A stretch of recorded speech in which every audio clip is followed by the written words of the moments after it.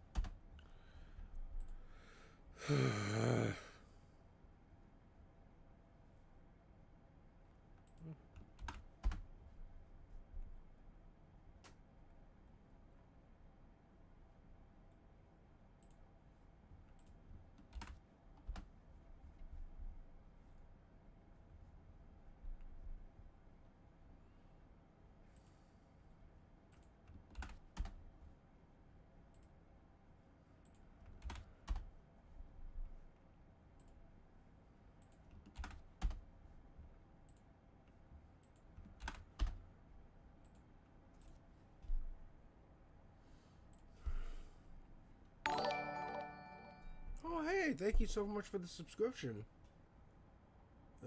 Day Day. I really appreciate it. Thank you.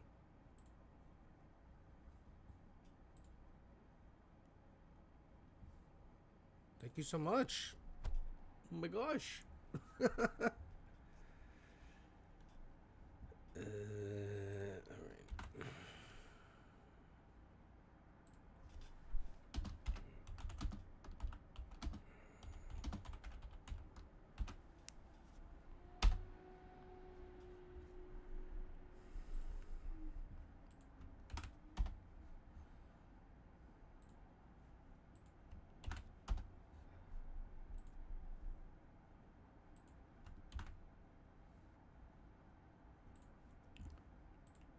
Sorry, I'm just posting everywhere that we're live right now.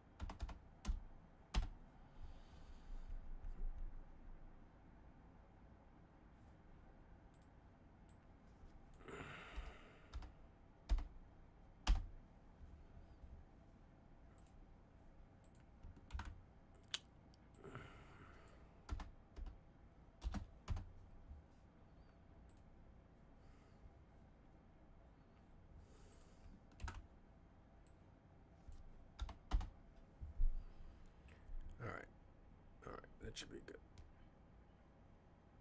That should be good. Alright. Alright. Hello. Hello, folks. Let's move the chat box up there.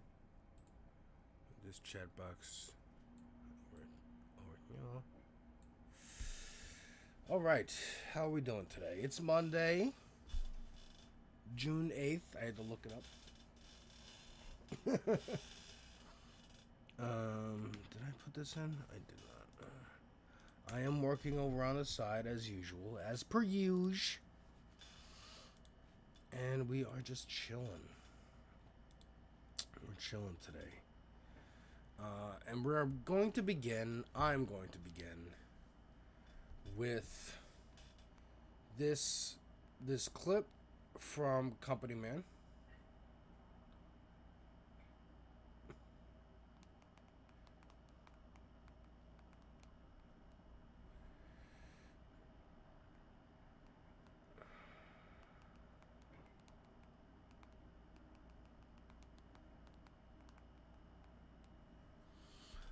This clip from Company Man talking about Jay-Z. And we're going to be playing some games. I'm going to get some games going. I'm going to bring up a demo of... We got a lot of demos from Summer Games Fest. Matter of fact, go check out my my channel over on YouTube. I got a lot of the trailers from Summer Games Fest. And we're going to talk about the God of Woke and all that stupid controversy bullshit. But, yeah, I wanted to begin with this discussion because I think this is a good way to set the table of, like, billionaires, rich people thinking they are entitled to things and they're not. Yeah. All vendors is up. I'm here for the drama. You're going to get upset about him saying one thing about you? Hell yeah, he's a hypocrite.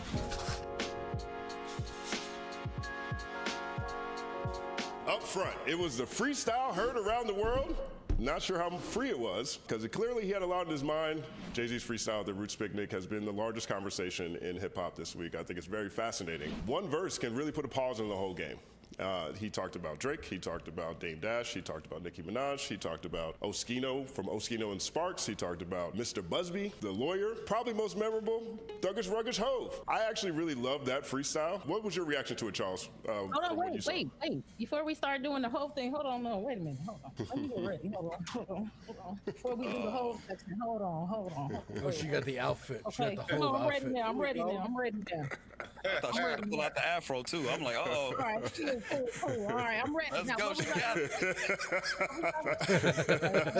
Whole vendors is up. Niggas act like they didn't know what bars was. You know now. I was so excited to see all the people who don't know shit about hip hop because they like, what do you mean? What do you mean? Doubles, triples, brought the afro back. You see me, influential. And I'm just... Well, no. I think maybe one of the biggest confusions around this Jay-Z freestyle is Jay-Z just did an interview, did several interviews promoting this Roots concert and whatnot. One of which said it's bad, okay, to do. Here, let me try to move my face. Where he was saying it's bad to do rap battles. Don't do rap battles anymore. That's not good. And so, okay, that's your opinion. It's weird. You know, it's understandable from someone who's lost one of the most famous rap battles of all time. Second only to Tupac and Biggie was Nas and Jay-Z, and you lost despite, you know, record sales not reflecting that. Nas's popularity does not eclipse your popularity. You outsold him. You out-businessmanned him. Sure, but you didn't out-morale him. And you didn't out-bar him. And that's the issue there. So people thought, okay, makes sense. Loser of a rap battle would not want rap battles anymore. But then comes out and does this freestyle where he disses all the people. So they're like, wait a minute. You were just saying stop doing this, and now you're here doing this. So what's going on? What's up, Etch? I see you over there on YouTube. What's going on? We're gonna get a game in the middle of this screen pretty soon, but for right now, we're just watching. I got a little bit of work to do on the side here. Excited about him doing it. You know, the freestyle is, just to be serious for a second, the freestyle is dope, but the whole thing, just whole being back on stage, the roots, all of the people it brought out. I wasn't lucky enough to be one of the people there because I had to do something else, but I'm just excited about the whole thing. Whole Vengeance is up. I think the last time I was here, I think I was critical of Hove about that. We gotta end battles or battle raps in hip hop. I was very critical. That's my guy. I was asking for tickets, but I think they cloned. You're working too and listening? Word. We out here. We grinding. Tyrone, and I think we got him back with all the noise we was making. We got Hove back standing up on that stage, towering over the crowd, getting back to his roots, and that's what I wanted to see. That's why I was so mad at Hove, because I know what it is. I know what he can do. That's all we wanted. We wanted Hove back. It definitely felt like a moment, right? And we've seen Hove do this a few times. He tried to throw us off the scent, though. He said he was making music, but it was trash. You heard him say that with Fraser Tharp, right? That's what he said. I mean, look, he might believe it. It might actually be trash. We haven't heard a beat. Then it comes with this. I mean, people have been putting the AI to the freestyle too, so we kind of get a little sense of the beat behind the freestyle. I'm excited, man. I'm excited to see Hove outside. I'm excited to see where he actually takes rap. I think there's always this conversation of where hip hop can go, and I feel like Hove always kind of leads the charge in terms of like what we can do and where we can go. A lot of people saying retirement and you should do this, that, and the third. It's like, no, I think he shows what it is, and he kind of leads the charge in that. For sure, I'm glad he got them shots off because there's a lot of people talking shit, and this comes from somebody I'm indirect with Hove. I'm neither here nor there. I'm not like a super fan, but I'm not a hater either. So for me, on my side, I like seeing him get out there, kind of showcase his talent, shows what he does, and just take that charge, man. Maybe Hove doesn't sound as crisp as he used to. You know, there's been people who have been very critical of the verse itself. We will get to some of the responses that came from this verse. I love this. As someone that's not like a super fan of Jay-Z, but I've been critical of him on the billionaire tip, and like I think I prefer him on the mic this way than in this GQ interview. I'm just being honest. But I love the fro. I thought he was so fly and so cool. Like, I don't even really feel that way about Jay-Z in general, just because, I mean, I just didn't grow up listening to him in the way that a lot of people do in the space. So, like, it was fly. It was cool. I think he whacked everybody real good. Everybody got a little pow-pow much needed, especially because of the way people have been, disrespectful. I feel like his performance was really, it was fine. It was crisp. It was cool. It was like, he was a little thespian up there a little bit, like the stuttering and the, moving his arm movements like Nicki. And, I thought it was great. I love when, I always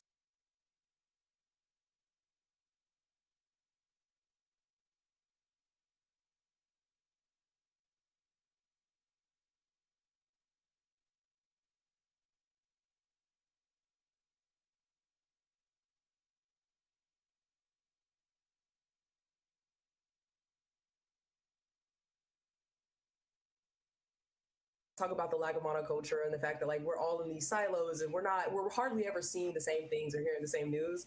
So I always love when there's moments, especially like in hip hop, where the entire feed, wherever, like whether you like it or not, is like all talking about something at the same time. So I didn't like, how people were acting like they didn't understand combing out locks and like, I don't know, I saw a little bit of some of this that was like, oh, old man, or oh, let the fro go. His hair was gorgeous. I feel like a lot of anti-blackness does hop out when it comes to Hove specifically, just the way he is phenotypically and how he decides to, do his hair and stuff like that. So I wasn't a big fan of that. I wasn't a big fan of people purposefully misunderstanding him or being like, these people are too beneath you, like don't say anything. It's like, bro, it was a verse. It was just on stage. Like it's not like he dropped the whole album of disses. So I started a business to give old clothes a new life, and Chase has supported me from the beginning.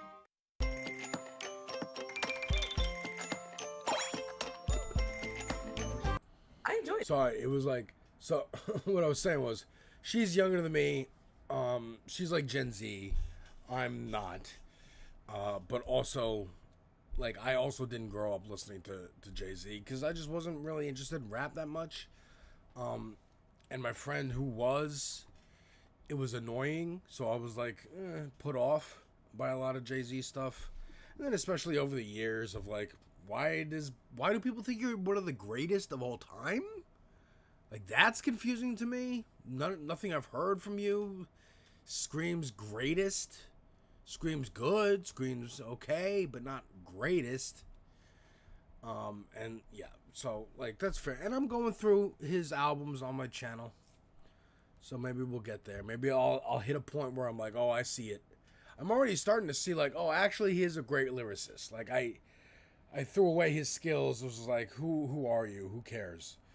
But actually, he is a great lyricist. So I can't take that away from him. I really like this. For me, it was like I'm not judging the freestyle. That's people are gonna like it or hate it. It's up people they have their fans that they're gonna go after. So it's whatever to me the actual freestyle. For me, it was hey look, I was right when I said that Jay-Z think he ahead of the culture. That was my only thing, that my biggest issue. He thinks he's bigger than the culture. Nobody's bigger than the culture. All that acting like I'm too good to celebrate hip hop 50.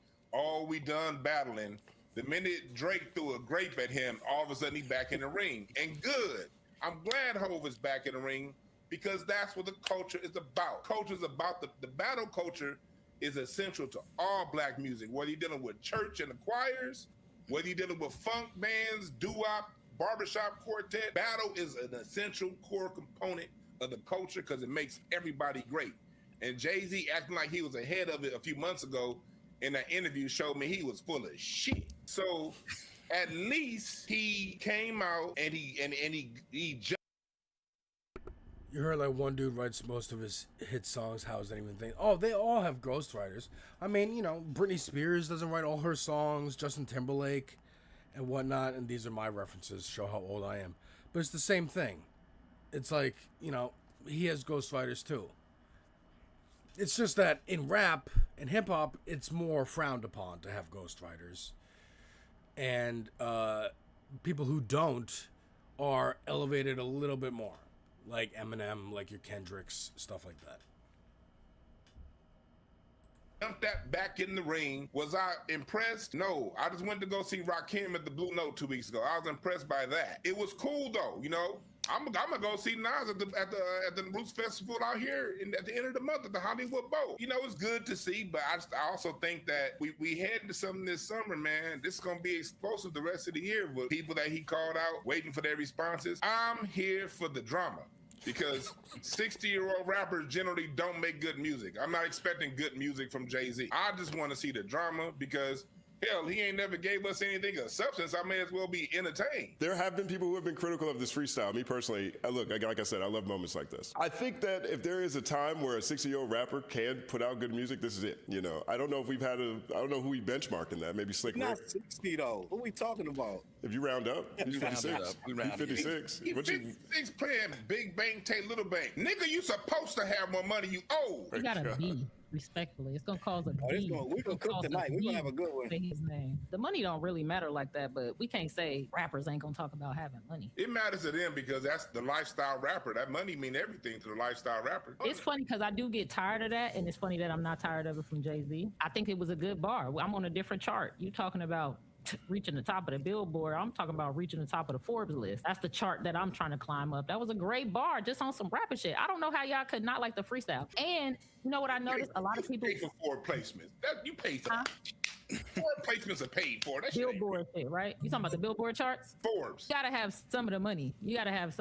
What I thought was kind of crazy is everybody kept saying he was a hypocrite because he was like tired of battling. But he didn't say that. And I've been kind of noticing a lot. Like I've been really paying attention to people this week. I don't know if the audience is lazy or if people have their own things that they feel and they're just looking for like ways to confirm it. But I've seen multiple times a person explain something over and over and over again and a person still don't hear it. He says with all of the flack that came and how all of the communities acted, he's wondering if hip hop should be over battling because it seemed to go too far. He didn't say he was. He didn't say battling was bad. He said he starts to wonder if it's going too far and if we should be over it. I want to hear more about things that people wonder and people care about. But if we get to the point where everybody gets misquoted and it gets held against them so hard, I think people are going to shut up more. And I want to hear more from the people who have decided to shut up because everybody already is. misunderstanding what you're saying. Do you guys think that Jay-Z is being a hypocrite by stepping outside after he was critical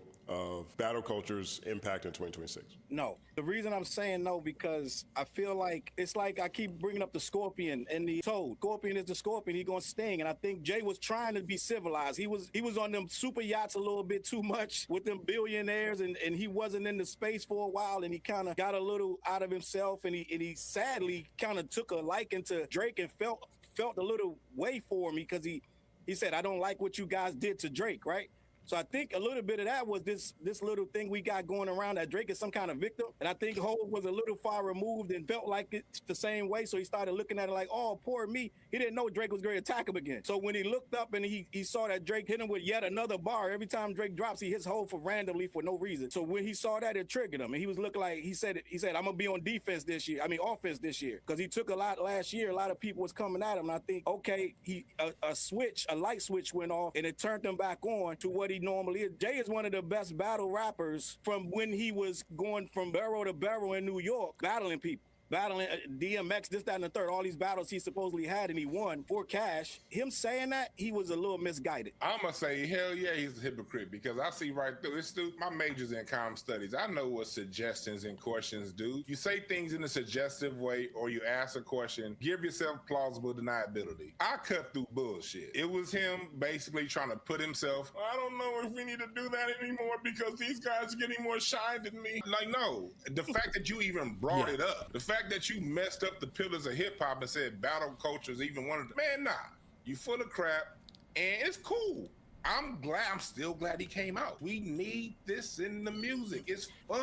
I'm glad that he was a hypocrite. It's not hypocritical at all, in my opinion. I think he's responding to the bullshit that people have been throwing shots at him for the song. Even let's say that he was quoted with that, right? Which from that GQ interview, I didn't get that as well. I just thought that he kind of felt like it can go in the wrong direction, with these super fans, and it can just go in the wrong direction, right? At the end of the day, when you still got people talking shit and kind of questioning where you are and what you've done for the culture over the years, it's like, y'all gotta remind you, like, who the fuck I am. And again, this is coming from somebody I'm not a super fan either. I'm not a Hovenger at all. You know what I'm saying? And it's no shot to Jay at all. I love what he's done for the culture. I like the fact that he's like, yo, you know what? Fuck that. I gotta say what I gotta say. I don't think it's hypocritical at all, especially if somebody's, you family your name, talking shit. You got people that have been, kind of waiting for this moment for him to kind of respond. And now he's done it and people are up in arms. It's like, here we go. I don't think it was hypocritical at all. I view it like Mesito views it, that it was just bars. And it wasn't like directionally at one person on a record that he dropped officially. It was just, to me, I viewed it as more of a State of the Union. And instead of doing that in like a printed interview or a video interview or,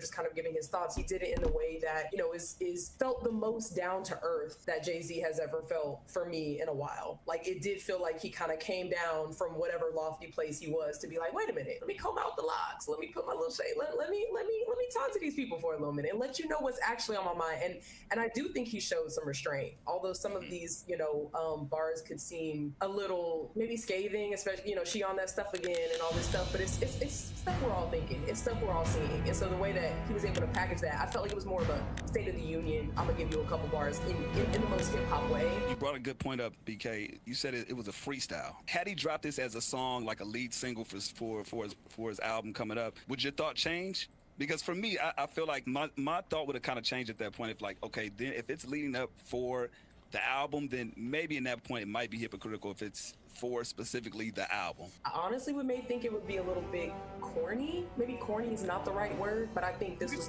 But no, I think if it was about one person, then maybe we could talk about, okay, well, what do you expect this person to do? Like respond, and then there's a back and forth, and then there's a battle. But if he did the same thing of like addressing 10, 12 people, in a song that was a rollout or whatever, I'd be like, no, this feels like kind of a whacked out murals type of moment, especially because he's one of like the only OGs to diss Tory and call him the leprechaun and be like he a self-snitch and you niggas is all up in arms with this conspiratorial stuff with Rock Nation. This man snitching on himself on the jail phone. I love that he just addressed that too, because a lot of men in the space kind of let that go or went full free Tory. So I would have been fine if he did. Hey, Pinker. Hey, we doing yard work but listening? Same. I'm working. Etch is working. We're all working.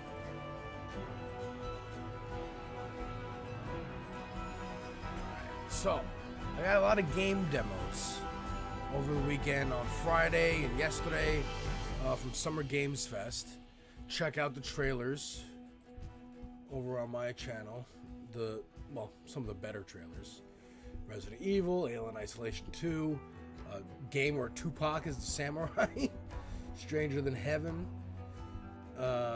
Teenage Mutant Ninja Turtles, like Old Man Logan style, Guild Wars 3, Saw, a new Saw game, Final Fantasy, Spyro, a new game from the creators of BioShock called Clockwork, new game from the creators of Pokemon called Beast of Reincarnation, and Total War Warhammer 40,000. You can also check out the full streams here. Both of these. This from Friday, this from yesterday. But right now we're beginning with this whole conversation around Jay-Z, the freestyle he put out, and how, you're a hypocrite. He's a billionaire. He's a billionaire. He's a piece of shit. I don't like him. And we're going to be trying out some game demos. As a rollout, but I'm glad he didn't, because it's like, he don't need to do all that. Do we all agree that this is most definitely a rollout? Yes, I agree. For sure. It looked like it. I don't understand how it could be considered corny. Like, I feel like maybe I'm old. Hov don't run. Hov stand and fight. Hov been fighting all his life. So I feel like for him to finally get tired and shoot at all these people have been shooting at him for years.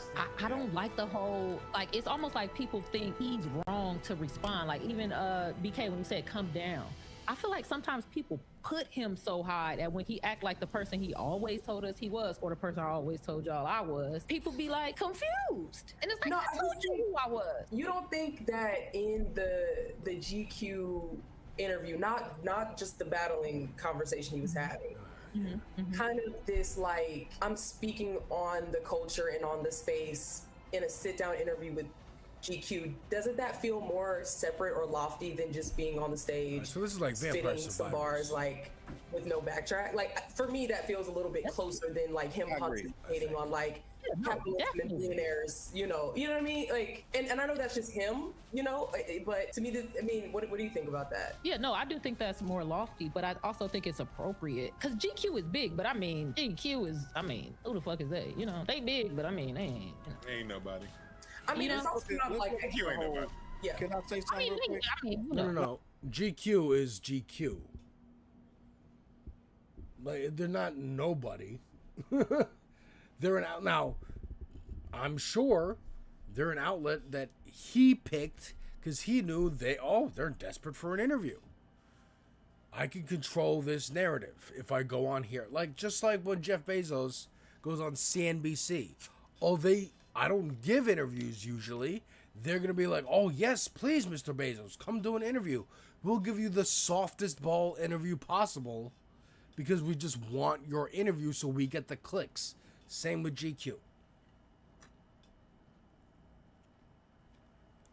They're not nobody. It's not like Jay-Z did an interview with me. Now, make this big for you. Can I say something real quick? L, Of course, always. I want to touch on. So L has a good point, and what I'm saying is he really, and I was mad at Hope too. But if we're going to really be honest and fair, we never were mistaken about what he was saying.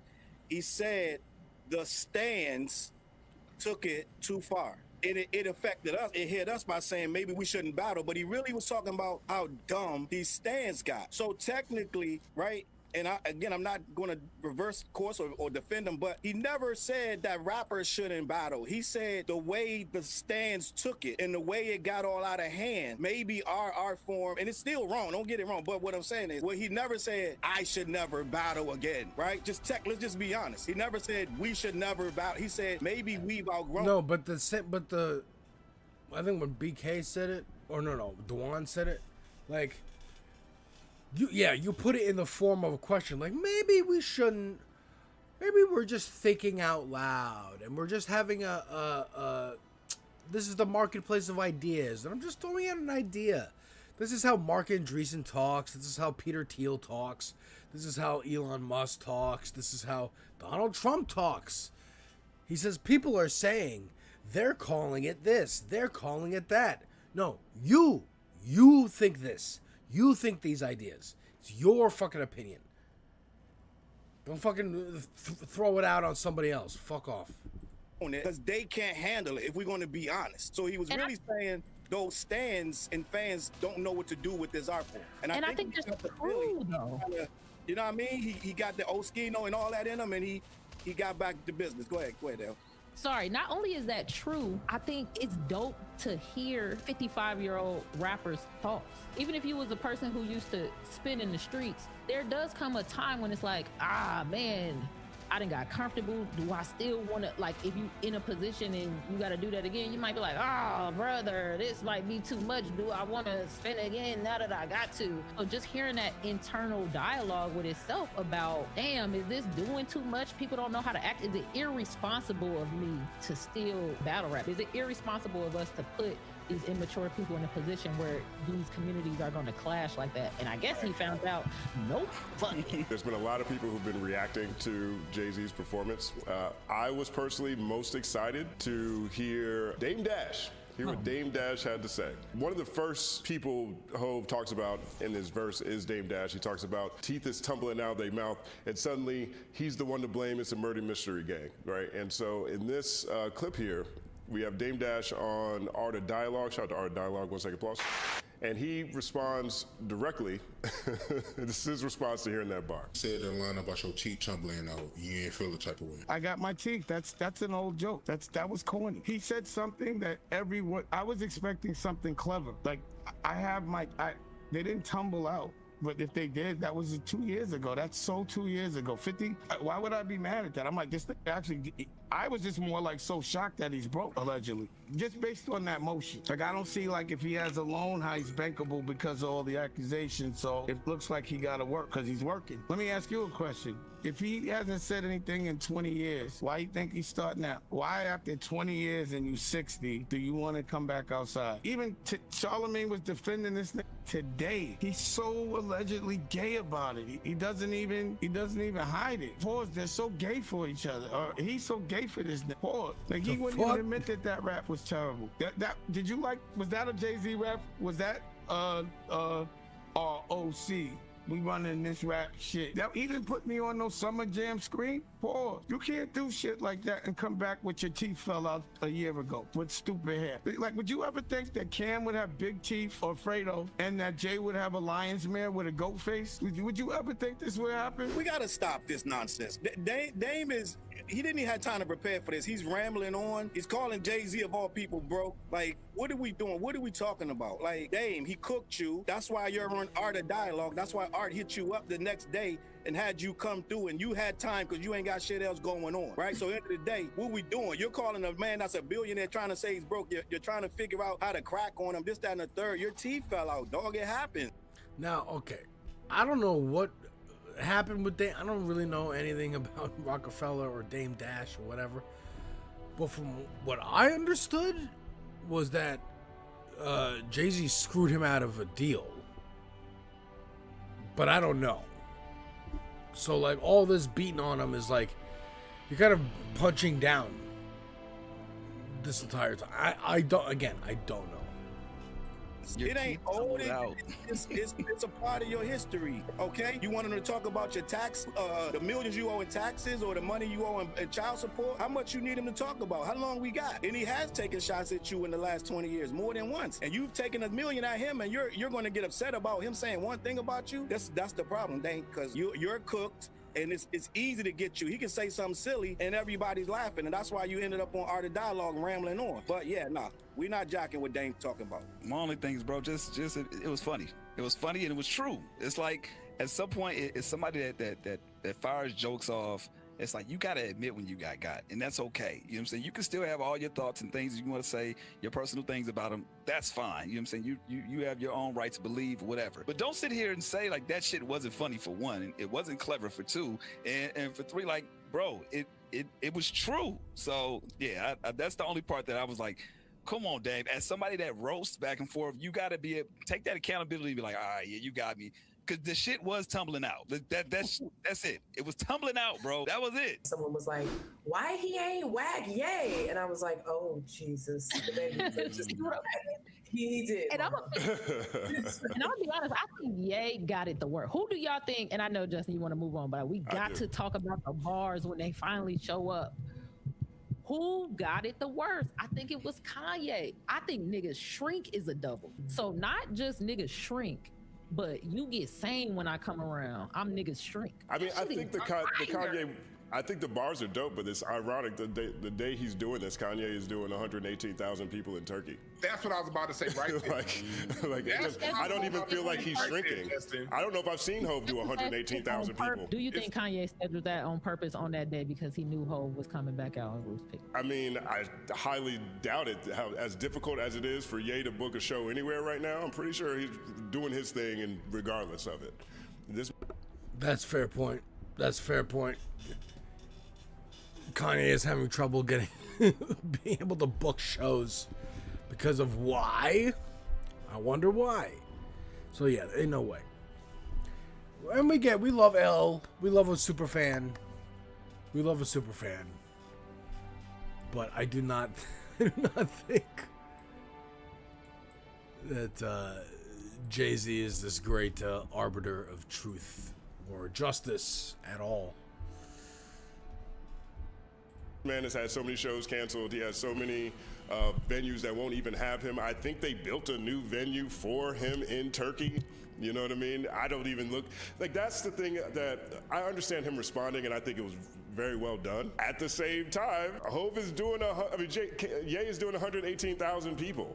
But what's speaking to the fact that that Kanye plays this game, this edgelord game, and is blaming it on some sort of mania, but when he's behind closed doors with Jay, he's kind of still in a subservient sort of manner. That's what I thought he was more so speaking to, of he played with y'all, he be pulling these little schemes with these stunts and apologies, but when we're in the room together, if at all, then he sits up straight. You know, I can see that. He ain't no maniac. Yeah, maniac. No, I'm just But I want to say this real quick. I want to say this real fast in response to BK on that point. I think I 100% believe Hov when he says that, but I also 100% have seen Ye do that with other people. I've seen him go on WGCI and just start crying. I've seen him go on apology tours with people who have accomplished much less than him. I don't necessarily look at any of that outside of the patterns that we've noticed with Kanye West. It was a good big boy rap on Kanye, but like you said, 118,000. And again, I have no dog, even with Kanye, no dog in this fight. Where we look at Jay-Z, he's the Live Nation frontman, and they're the ones we see what's going on with the Supreme Court right now and all that they're going through. And he has the support of the. Dwan is super duper educated, super duper wise. Dwan and BK are on my wavelength of, yes, focus on these things. These are kind of the more important things to focus on. The political aspect of this, how this affects broader society. Exactly what he's saying. Jay-Z is the face of Live Nation. He is working with them. So this whole I'm part of the culture and I'm one of the good ones in terms of being a billionaire. That's him trying to ingratiate himself to his own fans again, to black people as a culture as a whole, and go, don't pay attention to the white man behind the curtain making it $700 for a ticket for anywhere and monopolizing all of music. Pay attention to me. Aren't I great? Aren't you happy that I'm here? Take it back. Let's let him go off from the beginning. Fight where we look at Jay-Z, he's the Live Nation frontman, and they're the ones we see what's going on with the Supreme Court right now and all that they're going through. And he has the support of the system. Kanye doing 118,000 that one day, and then when you look at people saying, "Oh, well, it's Istanbul," well, he did the same thing. He broke the record at SoFi Stadium too. He brought in more people there than the fucking Super Bowl. You can say what you want to say, but when you see somebody going against the stream and they're that successful, and your brand is all about numbers and success, you're gonna have to concede that one, champ. Kanye, so we making it like this Turkey show is their whole careers. Jay was already popping. He looked up to Jay. Jay is my big brother. We're not gonna do this one show in Turkey. Now he bigger than Jay. What we doing? What we talking about? He said, well, look, as someone who's just going through Kanye's albums, he said Jay is my big brother those early albums. But since I think we all can see that Kanye has kind of a big ego and thinks he's better than everybody else on earth ever. Probably better than God and Jesus and whatever. So yeah, he actually probably is bigger than Jay-Z in terms of music and whatever, because he's, you know, as much as Jay-Z's put out over the course of 20 years, 30 years, he stopped.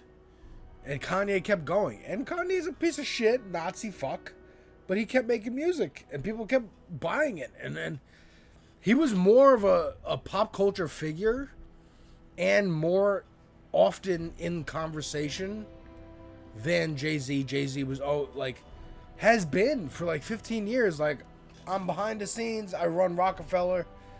The end. I'm Beyonce's husband. Like, she's out there putting out music. So yeah, I could see Kanye being bigger than Jay. Like, that's not even that big of a contentious point. Oh, it's not one show. It's plenty of tours. Like, plenty. I was I was at the 444 tour. I went to that. You know how much I paid to get into the 444 tour? $9. How many shows are getting canceled? Like, he did Turkey. The next 3 probably get canceled. Ye just did a $3 billion crypto scam last year. What we doing? Like, it's not the same. They not the same. I don't know if many people on the planet have a cult following like Ye does. No. Well, that's true. And I think that is a huge part of this conversation. If I'm looking at this fairly, that's a huge part of the thing. Right. I mean, I remember some of the conversations coming out of the Jay and Beyonce tour when they went on tour together. People were like, oh, they came for Beyonce and Jay-Z just happened to be there. You know what I mean? And this is no knock on everything that Hov has accomplished. But what Ye has built, not only through music and fashion and bombastic interviews, like it's almost like he took that list that Jay-Z said, best flow, most original, most consistent. I said the most trends in my interview is hotter. You got a clogged drain? Yeah. Let the gobbler get it. If I were him, I'd bundle my home and auto and pick up the real victory savings. Again, listening to Kanye's first 3 albums, he was clearly competing with Jay-Z. He worked for him. He made beats for him, I guess. He put out those albums to prove I can also be a rapper. And I could be a bigger rapper than you. I could be the biggest rapper on the planet because I'm actually putting in the work, making those beats, writing some of those songs. So I think that's what he thought was in his head. At the time, everyone was comparing him to 50 Cent. And yeah, that was a big point of contention. And, you know, holy shit, he's going to call out 50 Cent and say, I'm going to sell more records than you. And then did. And that was a big story back in the day. But I think he was more trying to show up Jay-Z. That's what I think. That Jay-Z said, best flow, most original, most consistent. I said the most trends in my interview is hotter, personally. And built his career trying to be the best at all of those. So I get the idea that I get Hov wanting to say, hey, you're my son or whatever. But Ye was a billionaire, lost $1 billion, got it back, lost it again. And he don't play by nobody's rules. Like he is the antithesis of Hov while being Hov at the same time in a lot of ways. But musically, Jay don't really miss, and Ye misses a lot. I mean, he had a ghostwriter named Dave Blunts. We can do this all day. I'm not someone who really goes outside being critical of Jay on just on the reg just for fun. But how great is that? How great is the Blueprint 3, Magna Carta, Holy Grail, Fo run really? Like, how great is that really? If we really think about it. Let's be honest. Magna Carta, Holy Grail went platinum like in the first because of the phones, but you had to play it. Right. Like that's when forget you had to play it for it to count. Didn't just count because the phone. People had to play that album. That's the part they keep forgetting. When Magna Carta when Holy Grail went platinum, that means 1 million people played it from their phone. It didn't just go because they bought the phone. Well, it was automatic. It was already embedded on the phone. Right, but they had to play it. Right, but it came on the phone. You know what I'm saying? Like it still didn't count. It counted when they played it. That was genius. I don't know why people. I don't know who doesn't listen to a free album. Like iPod did that same shit with the Beatles when they had the Red and Black. I heard that shit too. People went and listened to it. Like it's there. It's not free though. You pay for the phone. I ducked that YouTube. I remember when YouTube was on there. I ducked that shit for years. YouTube used to just pop up in the shuffle like, shut off my phone. Y'all didn't have that phone? Yeah, I came with the iPhone. And that's why, like, That's why I'm saying Jay's scale is number. I don't rate music on numbers. We don't know how many albums Frankie Beverly and Maze sold, but we know the impact on the culture that he had. Numbers, first off, the artists don't even get paid off the numbers most of the time. So All the numbers culturally, go to the last people in 10 suit. years, who had more impact on the culture, Jay or Ye? So when it comes, Ye, because when you look at what Ye is doing with him to get kicked, and I'm no dog in the fight because I think Ye's full of crap. I'm just thinking about just when I sit back and look, I see one person that the Roots Picnic is gonna sell out every year regardless. I go to the one in LA every year. That's gonna sell out every year, no matter who's performing. And you took advantage of that, great. Kanye sold 118,000 because you basing off numbers, Jay-Z, against the system. And so when I look at the totality of things, Kanye is doing some stuff that, regardless how I feel, I've been off Kanye since graduation, personally. Oh, Gupta, sorry, I didn't see you there. Didn't see you there, bud. Hello, sometimes I wonder if I'm a leftist channel. I guess I'm here for diversity. Man, finding the right chick is very hard these days. Plus, I have stupid family members taking calls travel. Yeah. Itch, I heard Magna Carta were going off. So.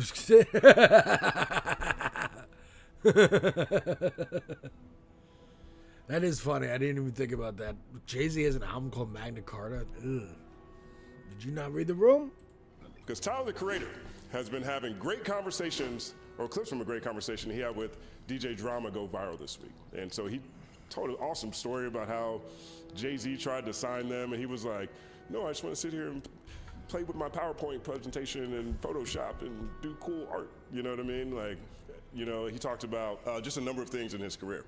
But he also talked about this here, which I thought was a really interesting take on what's happening in the media, right? His media critique here is very interesting, and I think this is actually the perfect panel to really talk about it. It's good to read this and learn things about this album that I didn't know. I got this one and I got an Earth, Wind & Fire one.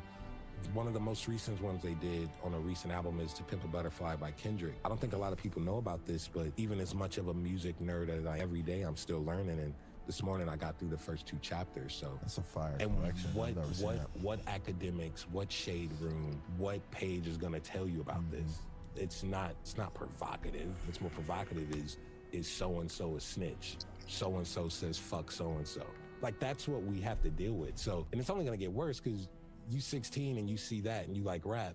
You want to be a journalist? Well, it's either that or you got to write about the XXL freshman list. Like, we're in such a weird fucking space. And that's why this is important. Now, away from, you know, the specific outlets that he mentions, I think this is point is really astute. We are in a very polarized media environment. We're in an environment now, particularly people who cover music, cover hip hop, almost any genre really, but definitely people who cover hip hop. There's a huge population of people who legitimately are not fans of the genre. They are fans of these artists. At the same time, you have platforms like YouTube that makes it risky at best, impossible if you're trying to actually, you know, make money at worst, to actually play the music. Like, the environment itself is so askew to be nice about it. It's impossible not to see the truth, or at least understand where Tyler's coming from when he talks about, yo, how come I can't find more information? That's a deep dive into my favorite artist. I guess I'm trying to. So this game that I'm playing here, I'm guessing it looks to me a little bit like Warcraft, like old school Warcraft, but it plays like Vampire Survivors. And is this like kind of ball pit-ish? Like, we have a town and we're building town and we're gonna get long lasting resources and buffs from the town, and then go out and do Vampire Survivors as the main game? We shall see. I'm excited.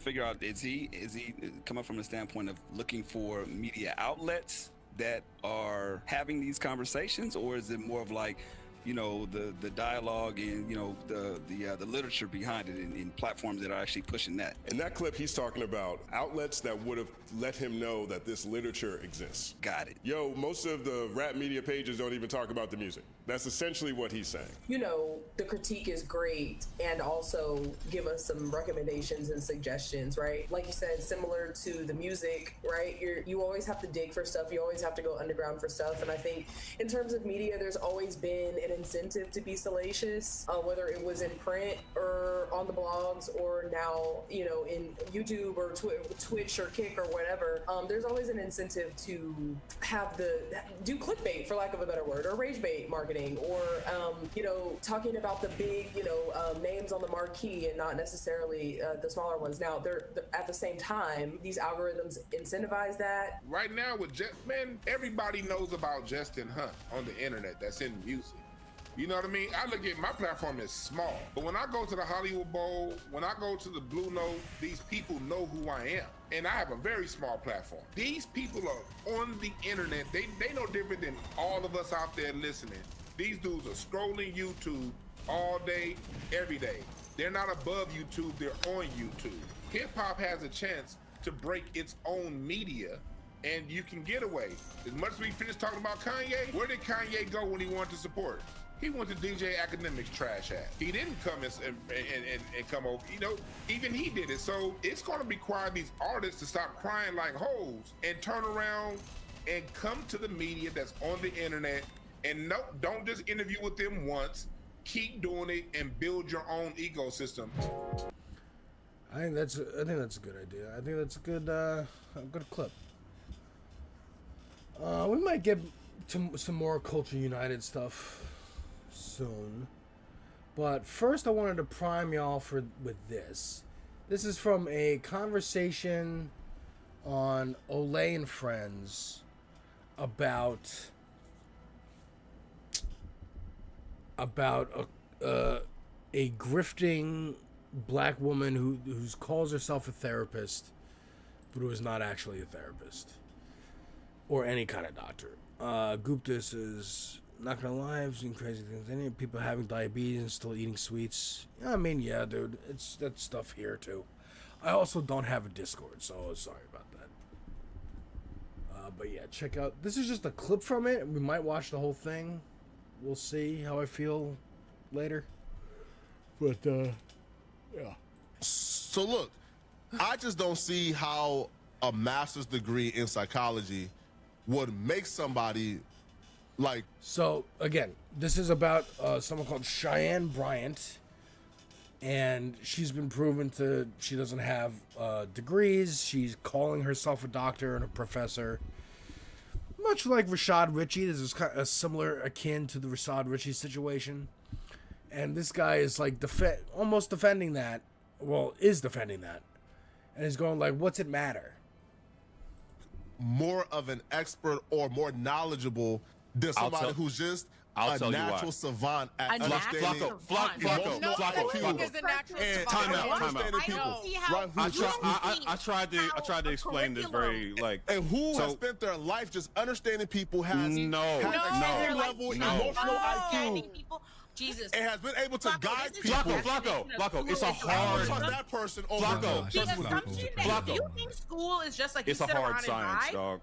There's a reason why you go to school and there are curriculums and experts, actual it's people not vibes. who study those fields. They've gotten their degrees and they teach you the actual information, the substance of the discipline. It is not you feeling like you are. There's a big difference from you feeling like, oh yeah, I kind of know people. But that is not the same. Being a people person and being a clinical psychologist are not the same. Yeah. So, again, we're going to go over and maybe watch that clip. So, if she didn't lie about being a doctor and she just called herself a doctor, would y'all still have a problem with it? Calling yourself if a doctor so, is lying what's the about meaning That is a of lie, dog. That's a lie. You can't call yourself a doctor. Wait though. But again, right, so look, again, Dr. Sabi was not a doctor, but he shouldn't have been calling himself a doctor. Don't get me started. But the knowledge God was worth that title though, right? Right? No! But the No! I told you exist on a different side of the internet. Man, y'all not taking doctors from Dr. Sabi, homie. I'm not along with that, bro. He's not a doctor. Wait, no. That nigga will get you killed. No, but the information he provided the community. He wasn't a doctor, dog. Time out. Flacco. You think you Flacco now? You be a mafia. Time out. He never lied about that, though. He never said he had a doctor. Time out. Calm James right next to you, dog. You cannot call yourself a doctor if you are not a doctor. I don't care about what you've earned. Especially if you giving niggas plants. Yeah. What you just said is You giving niggas honorary doctorate plants. shit. All right, first of all, this is why my wife has a hard time watching these, because they all talk over each other. It's annoying. I ain't following politics these days, kind of busy with exams. I only heard about the boy who was killed in Britain by a sheik. I've not heard about that one. And then, what was this one? Where do women take accountability in this? And hear me out, okay? Nigga. No, hear me out though. First contribution, Flacco, you exactly where You are on the wrong channel, my dog. You are on the wrong channel. Right. No, it's fine. No, I'm actually dying to hear Hey, what finish your point. Because Finish your Flacco point. just start though. But Flacco, you The just finish your point. Majority male circuit is niggas who propped her up. Is niggas? No. She is repeating nigga rhetoric. Hey, no. Kevin Samuels. Flacco, knew. finish your point. Yeah. Finish your point so we can tear it apart. Yeah. So again, we might get into the full episode here. It's this one, the fraud. Cheyenne Bryant, the pro-black scammer epidemic. Absolutely. Absolutely, I feel like we should be talking about this stuff. Oh, this one I can't even play? This way. Okay, so Olay and Friends might be on the docket. I guess some people are just stupid and stuff, and the whole community gets banned,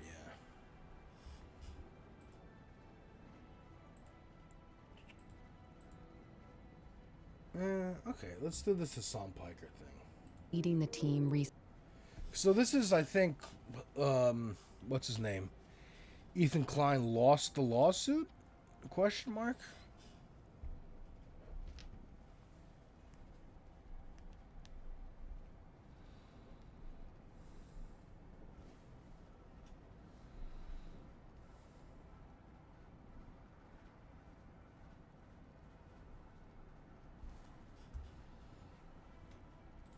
Actually, before we get into this, I'm gonna check out English streamer Tiny Pita talking about Spyro. Spyro is his favorite, one of his favorite games, and I want to hear his opinion about it. Restaurants and unique experiences worldwide. There's nothing like platinum. I vape, but I don't like need to vape, you know? I'll only do when my friends do it. Or on the weekends. I don't know. I don't really like to think about it. It's that dragon. Am I right? Yes. Just to give my thoughts now, while I think it looks amazing graphically and looks great to play, I am worried with the scope of the world they showed. It's an open world and not level-based. That is my biggest worry. Well, we can come to that, Hoodlum Amnesium. I would say we don't know how open the world is, to be honest. We don't know if the entire world is open. It might still have kind of compartmentalized levels as well as large open worlds, or it might have large levels and large hub worlds. There's nothing in the official information yet to say that it's just an open world. It's not like, we don't know that it's a Breath of the Wild, for example, or something like that. Might be, but it might not be. Yes. And, yeah, Valentina what Gomez. Was I gonna say? Yeah, and look at the hype train as well. Thank you very much, everyone who contributed. I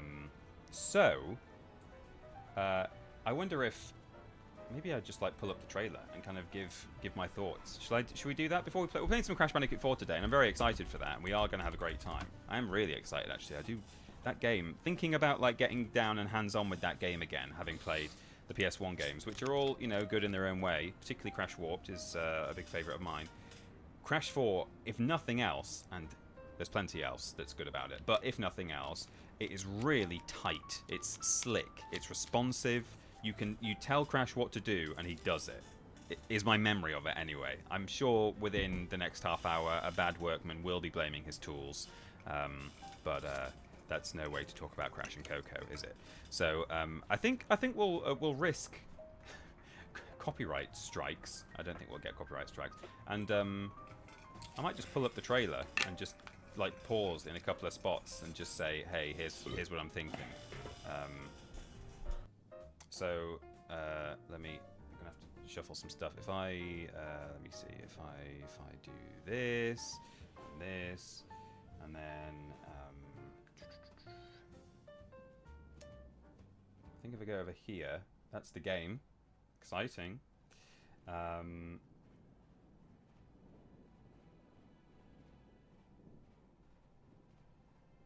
There.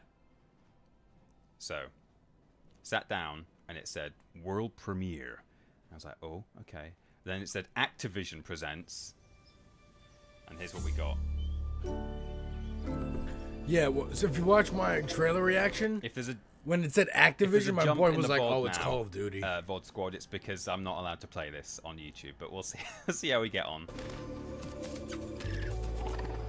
So I'm wondering if these guys are going to be new fodder. Maybe might have to kill those to get butterflies. Speaking of which, as we'll see in the tiny gameplay segment, no sparks in this trailer. Anyway, these houses look nice. I like that seemingly we've got at least a little bit of nice whimsical design. We've got some like stone stuff going on over there. Birds flying in the sky. Right, and now baddie. People are already speculating that this is someone who I don't know. Like that it's the sorcerer from Spyro Web of Shadows Spider-Man, or what's it called? Shadow Legacy, or that it's Cinder. I mean, it's got a man's voice, but I suppose this is a magic world where they could be hiding their voice. Hang on.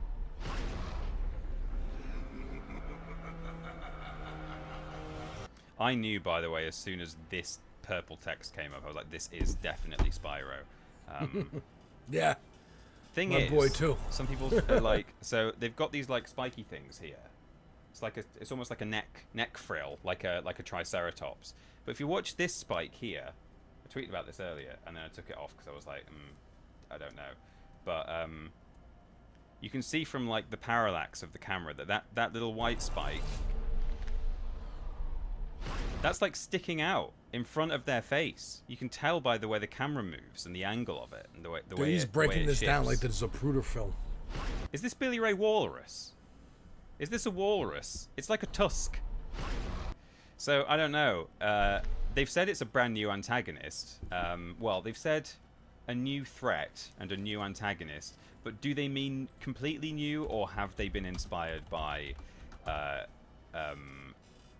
Malefor is something other people are talking about. He's some evil dragon from one of the games that I didn't play. So this could be someone brand new entirely.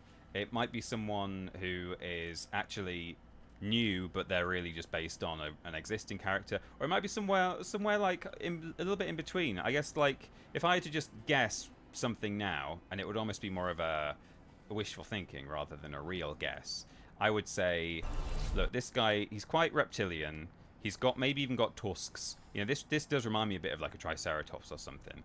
And this gem here on his hand is a bit like the one that Ripto has on his chest. Now, I don't think this is Ripto, because I don't think they would say a new threat or a new antagonist if it was Ripto, unless they're just trying to keep us, like, pull the wool over our eyes. I think it's a new threat. But maybe this is someone who's Ripto's species or from Ripto's world, because Ripto is apparently... He's a Riptok, which I don't think he was described as in Spyro 2. He was, but then like later on they started talking about the Riptoks. But he's meant to be sort of dinosaurian. That's the idea with Ripto's species and Ripto's character design. And this, from what little we see, could be someone who's a bit of a dinosaur. So I don't know. I would maybe guess that we never saw the world where Ripto came from. He emerged through that portal in Spyro 2. Hunter put in 22475, his birthday, in the super portal, and Ripto came out. Ripto comes from somewhere where there are no dragons. Maybe this is like a dinosaur, like Ripto kind of guy. I don't know. There's like horns going on here. This is all a bit dragony, isn't it? But anyway, continue.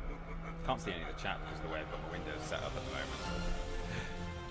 And then, here he is. Your boy. Now, what do I think of this? He's been redesigned. He's got a slightly longer crest. They've altered his proportions a little bit so that he looks a bit older, is what they've said. His wings are bigger because of a major mechanic that is kind of the focus of all their well, everything that Toys for Bob are talking about at the moment. They're really basing on the mechanic that we get to see here. But here he is. I think he looks pretty good. I think the only reservations I have about this design, I'm not even super concerned about, because this is the CG portion of the trailer, so his proportions I'm perfectly happy with, and those are the things that are likely to be carried over into his gameplay model. The one thing is, I think he's like a little bit shiny. He's got a bit of a Mr. Sheen. It's like he's been polished. He's got a lot of highlights, you know, and I think he's maybe just a little bit too high lit. I think he's a bit too lit, but I like his big wings. I like his hair, whatever this is. His frill. Look at his tail. It's gone all. That's chunkier. At first, when I saw him running along here, I got really excited because, in fact, I've seen another major Spyro pundit on YouTube say exactly the same thing. I'm not copying their opinion here. I also thought the same, which is I thought this might be somewhere in Peacekeepers. I thought this was Clifftown or Dry Canyon or something. But the more I look at it, it probably is. It could be Peacekeepers. That would be cool. But anyway, the rest of the trailer clearly takes place elsewhere, and we've seen from some of the write-up they've done about the game. Let me pull up the chat properly so I can see. Major mechanic. Right, I've got chat up now as well. I couldn't see any of it before. Ripto's sister, Riptar. No, Feathermore could work. Yeah, maybe. Don't they specifically say a new Evil Rises? No, for sure. Hey Peter, just want to thank you for your Summer Game Fest coverage on Friday. The 5th was meant to be my mum's birthday, but sadly lost her 2 years ago. It was a very emotional day, but you and Ben really helped me get through it. Truly are the best, Peter. Well, that's very kind. Thank you so much. And I'm really sorry to hear about your loss 2 years ago. And yeah, birthdays are tough, aren't they? When anniversary, like special days come around. So glad we were able to help you out a little bit through a tough time. Yeah, let me read some more chat. All the best, Genesis. I was buzzing when I saw the trailer, but knowing how much it means to TP, I'm so happy for you. Is this the 120% run? On Crash 4? Absolutely not. Definitely not. Hang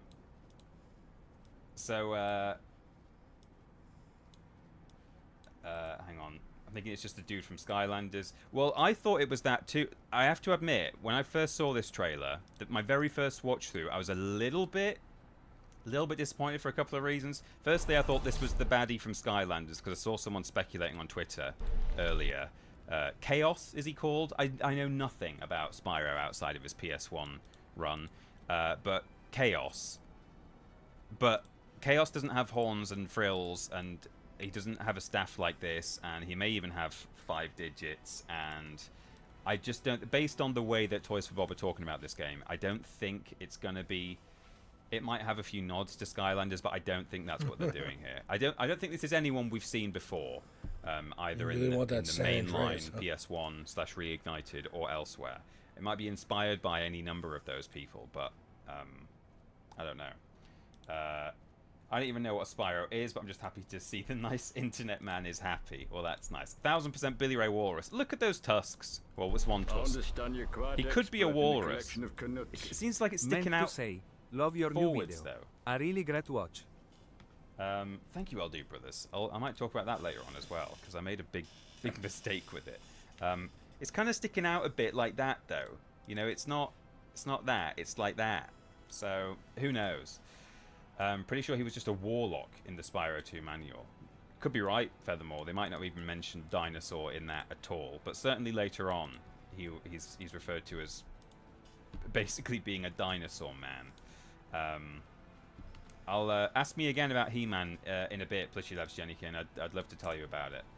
Without spoilers for those who do want to see it. But I'll give some thoughts. Thicker winged bases. Yeah, let's get back to... We won't spend too much longer on this, but hopefully those of you who are watching live, who generally like watching my streams, don't mind a bit of a Spyro breakdown. And especially if you're here for a Crash Bandicoot stream, you probably may be a Spyro fan or a PS1 mascot fan. So hopefully you don't mind me doing a little frame-by-frame analysis here. It's not going to be frame-by-frame. But look at him. He's charging. He's got momentum. And then he just takes off. Now, when I saw him doing this, I didn't put anything into it, and I was like, oh yeah, this is just for the trailer. They're showing him flying. We've seen him fly in flying levels. I wasn't like, holy shit, they fly now. But as it turns out, he does actually fly now. So I think this moment where he takes off was meant to be like, he flies now, and I was just like, this is a CG trailer, and of course he's allowed to fly in promotional material, but he does fly now. He soars. They're really using this word a lot in the promotional stuff. And hey, I've just thought, completely spitballing off the top of my head, he dinosaurs. Ripto confirmed. Riptok, the warlock, the evil baddie, is a Riptok, and this is hard evidence. No, but they use this word a lot. I think maybe it might be some in-game terminology. Actually, no, that's because, not true. as we'll see, with the gameplay, the way that the flight works, soaring. This might be a specific thing. We'll come to it in a second. Major mechanic. It's a major mechanic. Thank you, LD Brothers, for the bits. Yes, I will. Talk about that in a moment. Thank you again. Thank you very much. Hello, Death89. Welcome. Hello, P47 Molf. Did you wee with excitement when this was shown yesterday? I did gasp when it said Activision Presents. I went, so, where's Sparks? Yeah, Genesis. So Sparks isn't in the cutscene, and at the moment, he doesn't appear to be in the gameplay. Maybe he's been kidnapped. Or maybe they've it's alpha gameplay, so it doesn't matter. But it is a bit weird that he's not here. You would think they would include, like, they never leave Sparks out of promotional stuff, even when, well, they did in, like, the Crash Team Racing stuff, but that's not, like, proper Spyro. And then I think Reignited didn't really have any, like, CG stuff made for it. It was only ever in-engine gameplay capture, so Sparks was always there, I seem to recall. Don't know. Someone might be able to find an example where that is not the case, but Sparks isn't here, and he is a bit conspicuous by his absence. I wouldn't be mad concerned that well, I don't know. I keep thinking, like, oh, it's no big deal that he's not in the CG bit, because this is just a CG bit, but they don't tend to forget him, Toys for Bob, so I don't know. And then, as I say, when we get to the gameplay, there he is. Yeah, still just a little bit Mr. Sheen for me. Just a tiny bit. A little bit sparkly. But overall, happy with this. He definitely looks a bit more teenager, and that's fine. All right, take care, I'm interested to see where they take it. See you later.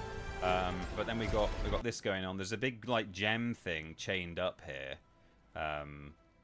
So, and this is almost in the shape of the guy's staff. His staff is like, you know, it's almost kind of like a crescent moon, or like a, you know, it's like a, or a D for dragon. And then we've got the same thing with this, which might not be significant in any way, but, you know, it just looks evil, doesn't it, I suppose. So off he goes. Spyro Realm Reborn. See, I'm not a Spyro fan at all. I actually don't like Spyro, but I'm psyched for people getting what they want. I always am. Angular. I like the little gem inside the O. That's nice. I guess it's just got a bit more attitude. It's less soft. It's maybe just a little bit chiseled, a bit square, a bit blocky, a little bit, but who cares? I really do. If that's the worst I can say about this. And then gameplay. Right, so here we go. The water looks nice. I like all this architecture. It's all very lush. And then we've got a big world.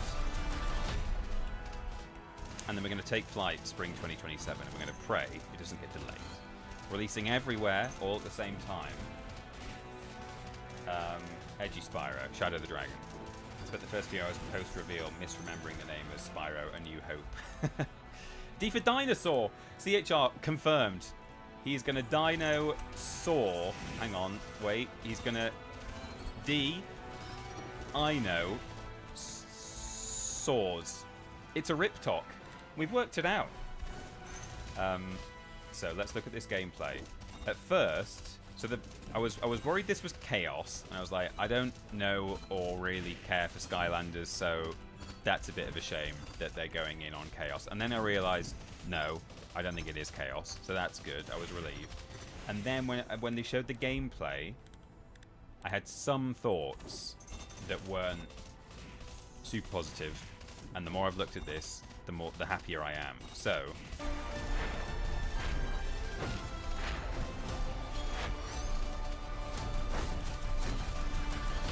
a couple of things that concerned me. Potentially very, very large open levels. I have said, and I'll stick to it, I'm not going to change my opinion, that I like Spyro for being kind of semi-linear, like a little bit open. Some of the levels you don't have to play in a kind of corridor style, but a lot of them you do.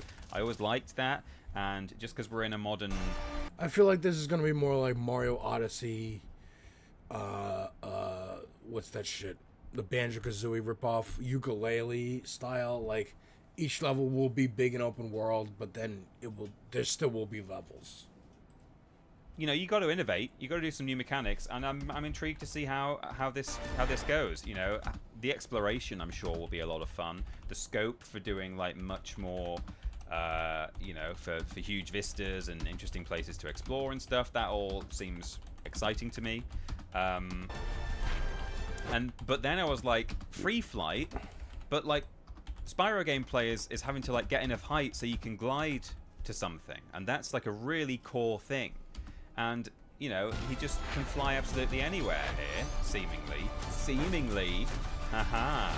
But this is the thing, I don't think Spyro can just absolutely fly anywhere he wants. I know in this he's flying along the ground, and then he, like, you know, by the end of the trailer he's way up in the sky. It looks like this guy could get absolutely anywhere he wants, just whenever he wants. I don't think that is how it works. If you look at this, what he does is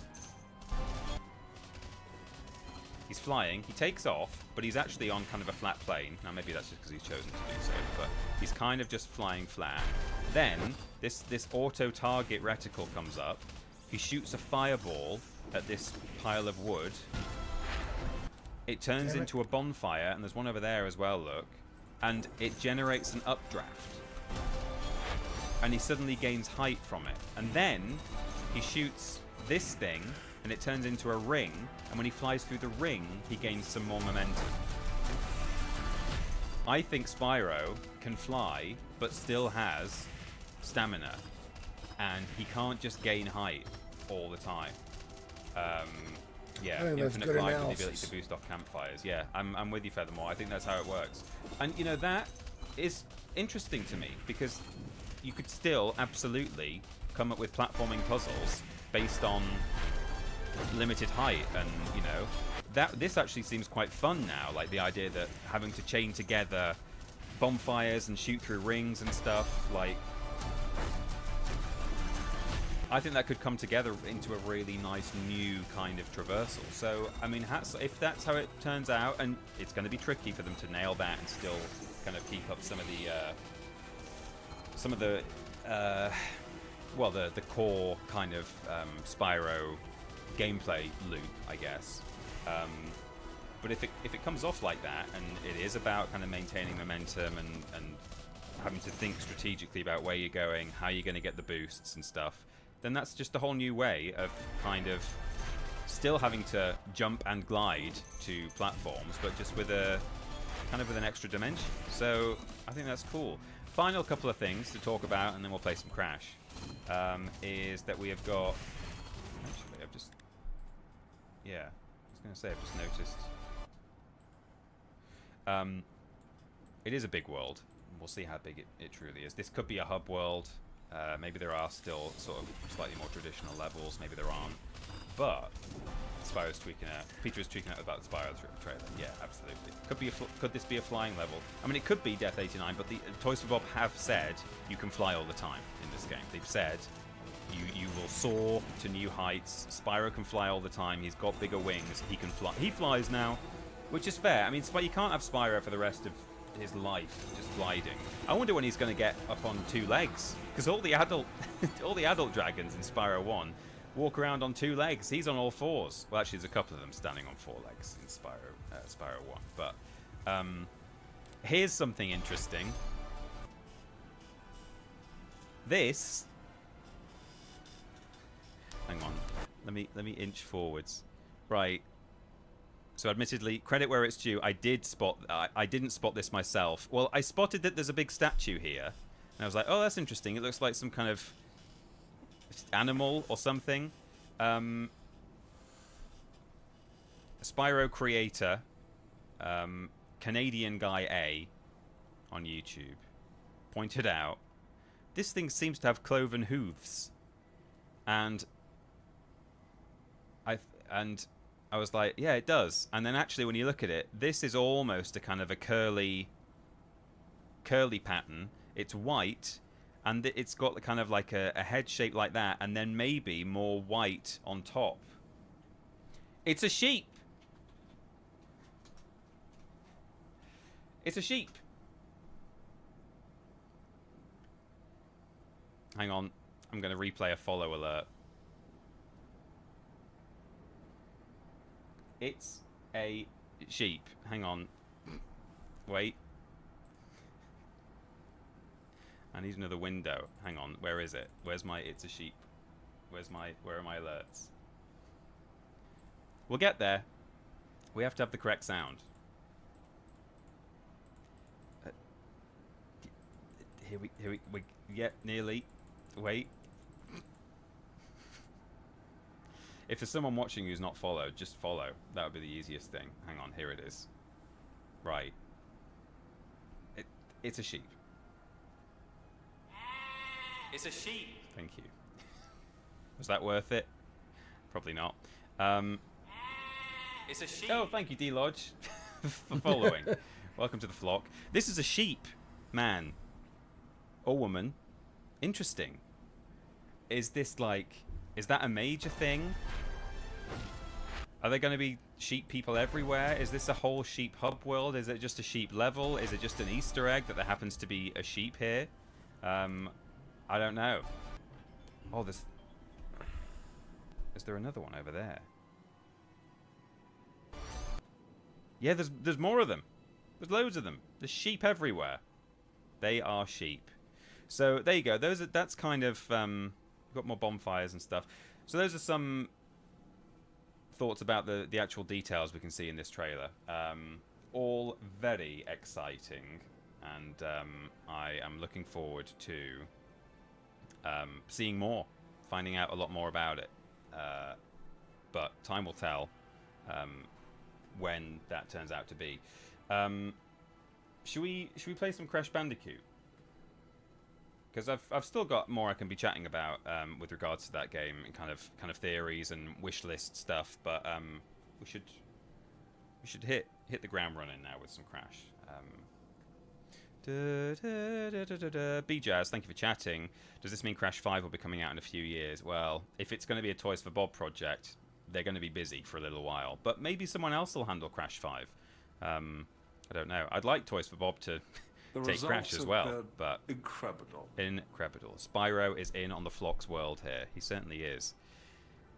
Someone please unfollow and unfollow. I don't know if that works. I don't know if you can instantly unfollow and get the notification to come through. I think you have to wait a little while. Yeah, Spyro isn't Spyro without some sheep, so that's good. My nerves about the actual genre of gameplay here would have been eased if there were some gems on the floor. Just makes me worry it might not be a collectathon. I can show you gems. Oh, I've closed the tab. If you furthermore, in the bit that I thought was Clifftown, when Spyro is first revealed and he's running along in profile, there's that like arch of land, like a little land bridge in the background, and there's gems all the way across it, dotted. Admittedly, you can't see them in the gameplay section, so maybe that's what you're saying. Like, there aren't any gems lying around on the floor, but it is alpha gameplay, so it could well be that... I can't see them not putting gems in it. That would be wild. There'd be no reason for them to do that. That would just be doing it to literally subvert expectations. So, It does work weirdly. It's what I did. Oh, okay. That's cool. I seem to remember when I was trying to test my my alerts ages ago, I kept trying to do that with like a burner account, and I don't think it was going through. But mind you, I'm on Stream Elements now, and I used to be on Streamlabs, so maybe that's a difference. But yeah, check it out, Feathermore. In that deserty bit, there's gems on the bridge. So, right. Not continue. Save slots. Oh, 93%. Missing a colored gem there. And no relics. 2 out of 38 insanely perfects. Let's go down here. TPP. Honeypea plays. Oh, when I first booted this game up and I heard this music, I was like, I instantly knew they'd nailed it. When it goes, no, no, no, no, I was like, that no, no, no, no confirms everything I need to know. Ready? Here it comes.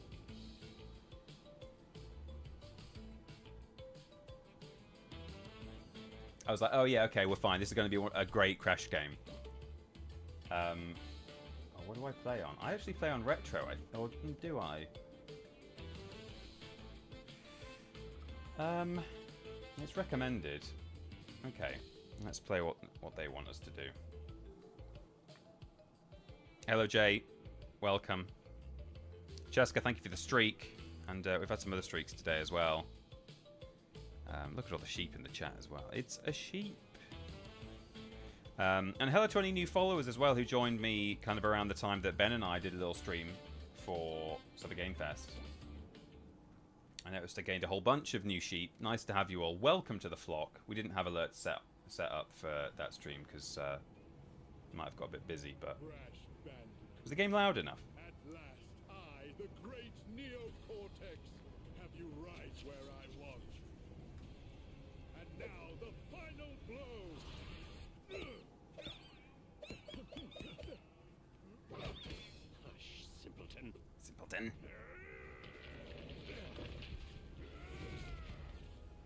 Face it, Entropy. It's going to fail. Again.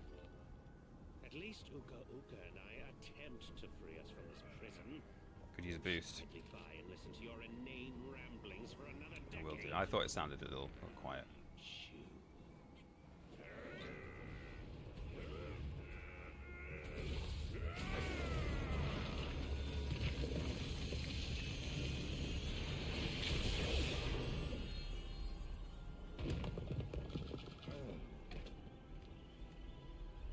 Is he dead?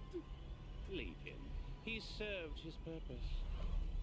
I'm so glad they turned Entropy into the big bad in this one. Or a big bad, I suppose. This is the PS4 version. I was playing off my PS4 disc in a PS5. I don't know if that has any effect on the quality, or if this is literally just the PS5 version, like fully upgraded. I don't know how that works. An event of reality-shattering proportions. I feel it emanating from Insanity Peak. Quickly. Oh, there you go, Abby Kramer. I was answering the question you asked without even realizing.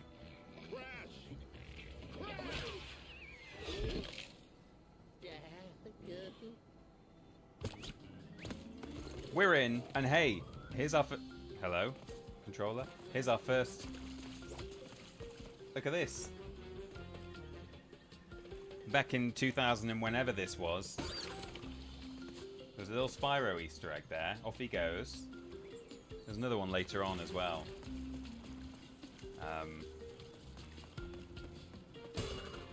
And now we know. Does this still show Crash 4?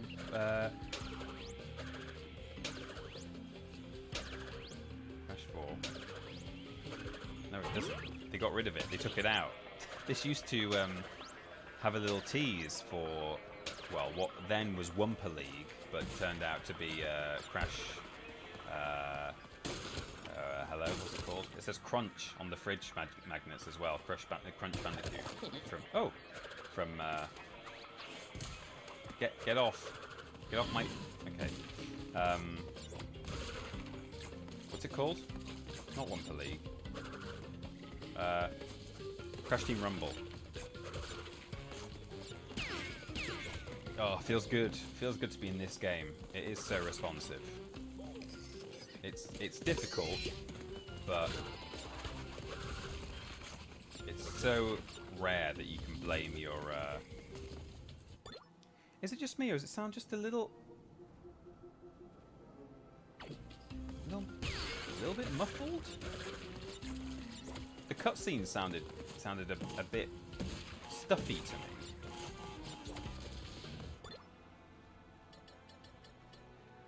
Let me just yank the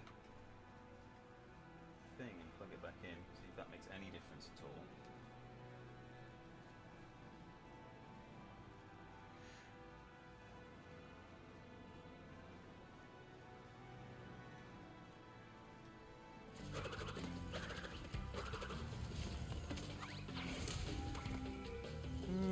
Well, you guys can't see it actually since it's come back on. I'll just fix that. But does that sound better? I don't know. It's not terrible. If it's something I have to fix between now and then, between now and next time, it made a difference. Yeah, is it better now? Maybe.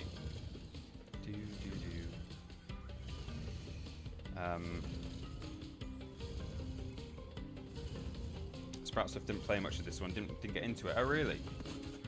Crash! Quickly, we must go. It's a tough game, as I've said on previous streams and already on this one several times, but Aku, she'll do some damage.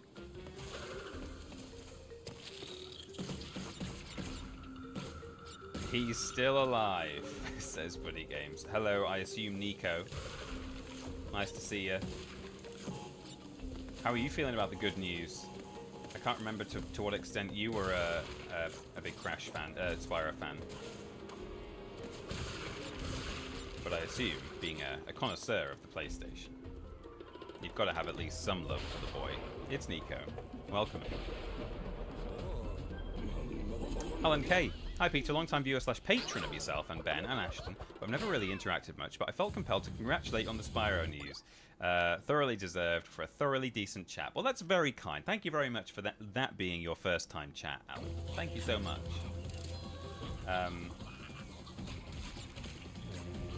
It feels good. It feels really good to have some news, some confirmation that it's happened. Oh no! Oh. I might have one more go at that. Okay. Gonna get that box. I'm not gonna go out of my way to desperately. Alright, we're not gonna watch all of him playing Crash, but that is fun. Sorry, I had a phone call.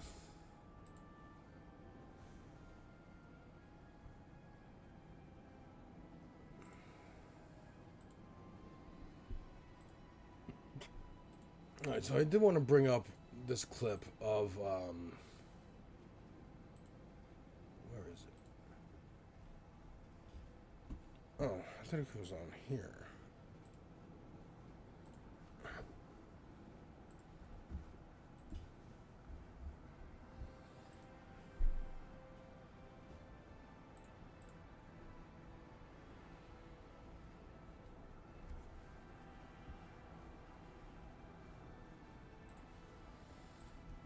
Mr. Beast.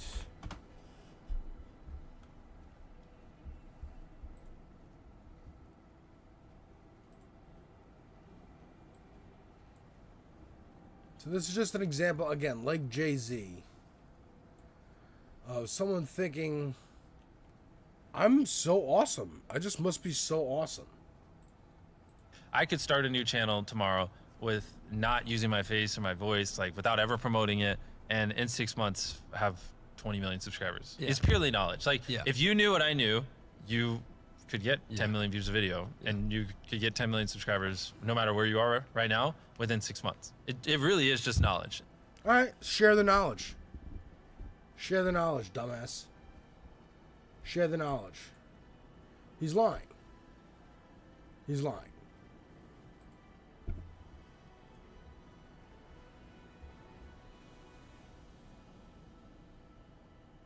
So we're going to have a Nintendo Direct at some point this week. And this is the rumored leaks. Star Fox, we're getting the Star Fox game. We already saw that. Rhythm Heaven Groove, Splatoon, new Splatoon, Fire Emblem, Xenoblade 2, new Wii Sports, Ocarina of Time remake. Dude, that's scaring me, man. What kind of remake? Super Metroid Prime remake or Metroid 6?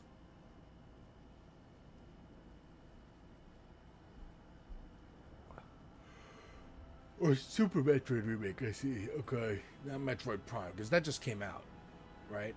And then Metroid 6, maybe. Interesting. Mario Kart World DLC, that should happen. New 3D Mario, that's me. That's what I want. Fingers crossed for that. New Wario game, that would be sick. And the new Pokemon game, Winds and Waves. I would be super down for 3D Mario, please.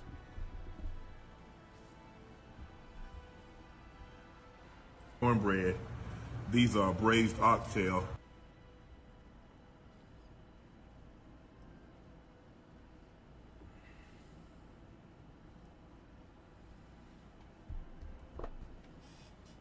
Okay. So Nintendo Direct tomorrow at 10 a.m.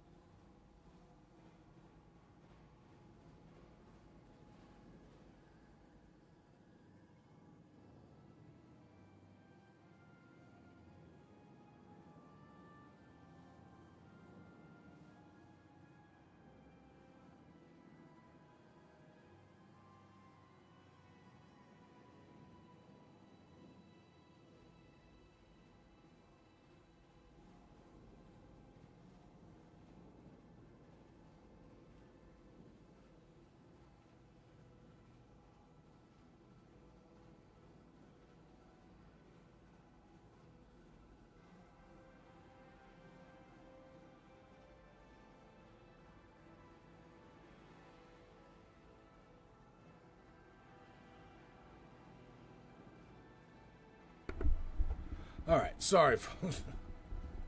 Let's see here. Should we check out Majority Report and see what's going on? I almost don't want to. Snapchat ads.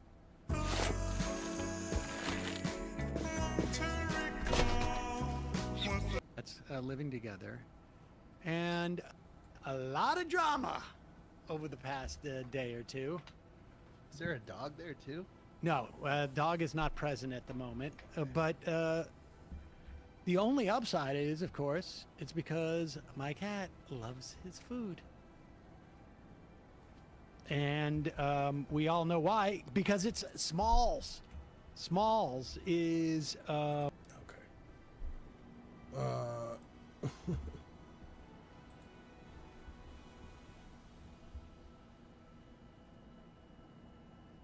All right, so let's keep it. Let's stay at well.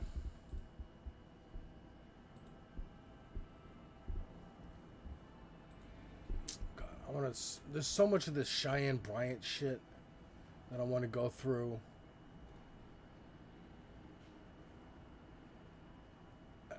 I guess technically it goes in this order, but let's go this way. I also wanted to say, to Elle's point, it is, you should take caution when taking like advice. Like, you should not take mental health advice like online. And actually, any therapist worth their salt that makes social media content, if you notice, they'll put a little caveat or they'll say, this does not replace therapy. And that's also a differentiator. Like, if there's a practitioner online that's giving you advice, they should be giving you the disclaimer. It's within our ethical standards to give you the disclaimer. Like, I would need you to come in my office and do a full intake and assess you and actually look at your case and do some notes on you in order to, but I do think that there's a benefit to psychoeducation, which is what Dr. Raquel Martin even does. Also, she has forms, I believe, on her website of how to like interview a therapist as a Black person, like what questions to ask them to kind of vet if they're actually a fit to treat you. But if you're making, content like that online, I feel like it could be helpful to teach people the definition of gaslighting or being a narcissist or whatever. But to take it to heart, I would caution against that. Just wanted to put that on. What up? I want to share this one clip real quick. Elle, you had something you want to say? I wanted to ask kind of a wider question, but I'm trying to think of a responsible way to ask it where it doesn't look like I'm taking up for Cheyenne Bryant, but I think I'll do it after your clip. Okay, cool. So this conversation with the artist formerly known as Dr. Cheyenne Bryant spilled over onto the internet, of course, and one of the most polarizing reactions again came from the one and only Amanda Seales. And so Amanda Seales, I'm gonna play about the first 2 minutes of this. She's an advocate for the artist formerly known as Dr. Cheyenne Bryant, and who was on her podcast before. And she also makes comparisons to her and some other notable figures who don't have, at least haven't completed a doctorate. So let's take a listen. But she was on my podcast and she was brilliant. I think it's fucked up that she lied. And then that's that. The need to, if y'all went this hard against like Kamala Harris for supporting a genocide, then like, what would that would matter to me? There's no match. I don't need to have some type of debate with Cheyenne Bryant. At the end of the day, for some reason, she felt like she needed to lie about credentials. I don't know why. I think part of the reason is because we live in a world where we act like credentials is what determines somebody's effectiveness across the board. And in some respects, it is absolutely necessary. Now, it's peanut butter jelly time, I know. Now, this is interesting to me because this is a similar conversation that was being had around Rashad Ritchie from TYT. And, like, what's it matter if he made up some credentials? White people do it all the time. white people who are definitely not qualified are now in charge of the CDC and the presidency and blah blah blah. Black people are underprivileged in this country and always have been, and so fuck it, we're gonna make up some. We'll accreditate ourselves and that kind of shit. And while I understand that argument, there's also the argument of, well, if you tell someone you're a doctor and they go, hey doc, I need heart surgery, can you please do this for me? There's a problem. There's a problem because you don't really know how to do heart surgery, or you think you know how to do it. I could wing it. It's not okay. But I understand this argument, and it's not an invalid argument. But I'm going to let them talk about why it's still not a good argument. And in her respect, it actually wasn't necessary for her to do the work that she does. That being said, I just don't care. I don't care. She was on my podcast and she was incredible. I don't care. That's weird. I think it sucks, and I think it was not smart, and I think that at the end of the day, there are people who work really hard to get doctorates. There are also people who call themselves doctor when they get an honorary doctorate, and I don't think that's much different. It's super different. Again, I don't think you should call yourself a doctor with an honorary doctor. I don't think you should call yourself a doctor if you have a doctorate in art history. You know what I mean? Like, okay, you're maybe professor. We'll call you professor, but only in context of I'm in your class and I refer to you as professor or doctor. Outside in the world, you get called doctor if you wear a lab coat and you know how to cut somebody open and put them back together. It's a participation trophy. Be real. Exactly, Pinker Bell. Exactly.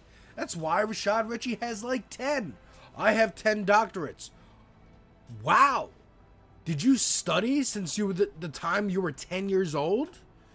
Are you a genius? Like super whiz kid? You were in Harvard when you were 13? No? You just got doctorates that are like easy to get from colleges that kind of hand them out? Shit like that? Yes, if you're treating people as an animal. Exactly. And it could be super dangerous, especially if you're calling yourself a doctor and you're giving out therapy advice.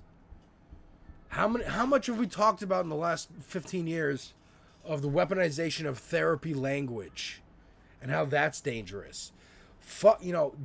Without calling yourself a doctor. And now you are calling yourself... Dr. J can call himself a doctor. Okay? Because he's a fucking basketball player. It's a nickname. If it's a nickname, that's one thing. But we ain't talking about nicknames. Dude, my nickname at one point was the Doctor. You know why? Because if a joint was broken, I knew how to doctor it and fix it up so it's smokable again. That was my nickname in high school for a little bit. But I did not go, well, you should definitely listen to me on medical advice. Let me hit the bathroom real quick.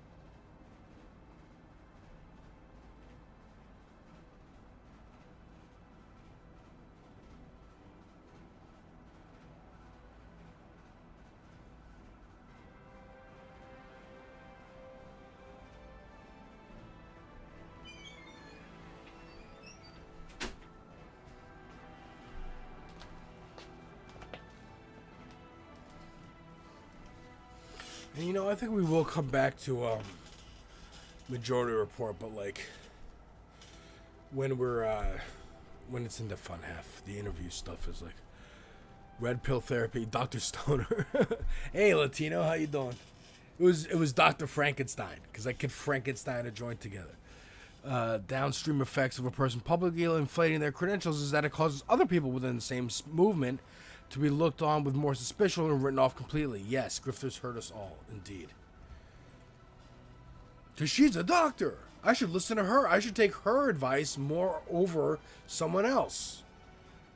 I mean, we'll get into the Torre stuff maybe too. Dr. Pepper didn't go to medical school. You know, it's a shame. He's a grifter. That's why we drink Coca-Cola in this house. I don't think it's much different. Maya Angelou was walking around calling herself Dr. Maya Angelou. She didn't complete a doctorate. Okay. That's the piece that they're going to have an issue with, is the Maya Angelou of it all. And it's like, and again, do not compare yourself to people like this. Them fighting words in Texas. Oh, really? Coca-Cola over Dr. Pepper? So I think this is all right. I'm interested to hear what they have to say.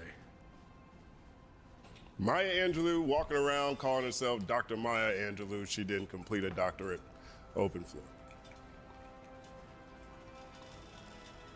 Don't you ever put Maya Angelou in the same conversation with fucking Cheyenne Bryant.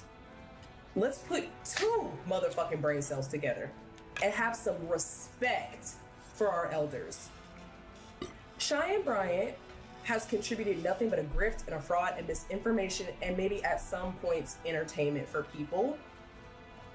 Maya Angelou, what she contributed to our community, to the canon of literature, to society, to broader society, it goes beyond an honorary doctorate.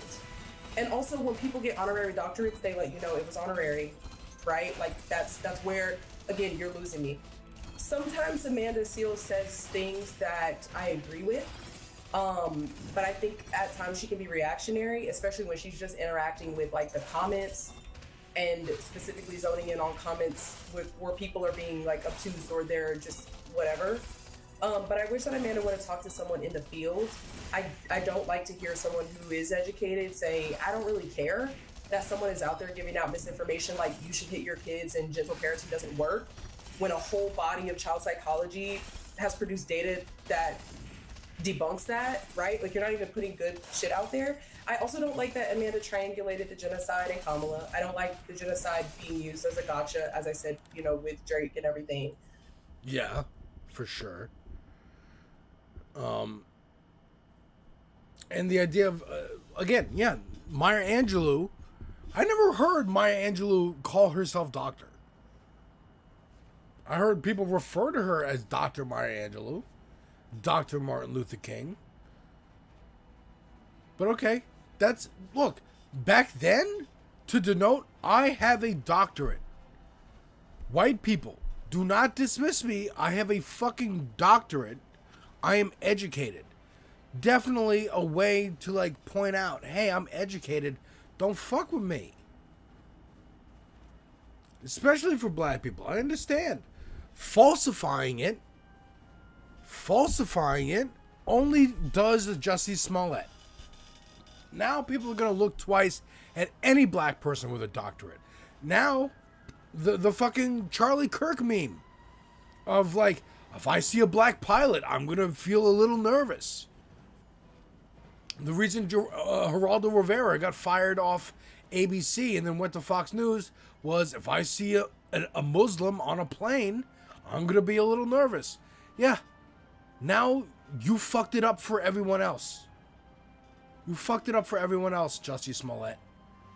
You fucked it up for everyone else, Rashid Ritchie, Cheyenne Bryant. I do think that like we can have a whole separate conversation about like us doing the vote blue no matter who, and like anybody who's black in office, we should just support them without critique. I don't support that. But when she says, I don't know why she decided to lie. You lied to bolster your legitimacy. Because if you were online, just like the Sprinkle lady or just like Kevin Samuels, no one would be taking you seriously, just like they shouldn't.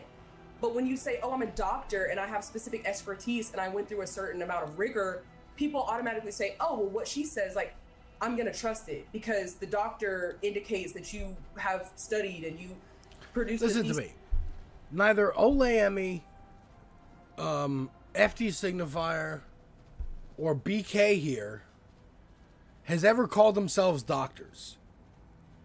They have all kind of credentials. You know, I know Olay is a defense attorney. FD has multiple degrees. I don't know what degrees. They never call themselves doctors. I listen to them and regard them much higher than a lot of other people. Sam Cedar does not say he has a doctorate or that he's a doctor. Emma Vigeland, Hasan Piker. These are not people that say they have doctorates or call themselves doctors. But you know what? I watch them, I listen to them, I've seen how their opinions are super accurate to reality. They make a lot of good calls, they have a lot of great analysis. I value their fucking opinions more than other people, including people who call themselves doctors. You don't need to call yourself a doctor. On the plus side, I don't think most white people know who Cheyenne Bryant is, especially in Chud spaces. Word. But they could. And she could definitely leak out that way. Oh, I'm going to go on Candace Owens, and I'm going to legitimize myself that way. I'm going to go on Tucker Carlson, and I'm a doctor, and the left canceled me because they're too woke, and we should bring back hitting kids and blah, blah, blah. That's what she talks about, dude. That's a lot of the reason that people had a problem with her is that she is giving this life advice of like, yeah, you should smack children. And gentle parenting doesn't work, as BK has pointed out here. Actually, the science does not pan that out. You're lying. You're just calling yourself a doctor to legitimize yourself. Credentials to harm people, exactly. I also don't remember her representing herself as a public authority on therapy or whatever. Like literature, stories, cultural knowledge, and history. Sure, that there's something yeah. Maya Angelou, yes. Exactly. And yeah, etch and Latino, exactly. I worry though that because again the Olay discussion about her, which maybe we'll get into, but fuck it, maybe today is just gonna be all Cheyenne Bryant Day. But like, I watched like the beginning of that, and a lot of it was like, yeah, the problem is, it is men propping her up. Because similarly, she's kind of almost like a pick-me. And like, hey, I know y'all want to hear this opinion. And you definitely want to hear it coming out of the mouth of a woman. Like, you guys are right. You should hit your kids or whatever. And so that's how that's dangerous and how, you shouldn't do that. And on Olay and Friends, it was, well, we'll get into it. But it was, again, this idea of, I played the little clip of the guy being like, when do women take accountability for propping her up? It's like, well, no. Men propped her up. The reason why she's getting all this attention right now is because she was on Shannon Sharp's podcast. Shannon Sharp was, I guess, a football player, some kind of athlete, whatever. He's an idiot. And she went on there, kind of like misogynist too and whatnot. She went on there and kind of like dug into him of like, why do you have all these baby mamas? You can't commit. You're not married to any of them. You have problems, and kind of like read him down, quote unquote. But it's not that hard. The point being, Olay is like, it's not hard to read him down. Like, any idiot could like make fun of him and diss him and whatever to his face. She did that as entertainment. It's also benefiting him. He's like, I have you on the show. I know you're going to do this to me. This just makes me look like I can take accountability, even though I'm not.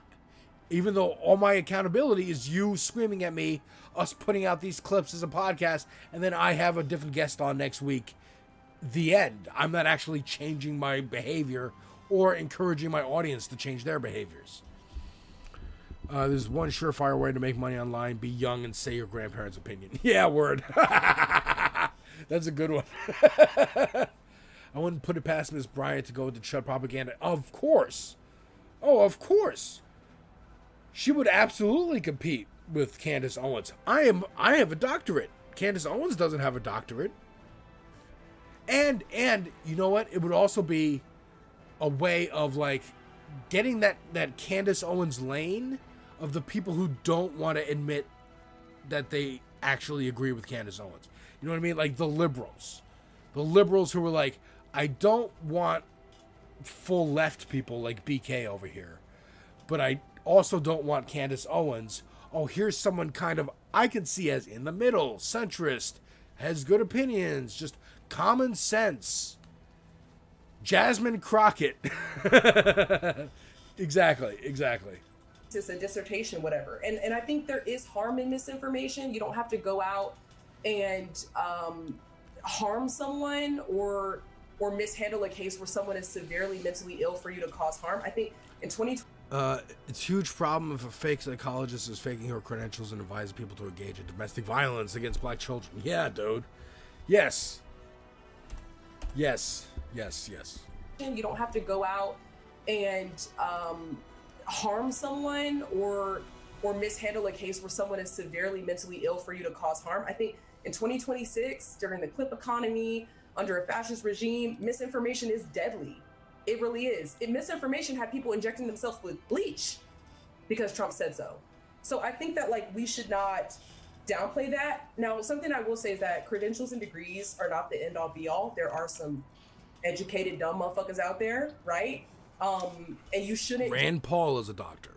Ben Carson is a doctor. Let's point that out too. For sure. This is legitimately as dangerous as the toxic messages being delivered to young boys. Yes. Just be elitist and dangle your degree and be like, I have my degree. So what you have to say doesn't matter. I don't fall into that school of thought. I think it's very ivory tower and very elitist. But to just say that like, well, credentials don't mean all that because there's some shitty people that have credentials. Well, yeah, there's good people that have credentials. There's shitty people that have credentials. People good at the job. There's people that's bad at the job. But I think to be like, well, my audience got something from it, we'll prove it. Because when therapists and practitioners and academics make a positive impact on people, they prove how they did that. There's a before, there's an after. There's a before you got this information, you were suffering in some way out of equilibrium, and now that you do have it, you know, you're better now. And she can't prove that. So I just thought this was very intellectually lazy from Amanda. And I think she should be a fucking shamed. And no, I didn't watch the 31-minute. Nobody's watching that dumbass shit. Mm-hmm. No, I don't think that there's any context in where you need to be putting Cheyenne Bryant in the same conversation as Maya Angelou. Ridiculous. We'll take applause. G still got his bowl out. Leftovers today. It's funny because all week. She realized as she was speaking that everything she said was actually not going to go well. She's like, well, it's not like you need credentials for all things. I mean, well, some things you do actually need credentials. And I guess this would be one of those things that you would need a credential for actually to get, so it's like, yes, in a way where you're providing mental health work for people and they're trusting you with their life problems, the credential is helpful for that and necessary. One second, applause. El, you want to get your... Oh, my God, you got something. Everything BK said. Yes. I don't even think it's nothing I could say. She literally dropped the mic. Twice. Twice. Let me go pass me the aluminum foil when you're done, Glass, so I can wrap my plate up too. 2 second applause. Oh, wait, take some of this shit home. All right, we're gonna get into her other piece. This one. Oh, did he just post another thing? Oh, 13 minutes ago? Oh, hell yeah. Well, this is like a shorter version of this, I think. But yeah, before we do this one, I want to show y'all, like yo was saying, legitimately as dangerous as the toxic messages being delivered to young boys.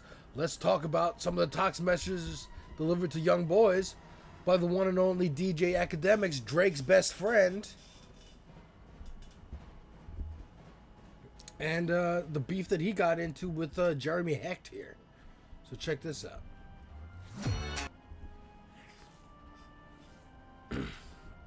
this is a weird saga. And again, I know y'all watch this space and you're watching Vanguard, you're watching Majority Report. We'll get to Majority Report. But this is a side, like when I called in on Friday to Pep Talks. And I was like, bro, listen to what FD is saying. I know, like, it hits you immediately as like, oh, you want to reject it, you want to react because, like, you don't like the way what he's saying makes you feel. And I get that. But you need to hear it. We all need to be checked sometimes. And look into these other spaces of like, yo, there's a whole ecosystem over there that's going on, and we need to be over there too. We need to be talking about music and the music industry and black folks and in that space. I gotta find some like native, some indigenous people to talk about, because that shit is important too. And that perspective of like, you could debate red, blue, I don't give a fuck. We're all on stolen land. Ain't nobody talking about giving land back. Shit, I'm here to perspective. You're the pilot, Alex. Hell yeah, Itch. I appreciate I mean, heck. Don DeMarco. All right, so watch this this little saga. I hope they explain it. He has had a viral week with going back and forth with academics. The last video. Do you want to break down what happened? You want to break down from your point of view? Break it down. Yeah, sure. So I think I'll a lot of people know in the chat what went down, so I'll be very brief. But I had made a tweet basically saying that I forget the exact wording. It was like the White House has now made 2 promos using Drake's album, and he hasn't announced it yet. And they called us crazy for saying the title Iceman was tone deaf in this climate. Okay, so what he's talking about, I think I actually did play a clip of him on this space briefly, but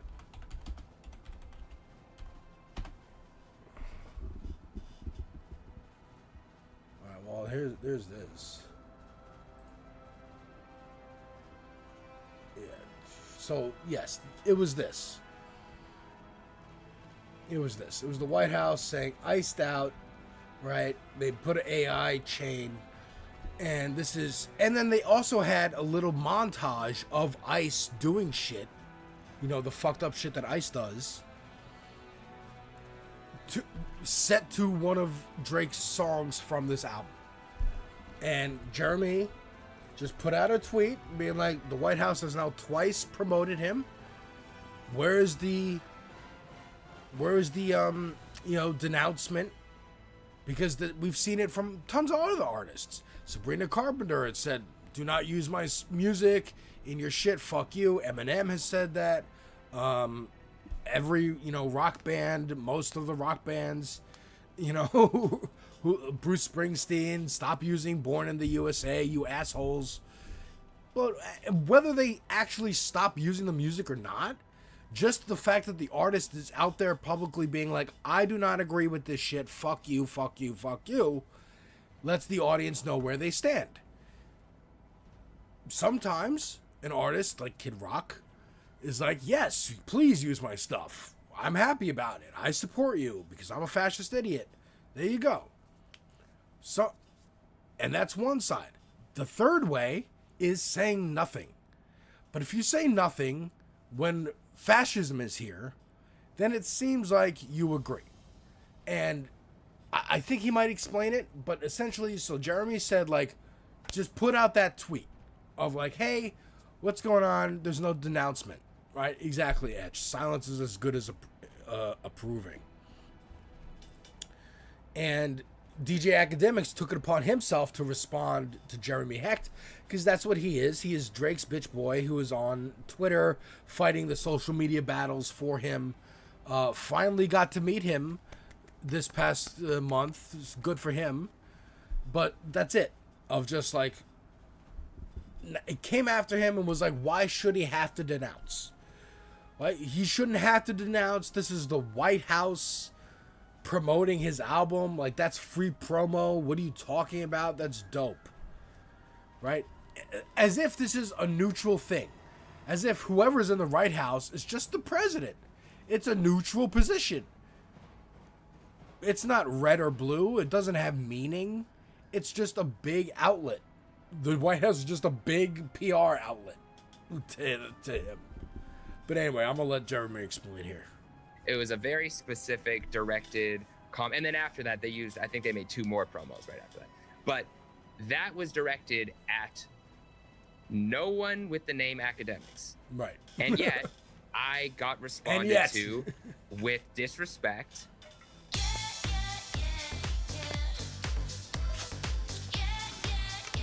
the ads, I'm sorry. It's easy to start selling on Depop. Just snap a few photos. I'm sorry, but I'm not going to pay Google $15 to fucking not have ads. I'm sorry.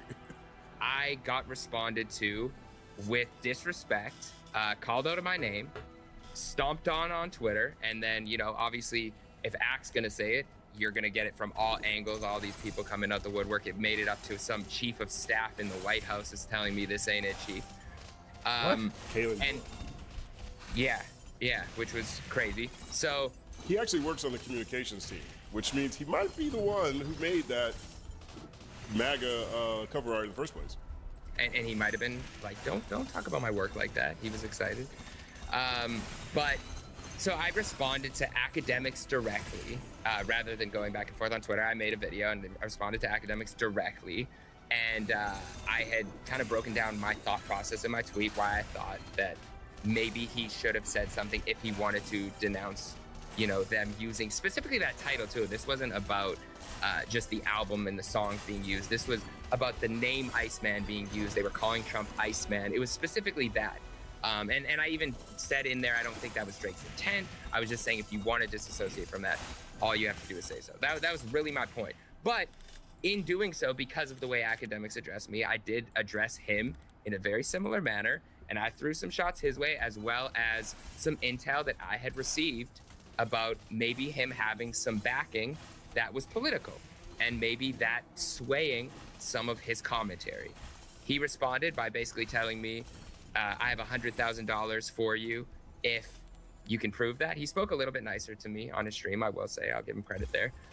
He said he has $100,000 if I could prove that with receipts.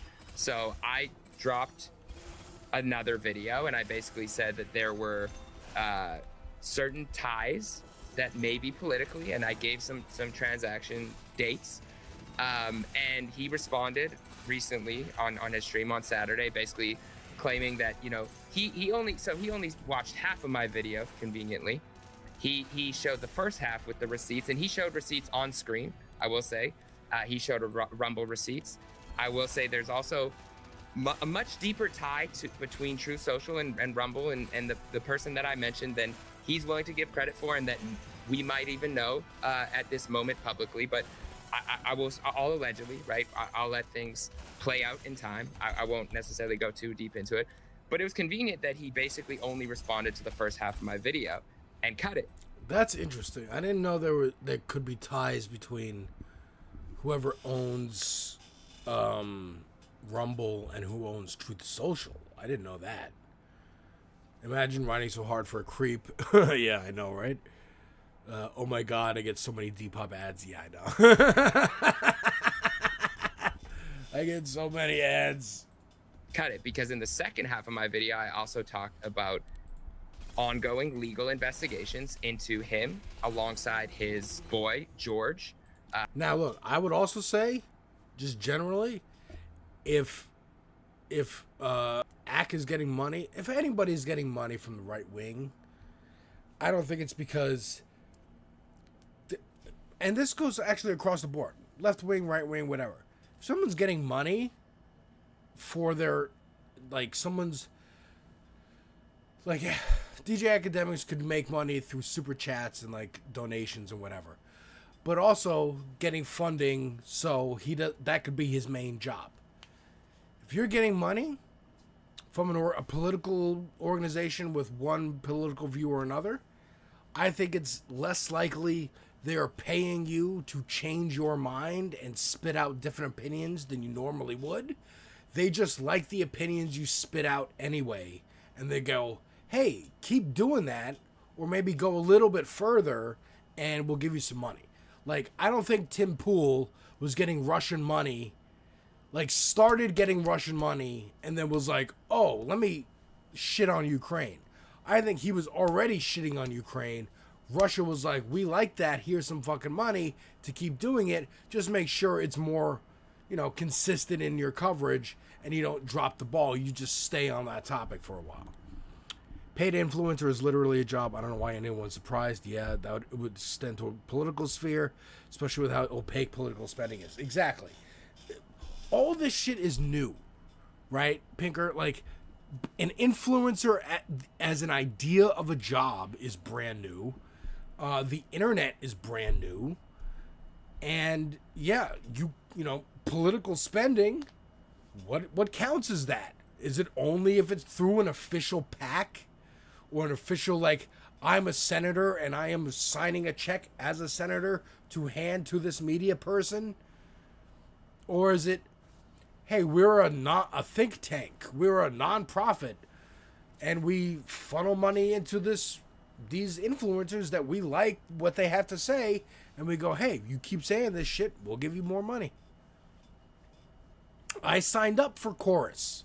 I emailed Chorus to see if I can get paid to make the videos I make. I emailed Jillian Michaels to debate her on her show. We'll see what comes of that. But yeah, I think it was Sam Cedar who first put me onto this. Like, it's not that NBC is going to hire you and then bring you into a secret room and go, okay, here's the narrative that we're spinning today. It's, you don't get hired at NBC if your opinions, wherever you were before that, don't align with whatever they want. Absolutely, influencers of the new celeb endorsement. Yeah, exactly. Grand Wizard, who goes by a name associated with the KKK, and what? Ongoing legal investigations into him alongside his boy George. Grand Wizard, who goes by a name associated with the KKK, and uses the N-word and is an Asian man, and promotes hate all over his platform, and has probably spoken negatively about many of us on this platform before, many times. But I spoke about an investigation going on there between them, and I just felt like Ack maybe feels the walls crumbling around him, and maybe things are coming to the light and things are happening, and he's trying to get ahead of it, and he's trying to bring other people into it. He brought multiple artists into it, even though I addressed him directly and said, let's just make this about me and you. But yeah, I don't want to, divulge much more, say too much more about it. I just want to say that I think the truth comes to light over time, and I'm interested to see how things play out over time. Murder, one second applause. I want to, in Academic's response, he did, like you said, focus quite a bit on the first half of the video.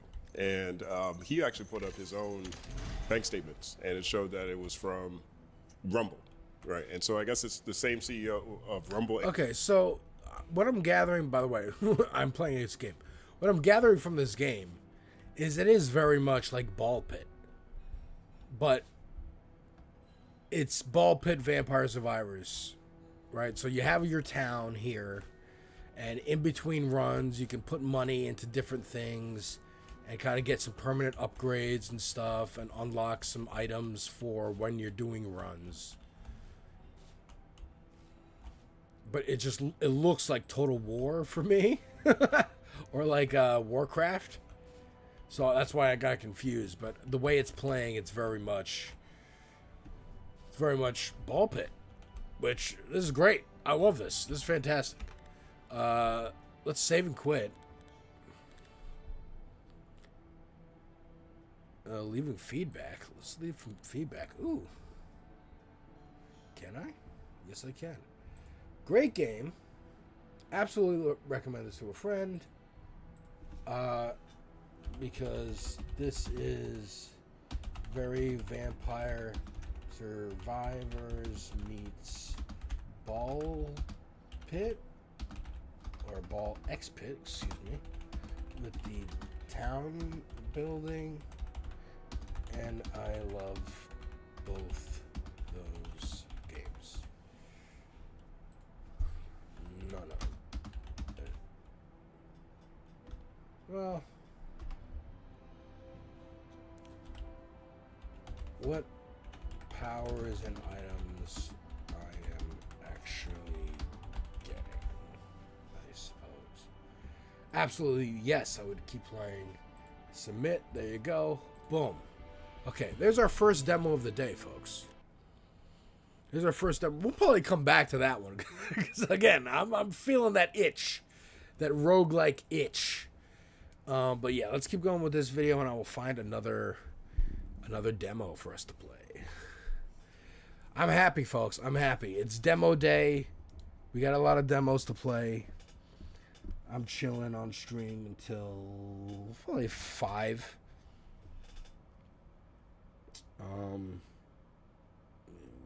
Okay. So yeah, let's keep going. And True Social am I understanding that correctly? So the man that I brought up, Chris, so Academics also conveniently only showed one part of that Forbes article, but in the Forbes article, the quote is, "The man who helped run True Social and a key player in True Social." That is the person who I am referring to. And Rumble is basically, and True Social is basically powered by Rumble. There's a lot of connection there. So that's all I want to say about those receipts. There's more to it than what meets the eye, and we'll see what comes from it. We have someone here who left a super chat who looks like they're a fan of Academics. And he says that you were proven a liar by that woke shit. It's very interesting that he used the term woke completely incorrectly, similar to how Academics used it in his response to me. I thought that was interesting as well. Yeah. I think this is yeah, I mean, look, if you say that woke shit, first of all, if you're saying the word woke as a derogatory term, I already know where you're standing. So already, you know what I mean? But it is interesting. It is interesting. Another touch point, because I've had a very Transformers more than meets the eye. I just think it's weird that everybody is fighting to distance, in this case, Drake from MAGA. And all these figures from Drake. Like, to me, that is just weird. You know what I mean? Like, one thing Academic said in his response to you was that, hey, if the Republicans give me a check, I'm putting it up here. If the Democrats give me a check, I'm putting it up there. He doesn't seem to have a problem with the association, right? But so many different forces, because that's what your original tweet was about. Yeah. Your original tweet was about the White House supporting this Drake album, and, you know,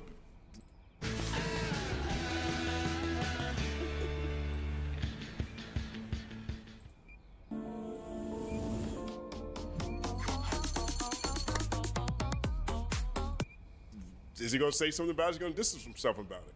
You got everybody from Academics to people who work at the White House. The White House guy said, "This ain't it, Chief." And that whole thing is just so odd to me. You know what I'm saying? Like, he clearly doesn't have a problem with the association. But why do you think so many people are working so hard to distance? Well, that to me is very interesting. I think also the manner in which they're responding, to my tweet, the way, and then also the way he's responding to my video, shows that there's not, this isn't all false. This isn't coming from nowhere. It's not like there's no connections between the things that I'm piecing together. And I haven't pieced all these things together.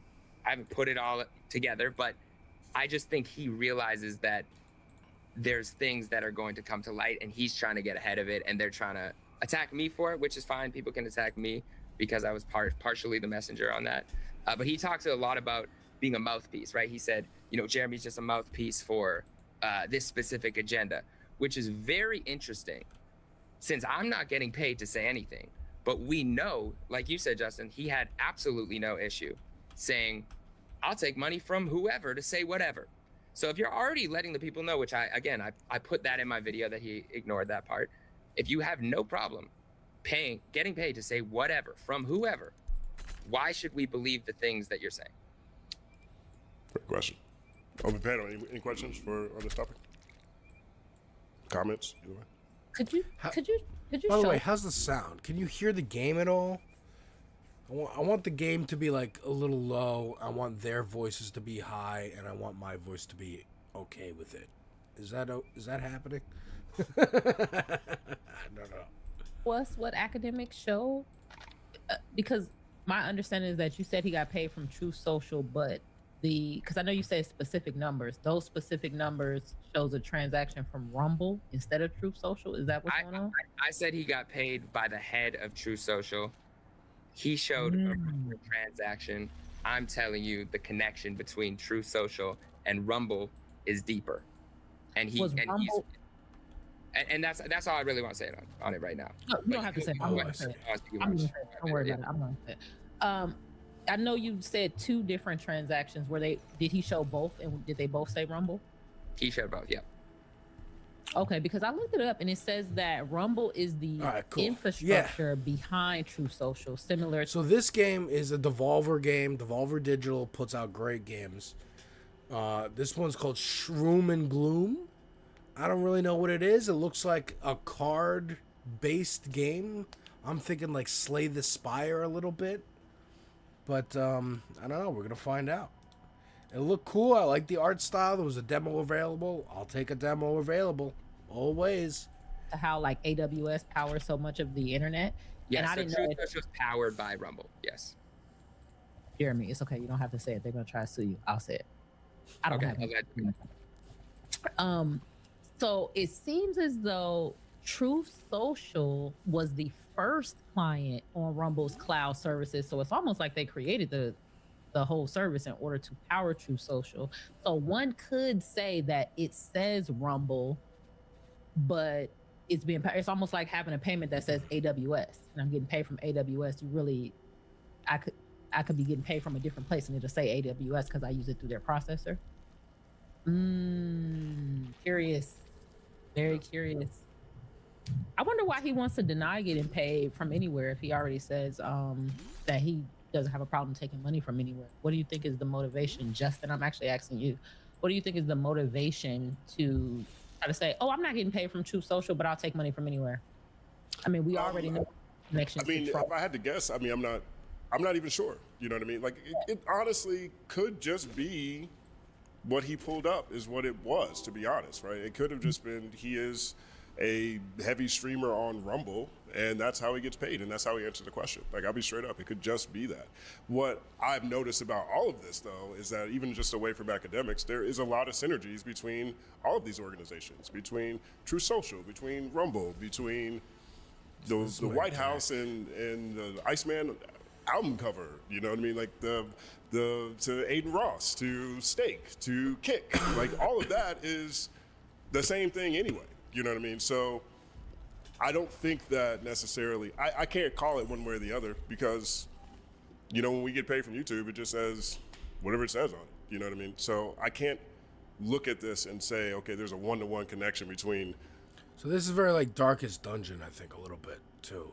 So it's Slay the Spire, Darkest Dungeon, like it's a roguelike, you're going on different paths.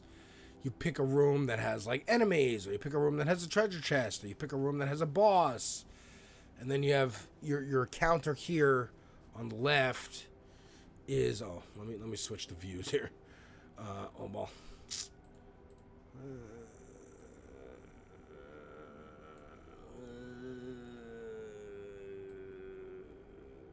know if that's a better view for y'all. Most of y'all on YouTube anyway, so you're not gonna notice.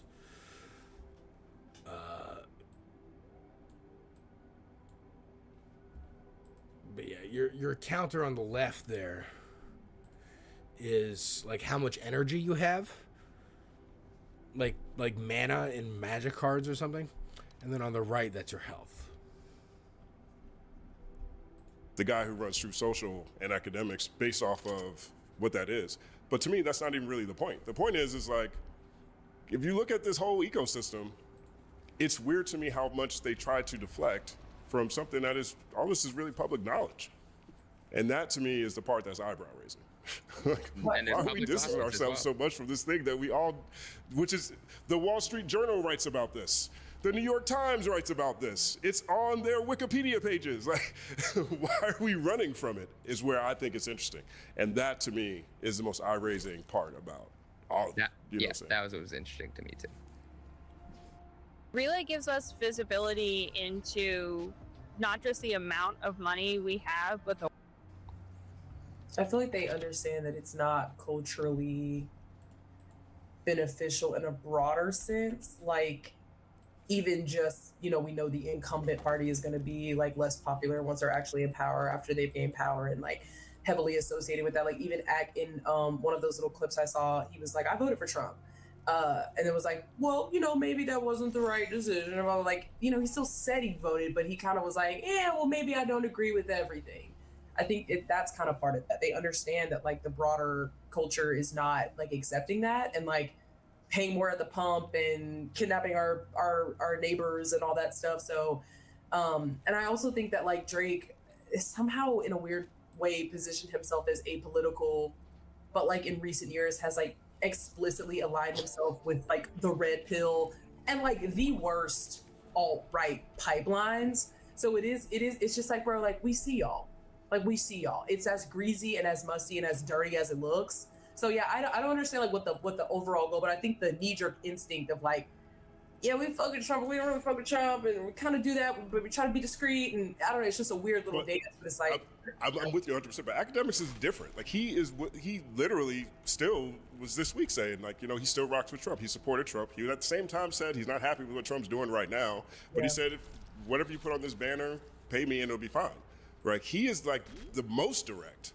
You know what I'm saying? And so, you know, to your broader point though, I think, yeah, if we got somebody who is trying to sell as many records as possible, who has a reputation for being apolitical, you know, attaching him to an extremely unpopular administration or having his relationship with an extremely unpopular situation be public, whichever one that is, that goes against the prime directive, which is to sell as many records as possible.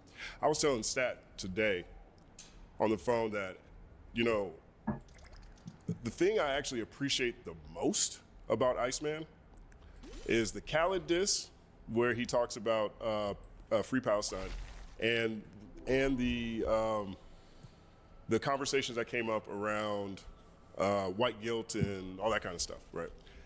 Not because of his point of view, not because of his intentions, not because of whatever, but because I'm just straight up not used to Drake albums including conversations that get this big. You know what I mean? Like, to me, that the nexus for a lot of this, even down to the social post for this discussion about not even really just Drake or academics or these things to me, a lot of this stuff connects to what Jay-Z said in that GQ interview about how there is a right-wing push agenda that's happening in hip-hop. We've all talked about this one way or another, privately, publicly, in content and whatever, how much the manosphere has targeted hip-hop along with contact sports, along with video games, along with all these things, right? And so the fact that... That's why I'm here, trying to fucking be the counterweight to all that shit. Except for sports. I don't really fuck with sports. This discussion is happening through the bars from a Drake album, to me is... Honestly, to me, it's like the best part. Regardless of the opinion, the fact that this exists, you know what I mean? It's like that Khaled diss.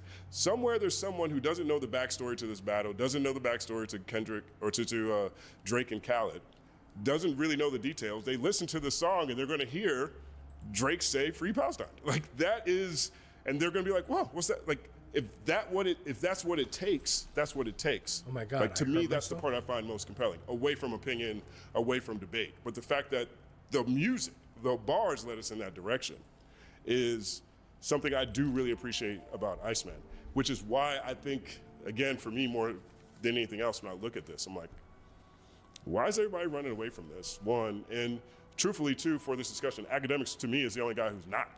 He's like actually still trying to, he's still saying he still fucks with Trump. He's still saying that he's not happy with what's happening right now.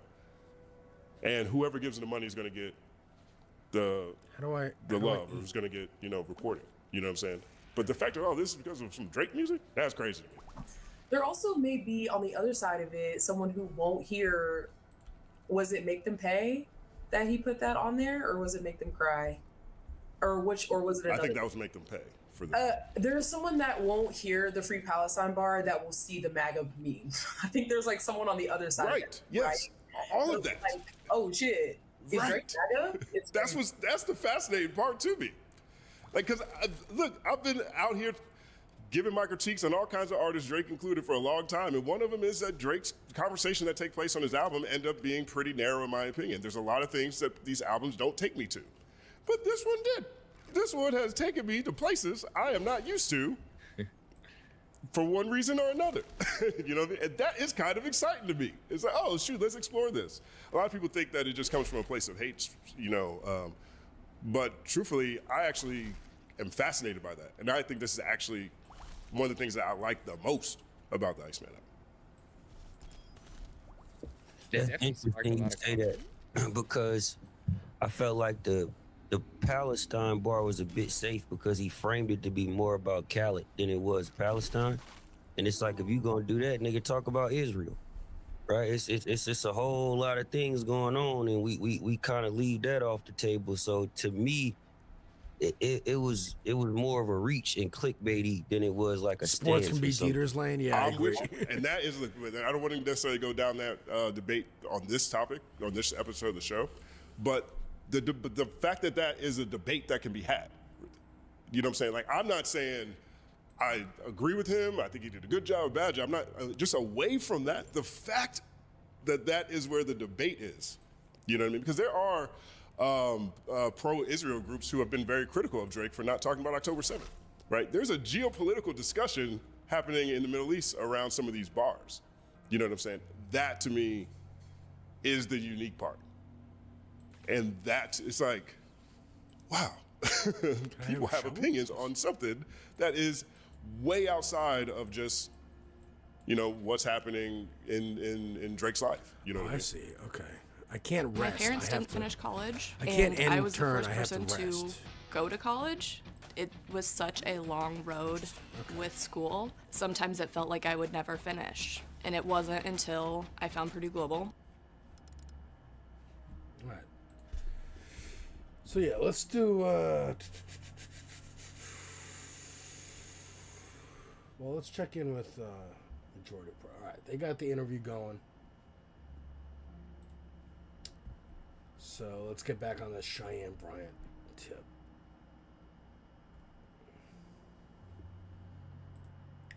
Matter of fact, let's watch Olay. Let's watch Olay talk about I think these kinds of people, these Cheyenne Bryants, these Kevin Samuels, these Andrew, all of these people, I think what they say and what they espouse is harmful, period.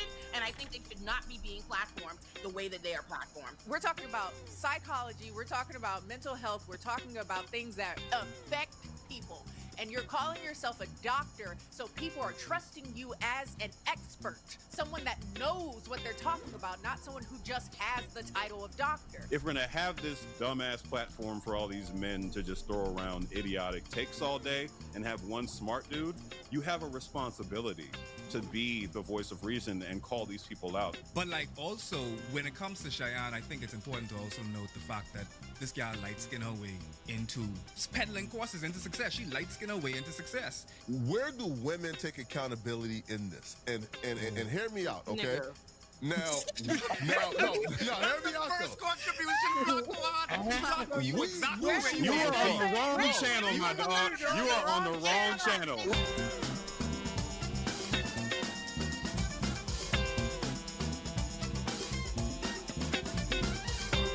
is going on?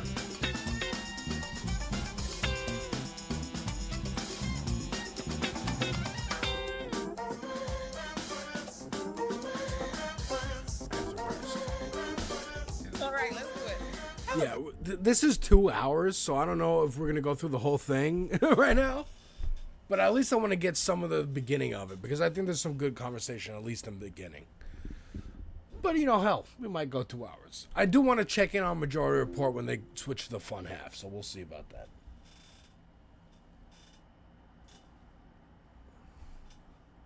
Beautiful black people. Hi, we back. I think talking to us to the audience. What's up in the morning? What's popping? What's good? You know, What's good? there was once like a big debate in the comments as to whether or not Hello Beautiful Black People was referring to the gas of the audience, and niggas was arguing because why was white people popping up like, obviously she's talking to the gas. There are not just black people in this audience. Ain't nobody thinking about y'all. What?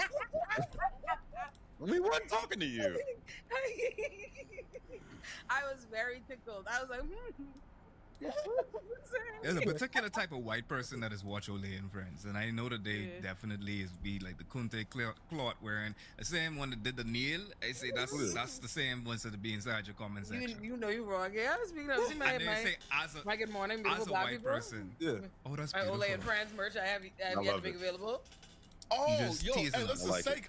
oh, by the way, Olay, yo, again, I'll be real, yo, I don't think you understand how much you did for me. Say is a dude, he's like a family member who, like, my entire life was chasing his validation because he was like the dude that was like always Who is smart, it? a pro fighter, like Who's fucking, this? like, bro, like a fucking Cousin of engineer, Bravo. a 4.0 GPA. So for him to see me on Olay and Friends, and he finally thought I was cool. You feel me? And then once he got the merch, I said, "Hey man, right? I finally earned the validation, man." Oh yeah, Flacco told me like, oh, my cousin who I never thought, he was like, you done converted him into being a leftist. Like he loved He's Olay a and nigga. Friends. That's I was what like, he you is, know, right? that's what I want to hear. Let me Yeah, see if I man. can get some Olay and Friends. I was just saying this morning to someone because like they was talking about how they had watched an Olay and Friends and they were just like, Alimi is fine away. She was looking at me, he was looking at my eyes. Every time when you would say something, I was looking scared because I use a wild card. Like you would expect Alimi to say particular things, and then Alimi would say something in a totally different realm. Like Alimi could go and throw something like, you know, I know my mom wish I wasn't born. She would have had a better life. I'll be like, what the frick I can do with that? I said, what am I gonna say to that? Like Alimi go and say, this y'all annoying out of them block this guy. I go and say, what am I gonna do with this? What you mean? I What's here to gold? I'm giving you Catching strays. gold. I'm like sitting there thinking, mother sick, this would be a fire Olay until I make so much money off this. Oh my god, that's all I'm thinking. Like, oh, this hours of I get this to Aaron me fucking. Oh, I was looking. I can imagine Aaron in your a lace Patreon, sweatshirt. like, mother sick, like. But that's the reason why, because then they can't clip me out of context and clip you out of context. Because I was just like, oh, it's just like blood. If you put us in a room for the longest, honestly, it is be a time in here, a genuine time. Which is exactly why we've been talking for 30 minutes and we have yet to, let me tell you Oh, all yeah. niggas why Started we've been gathered shit. here today. Ain't Right. started shit. Let me tell you why I've gathered you here today. Miss Cheyenne Bryant, and I'm saying miss because let me be clear. I cannot stand when something is factual, like it's either is or isn't, and people are like, what do you mean? What's your thoughts? Oh, he's not a doctor. Right. That's the key.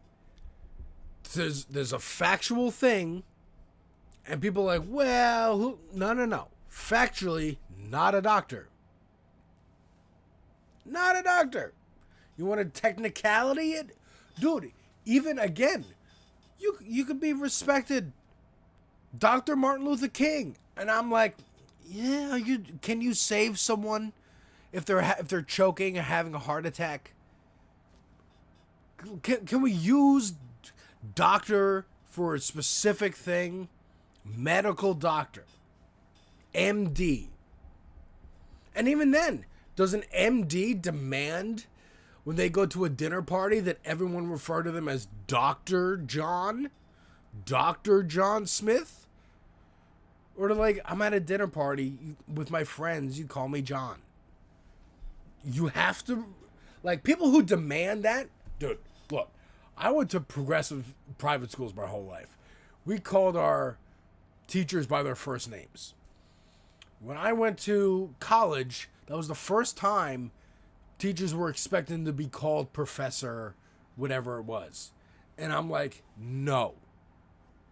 I don't even call, when I go to a friend's house, I don't call their parents Mr. or Mrs. whatever last name. I say your first name, I refer to you as your first name because we're all equal. Just because you're older than me doesn't mean you have more respect or earn anything more than me. Fuck out of here with that. She's not She's a doctor. not a doctor. And the only thing I'm shocked about is that niggas just found out she's just like she's not a doctor. Yeah, I'm like, she's been doing this. Yeah. y'all It's been a gotta long be time. so for real. Which is why I think like I'm gonna pass the ball to Cam in a second to give you all for the people who need that information and to have it confirmed to them that woman is not a doctor. But the larger conversation beyond just this lady is why we fall for these people and also why we position them and prop them up, because it's not just her. There's a bunch of them, and it's so ridiculous to me that this continues to happen and they get the circuit treatment. Everybody trying to prop this person up, and I don't understand why. And I knew from time, it's like, listen, you don't gotta be. The craziness of it all is you can critique the likes of Cam Newton and all these people and be considered without ever needing to do that, but it's the extra need to misrepresent yourself as an expert and authority in order to specifically prey on the community that you're pretending to serve. You're like, oh, I'm a doctor, this is my concern, this is my blah blah blah. This is a kind of cool game. I'm fucking them with so this that you right can now. prey on this community that you obviously don't think highly of, that you would I run love a scam roguelikes, like this, man. like something like mental health, to be around the place. I'm a lawyer and I don't remember to put Esquire on my name. You claiming to be a doctor in a fucking blinged out Yeah, you see what I mean? She's a lawyer. She doesn't even remember I have to put an Esquire on my name. Doesn't matter to me. I'm a lawyer. She doesn't have a big head about it. Some people, that's their only thing. I'm a doctor. If you don't call me doctor, I feel invalidated. My identity feels invalidated. She got more going on than just being a lawyer. blockchain, like you normal people, if you're gonna lie, people low fucking That's the best profile, my part. nigga. Like, That's the best part. have a doctor around the place, dog. No, it's- like a fucking. It's part of it. It's part Oh of it. my god, it's ridiculous. But I got pass it to Cam. I'm telling people. But no, this lady like is she knows her target audience. I think that's the main point I was making throughout all of that. Like the reason she's wearing the chain, the reason she's going on the specific podcast she chose, is that she knows who she wants to be her clientele. She was not going on there trying to convince people with, I'm not going to say degrees because not everybody with a degree is smart, but trying to convince everybody who knows the difference between a legitimate healthcare professional and whatever the fuck she was doing on all these shows. People who know the difference were never going to take her seriously. Like, exactly. Like, nobody like that was ever going to take her seriously. So every time she goes on The Breakfast Club, she goes on Cam Newton show, on fucking Nick Cannon's show, she knows that the people watching are going to see the chain, they're going to see her appearance, they're going to see all this bullshit she's talking about and be like, yeah, she speaks my language, she's cussing all the time, fuck all these legitimate healthcare professionals, I want that lady. Like, exactly. Dr. Jordan Peterson. You know what I mean? Fucking Dr. Brett Weinstein. She going on Nick Cannon's show. Nick Cannon show. And again, the reason she got any kind of like bump in the last few weeks at all, Dr. Phil. That's another good one. Yeah. Dr. Oz. Who, by the way, I'll point out, at least Dr. Oz, I believe, is actually a real doctor. But again, you can have accreditations and be a bad person and not even really be good at it. You know what I'm saying? But the reason she got any of this attention the last few weeks is going on Shannon Sharp's show, being like, you're a deadbeat father, you have all these kids, you don't marry any of these baby mamas, like, what do you want in your life? Reading him down, dissing him to his face, but he doesn't care because he's going to have on a different guest next week and move on with his life. It makes him look good, makes his audience think, oh, look at him. He's not afraid to have people on who call him out, who diss him to his face. Makes her look good. The women, as this other guy is going to bring up, not Cam James, we love Cam James. Someone else on this panel is like, well, when do women take accountability? It's like, women did not prop her up. Men propped her up. Just like white people prop up Candace Owens to be like, you're going to say the shit we want to say, but we know we can't because we don't have a black face. Same shit. The men prop her up to be like, you're going to say the shit we want to say, but we know we can't because we don't have a vagina. The end. And yes, looksism, colorism, these things that Foreign and Ole are going to point out. So that's the play, like that's the high level, but on the bottom level, she's a street therapist, and like she found this kind of like unique pocket that she could exploit and she ran with the ball. And that y'all know I investigate grifters for a living, so like I just noticed the pattern, and it just jumps out of the screen at me, and I'm just like trying to explain to people in layman's terms, like, this is what she's doing, this is the pattern, these are the dots you need to connect to not only her, like, notice it in the future when more. Nick Cannon has been proving the idiocracy theory of production. Yes. Dr. Oz is actually a doc word. Dr. Phil was never a therapist. He just made his living advising prosecutors how to select juries that favor their case before hosting his Jerry Springer lecture. Interesting. I didn't know that's what he did. Dude, Oprah has a lot to answer for, and I hope she fucking gets it one day. Hope someone's like, hey, so Dr. Oz and Dr. Phil, and actually a lot of these right-wing grifter fucks came out of Oprah. What was going on with Oprah? I'm waiting for Oprah to get her day in the sun. I mean, FD's been teasing it with some of his stuff, like this Tyler Perry video, like Jay-Z, Oprah, these black billionaires, black excellence. It's all part of the same system. Capitalism, white supremacist, patriarchy, blah, blah, blah. More people do this, because now that she's done it, the lane is wide open. Everybody else is trying to grift that way. And speaking of actual licensed medical professionals, what a perfect time to tell you about today's sponsor for this episode of Olay and Friends, ZocDoc. We fast forward through the ZocDoc. Like with the success of people like me. Olay for sponsoring this episode of Olay and Friends. Now let's get back to it. What's interesting to me, and the question that I followed up with is, do people actually care? Ooh. And I'm not always convinced. Like with the success of people like Dr. Umar and just a litany of insert grifter here, I love the fact that there's enough grifters for, Cam to always be in business. The fact that like there's a niche, like there's I just call Cam the Black Coffee Zilla. I just call Cam the Black Coffee Zilla because like this nigga is just be finding up new scams all the time. I just be texting Cam stories like I work for him. Like Cam do this. People report them to me now. Like they email me like, can you check out this grifter? I'm like, I love that. I'll do it. But I mean, I love that and I hate that at the same time. But like Cheyenne going from Vixen to peddling courses, like the hypergamy dating guru era, the sprinkle pink pill type thing. And there's a reason why, as to what you all are saying, there's like a level of credulousness that you get from particular people that would fall for, I could piss some people off, for Shara Sharon, for a the female version of Kevin Samuels them, because if you could buy into that, then of course like you buy into Sharon. But also the part high value, she was using that same terminology. I said that in that Cam, she was saying the same things as Kevin Samuels, 100%. Just flipped over. That was some bullshit. Yeah. But also when it comes to Cheyenne, I think it's important to also note the fact that this guy light skinned her way into like peddling courses into success. She light skinned her way into success, and that's a part of like the discussion that I don't think that we necessarily care to like really admit, because like people try to equivocate by saying that it's pretty privilege and she was a vixen and all this other stuff. No, like call it what it is. This is light skin privilege. No, I say like they didn't just say, they didn't call it predict, they actually saying the opposite. She got up on the fucking Breakfast Club and said that this is pretty punishment, that the only reason she's being investigated. She said it's pretty punishment. Oh, that's so funny. The only reason I'm getting attacked is because I'm hot and they all hate me because I'm hot. What?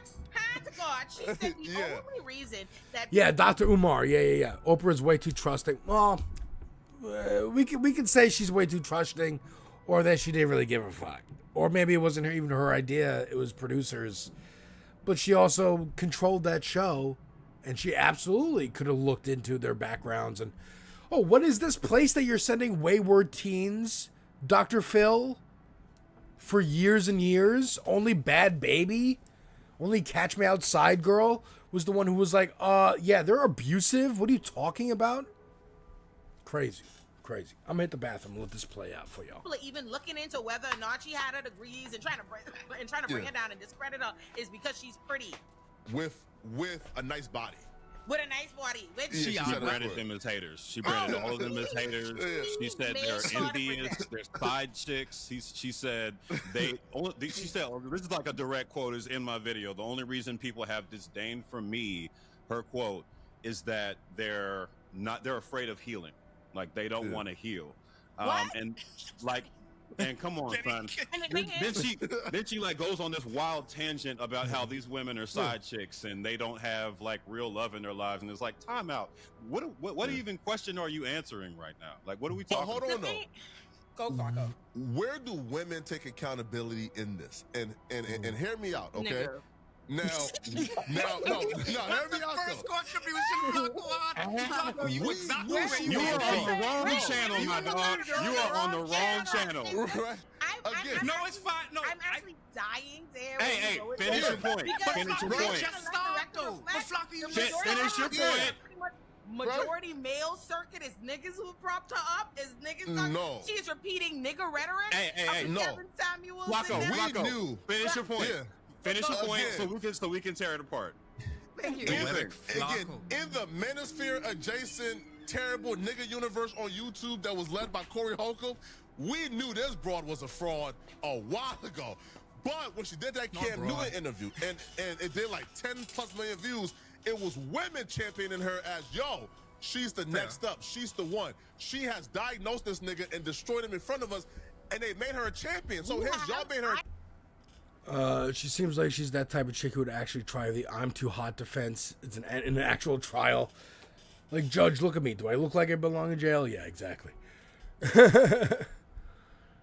That's where all my hate comes from. I'm just too beautiful.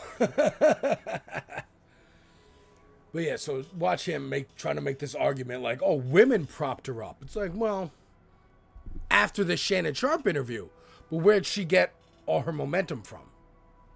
It's men propping her up, being like, yes, this is a woman who's speaking the truth, a pick-me. And then the women who are also pick-me's being like, yes, here's a doctor saying the things that I agree with, and we should all be kinder to men and blah, blah, blah, and hit our kids. Champion. Now y'all saying, who made her pop? No, y'all made her pop. I need you to always remember, just like I was explaining to you before the show, that there's different universes on the internet. There are different universes. There are women that exist over on the side of your sphere, your universe, that don't exist around here. We had Ole and Friends episode covering this, where we actively. It ain't hard to be right about Cam Newton. It ain't hard to be having niggas everywhere and not being what they are. It don't take an expert. Sorry, it wasn't Shannon Sharp. It was Cam Newton, I guess. To do that. We said on that episode that guy wasn't a fucking doctor. Like Cam said, she is not trying to appeal to niggas who actually have degrees. She is trying to fool niggas who don't. And essential to I can't put it like. No, but Twitter Let me people on the internet. The gender wars have it so that people act that the minute a gal is being critical of niggas, the minute a nigga is being critical of gals, there's gonna be a million people who yes, and they jump upon that foolishness. Absolutely. But you can't put that on women. You got to put that on stupidness. No, but when the conversation went viral, again, like the narrative was, yo, men hate this woman because she's telling them about themselves. She is diagnosing. But she did both. On your side of the internet, I've never heard she that. did both. But niggas, men, listen, we watched that Cam Newton interview. Yes. And we saw a manipulator. We watched that Cam Newton interview. And we saw the same niggas who follow the same niggas who on that side of the internet though always it don't take much for them to go not trust. They don't trust women. They don't like women in general. So yes, they're gonna see it. Meanwhile, they don't see it in Kevin Samuels and all they niggas that they love and they following Corey Holcomb. Anybody who like Corey Holcomb but don't like Cheyenne Bryan can't tell me shit. You ain't assessing this from the right way. It's like, yes, they saw it, but they didn't see it because they have some like deep discernment. They inherently distrust women, let alone a woman coming around being critical of a man. That's what it is. Wait though, Russell, look though. Beyond our universe though, when the interview hit the broad public, outside of just our two universes, when the interview hit the broad public, the consensus with women was she is a champion. The consensus with men was this broad is batshit crazy and she's a fucking charlatan. Is that's she's right about Cam Newton. Nobody like the average woman was not running up champion in Cheyenne Bryan. Let's be so for real. Like, and we also I think we gotta also interpret when we think of these people being propped up. I gotta be clear. that follower count on Instagram and appearing on people's podcasts and doing stuff is not tantamount to actual success in numbers and things that you want it. There's no proof that this gal is a liar. She's a fraud. She's quite literally a fraud. So we shouldn't assume that like gals went out and went and put money into her. I don't think that's what happened. Well, okay, so I think that there was a lot of people that enjoyed the short and fraud of seeing Cam Newton. Sorry, Cam, you getting bad Cam representation. But I'm happy, they like to see a nigga get. They like to see a nigga get put in his place, regardless of who it was. So there could be two truths insofar as just like she did put this nigga in his place, which is a very, very low clearing bar to further clear. Yeah. But at the same time, she is also a fraud. And what I feared about Cheyenne is exactly what's happening, where they are using Cheyenne's fraudulence to discredit yam-head skullduggery of niggas like Cam and basically say, okay, he's redeemed because of the fact that this woman turned out to be a fraud. What she said was true, but that doesn't necessarily excuse the fact that she was a fraud, and it doesn't nullify the fact that what she said about Cam was true. But also when it comes to Cam, like the same thing with Cheyenne is somebody that I feel like we gotta die on the hill to like preserve, to like save her assessment, because it was always rooted in a bunch of bullshit. Like, it's one thing if it was just generically like, oh yeah, it's not a good idea to just be fucking having babies all around the place and you ain't in the home with the babies. That'll have an impact. That's just common sense. But it was also wrapped up in all this high value this and oh you should do that, blah blah blah, and all this packaging and peddling of shit she don't even live, which is essential to why she wanted to put out the narrative of being an expert and a doctor in the first place. Because here's the thing, is while you pretty XYZ, a lot of what Cheyenne Bryant was saying, I've heard about a million clips, and when she talked about her relationship life, I used to do shit. She's not married. She's not married. She doesn't have kids. She doesn't have any of the things that those people and the people that she's speaking to prop up and put on this kind of thing. And the only way you're able to get away with where you tell people a less than like desirable, conventional, whatever the fuck kind of narrative they want to hear from women about their life is if it's packaged in something else. Like, okay, I'm telling you this, that I used to be like this, and that I've made these mistakes and stuff like that, but I'm a doctor and an expert now, and I got my degrees and I got my life together. And so that creates a cushion for her to be able to be in this space and assert herself as an expert and a life coach while she peddle advice.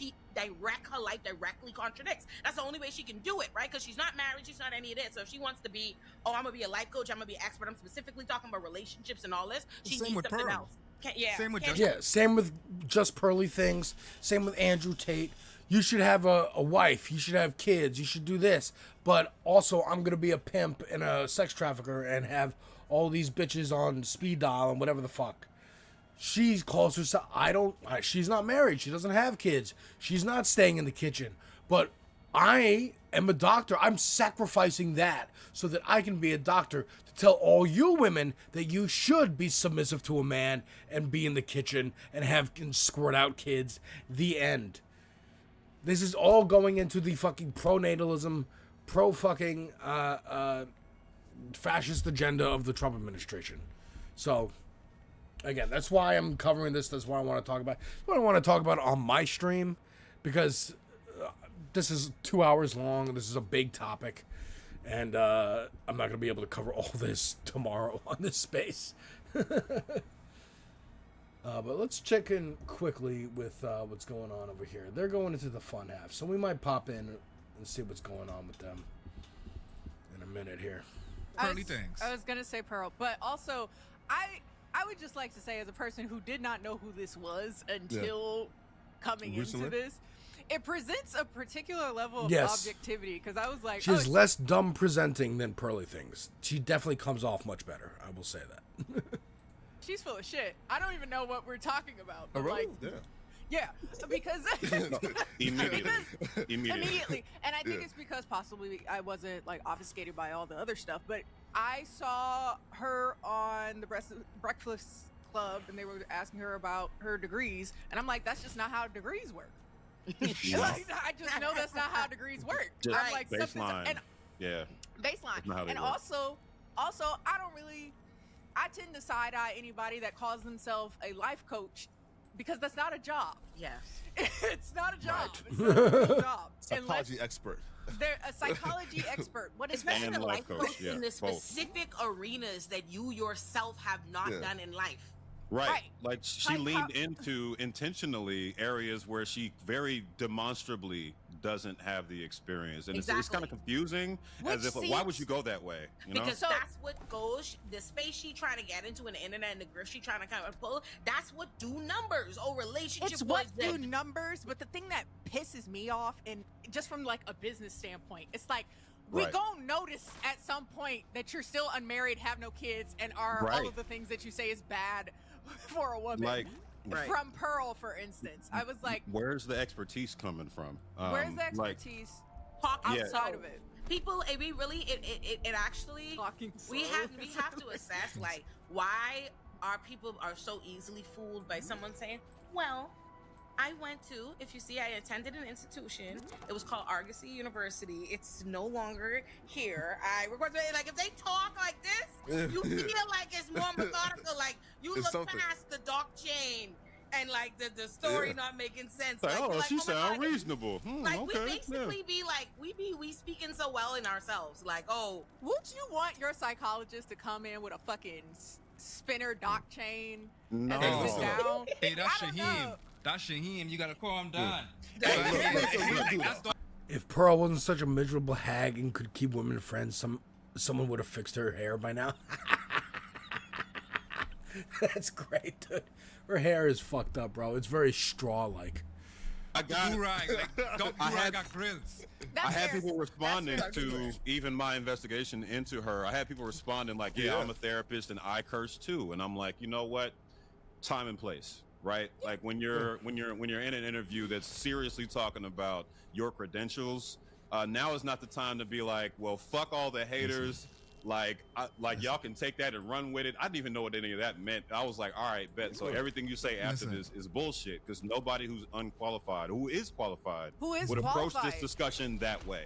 Like that is already. It's like the whole point of an education. The whole reason why your parents and your grandparents and them believe in it is the whole idea. Like, can't nobody take your education? It's the easiest thing to verify. There is a million systems in place for verifying. There's nothing. Once there's no conversation to be had. Once you need to tell me a story to explain what the fuck is going on, I got pretty far on my first that's run. what I'm saying. It's like I hate the fact that all these different outlets are just running with letting her. Like, what are we saying? The bitch is lying.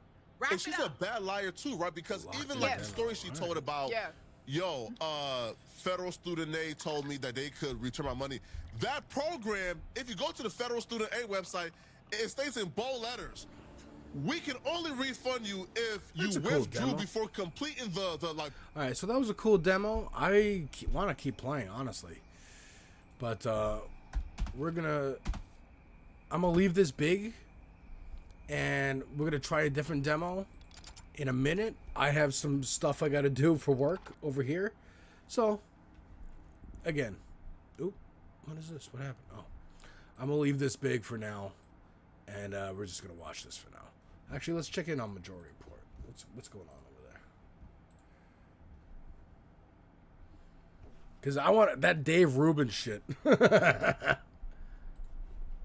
In the Western Hemisphere, that is completely nonprofit. You can't even get stocks in it. It's just owned by the community. Blue Bombers. We got to get Bombers. on that. Can we at least cover this story though in a fun way? I appreciate what you were trying to do there, but like it actually is making the news. This Trump interference in the NBA Finals. Yeah, I mean, people are pissed because, I mean, to the credit of the Knicks, because New York City is a big place, and it's not like the Madison Square Garden, holds 70,000 people, and because it's New York and there is such wealth inequality here, you have people who can spend $20,000 on a ticket or two tickets. It's astonishing. I think the cheapest for Game 3, first game at Madison Square Garden tonight, and first NBA Finals game at Madison Square Garden since 1999. Minimum ticket for the nosebleeds is $7,000 a pop. It's absolutely outrageous. Crazy. But the best part about these Knicks postseason runs have been the parties that are outside. Oh, you didn't see Dave Rubin on Jubilee? The regular fans that are coming out and showing up for the team, even though James Dolan is such a piece of garbage that he does absolutely nothing and seems to get off on the idea that these finals tickets are more expensive than anything. It's cheaper for a New York Knicks fan to fly to San Antonio. I saw this breakdown. Stay in a hotel for a night, buy a ticket there. Which And they it- sure did in Game 2. Yeah. It was Yeah. true in the Philly series, and it was true. Hey, in what the up, Cleveland Gupta? Welcome back. And Trump was asked about this. This is 23 on Air Force One because he's showing up to the game and causing additional issues. The tickets were already that expensive before this, but because Trump is showing up to the NBA Finals, to Game 3, this bandwagon fake fan that never cared about the NBA until he gets to show up at this historic event and ruin it for the many, many New Yorkers who have waited decades for their entire lives to experience And I this. actually was saying they're actually better when Ewing is out of the lineup because they play faster and more free. It's canceling all of the watch parties outside of MSG, and you have to show up 2 hours early to get into the stadium because of the security detail. There are quotes from Obama, and we're no Obama defenders here, but back in the day, him saying that he didn't go to these kinds of events despite being an NBA fan because of the hassle it would create. Dude, Trump came into the Fox News building at some point last year. The 3-block radius around that building of Midtown Manhattan was shut down by the cops. It was a mess. A mess. Sort of semi-free to watch it on television, but that's the way life goes. You have to solve it. Now, if the game wasn't if the team wasn't a big success, you could go very easily. So, you can do that too, but that's the way life is. Right, the only reason that's the way life is. I mean, honestly, I think this is remember when helpful. I was born, and my father only had several $100 million. And at that time, if the ticket prices were, he might not want to go. Yeah. If I wanted to say pick up an island in Albania, I wasn't able to do it back then. Yeah.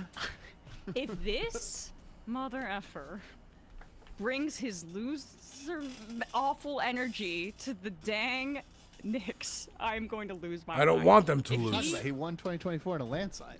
What loser energy. He also won 2020 if it wasn't rigged. I What, you worried mean, you worried he's going to upset the karma or He's the something? most I'm a winning little president bit- since FDR. I said a little bit of the L word there, which I wasn't supposed to say, even though I was trying to describe Donald Trump Are there. these So maybe rules- that's these are my internal rules. Are they But written down somewhere? no, or they're just kinda in just what you feel. They're in about my it? psychosis. It is going to be a real contrast with Zoran high up in the stands and the watch parties that they're throwing in Bryant Park and I think at Brooklyn Bowl and across the city.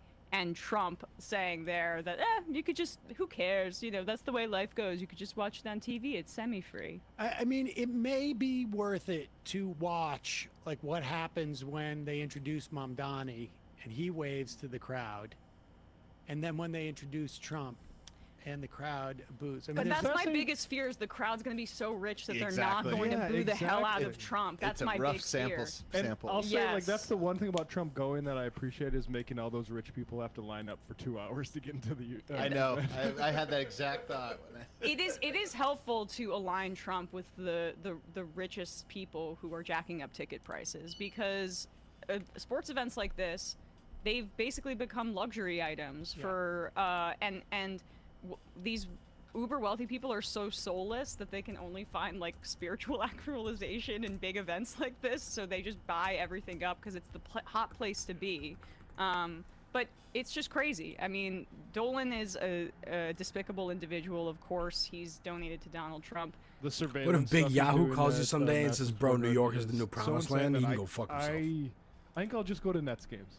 I mean, he uses facial recognition software. They harassed some trans woman at the at MSG. Yes. They also are using facial recognition software to find out if any of the people attending are related to anybody that are in litigation with MSG. It's astonishing. The that trans woman this should be issue- illegal. The thing about the trans woman, it seems like it is just like if a billionaire all of a sudden, for some reason, got obsessed with a person and decided to put like a goon squad on them to shadow their moves. It's like, oh, he can just do that because he's an insane person with a lot of money. Yep. By the way, God, Trump can't just let us have this one thing. if the story here is the owner of Madison Square Garden or the Knicks, I forget who, is using this like Israeli facial recognition software to be like, hey, There's a trans woman who keeps showing up and keeps sitting in stands that are visible on camera. And I don't want my team associated with that. Fuck her, ban her from Madison Square Garden. This woman, when investigated, it was just a fan. She just enjoys going to the Knicks. She literally has season tickets. And you're going to ban her because you don't like trans women. That's it. Thanks for saying the L word. California Resistance, Sam, they won't even put him on the screen at MSG like they did at the U.S. Open. Narratively, no Kings Madison Square Garden as Game 3 pregame. Hungover substitute teacher gives them a let them eat cake vibe. Minneapolis psychologist would love to call in and flesh out Emma's cognitive dissonance, resolving internal dialogue. Duke Newsom, does Emma believe in Downhausen uncursing of the Knicks? 13-0 since the uncursing. I don't. I'm. Oh no. That's the mindset. Oh no. Devoid reality. Has someone bothered to tell Trump this is not the 1939 rally, a Nazi rally at Madison Square Garden? That alone could get him not to go. Well, they already did that. Let's see. With Tony Hinchcliffe. Yeah, let's go check in on this. Mehdi Hasan, we played one clip, I think it was Friday, of his debate with Patrick Bet-David. How does this work? My son's assistant here. Will you be sitting beside me at the funeral? Mrs. Jamie, a gift from my son. Oh.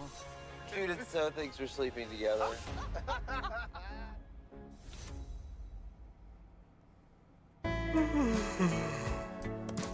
Fucking ads.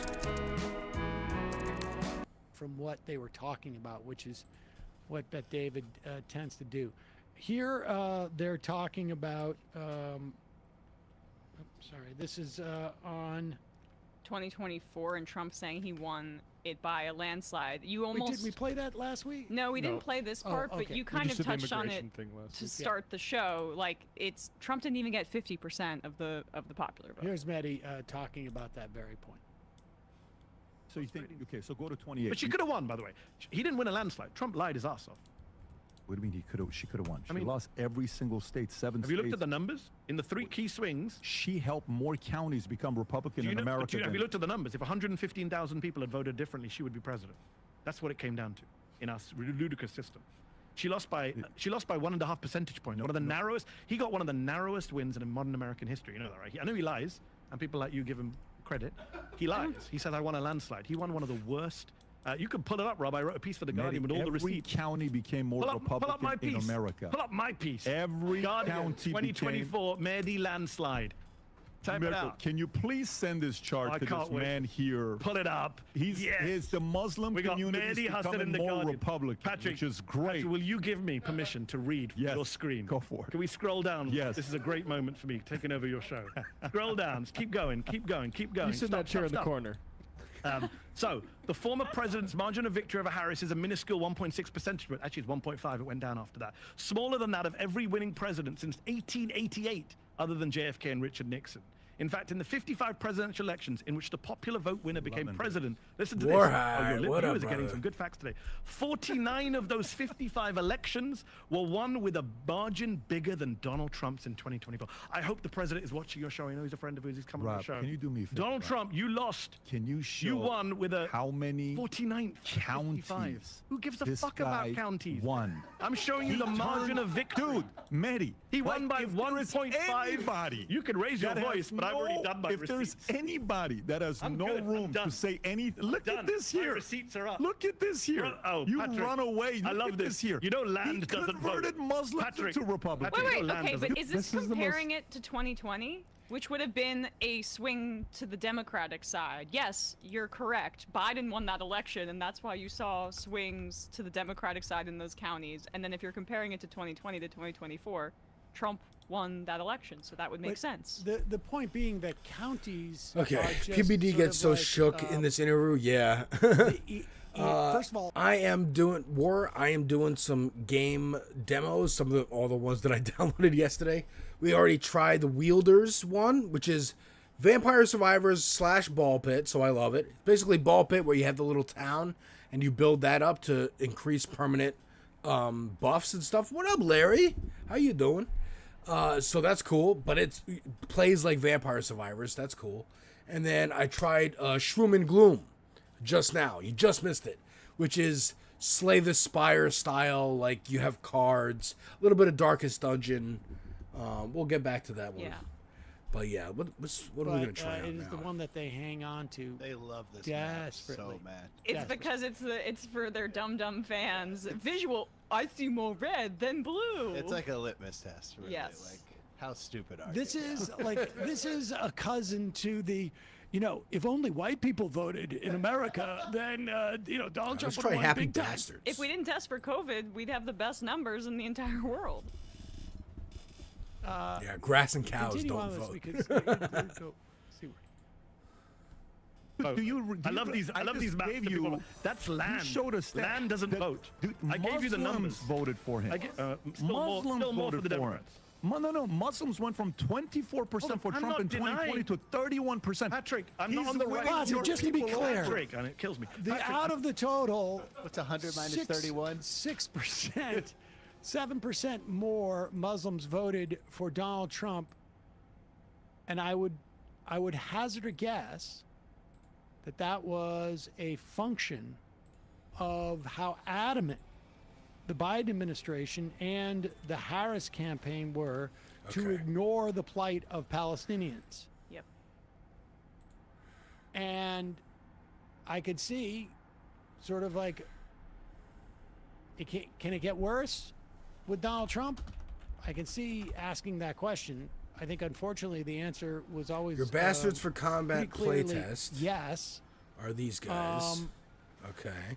But that one small shift is just Gary, weird. Bouncer, Pushy Well, he's Bastard. fixated on it because of Mehdi's Gladiator, identity. It feels Matt like, Clive, or he's Alchemist. just trying Of course, to that's hit exactly what it is. It's such a childish way to view the race, and I that, tried those About results Fishing were and what we Hack were screaming 95. about Oh, yeah? prior How was to the About election, Fishing? And it ended up being the case that there I'm were gonna a play lot that of too. Muslim voters in this You better country believe it. That were Do I need a obviously controller, though? outraged That's the only by question for that genocide, one. and they voted in they did a protest vote, or they voted for Trump because he said that he was going to start no new wars, and what has he done?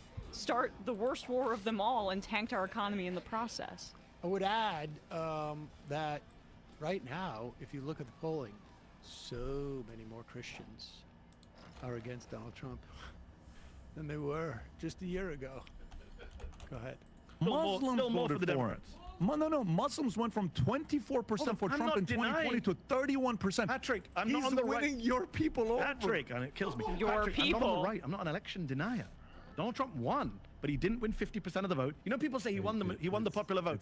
You know, he didn't win a majority of the votes. He's running three elections. I know that, but you know, he's run three you know- elections. You know who? You and know he's what? never Who's won the a last majority Republican of that the has?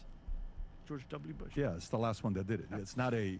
That's not like a. Oh my God, he didn't win the majority. You know. But he hasn't. But he brags and says he does. Yeah, but he's never won a wait, majority. hold on. Pause it for a He's second. polling George God W. his Bush ass. was He's the Hack last 95 is fun. We're president going to take some who was time a to learn the Republican. deck building. I don't About understand what Fishing is that. going Well, to be that's not interesting. proving the point. Does that About Fishing need a TBD controller? thinks That's all I it's need to proving. know. It's proving that the Republicans can't, for the most part, get a majority of the country to support their agenda. Why are you using that as a brag, bro?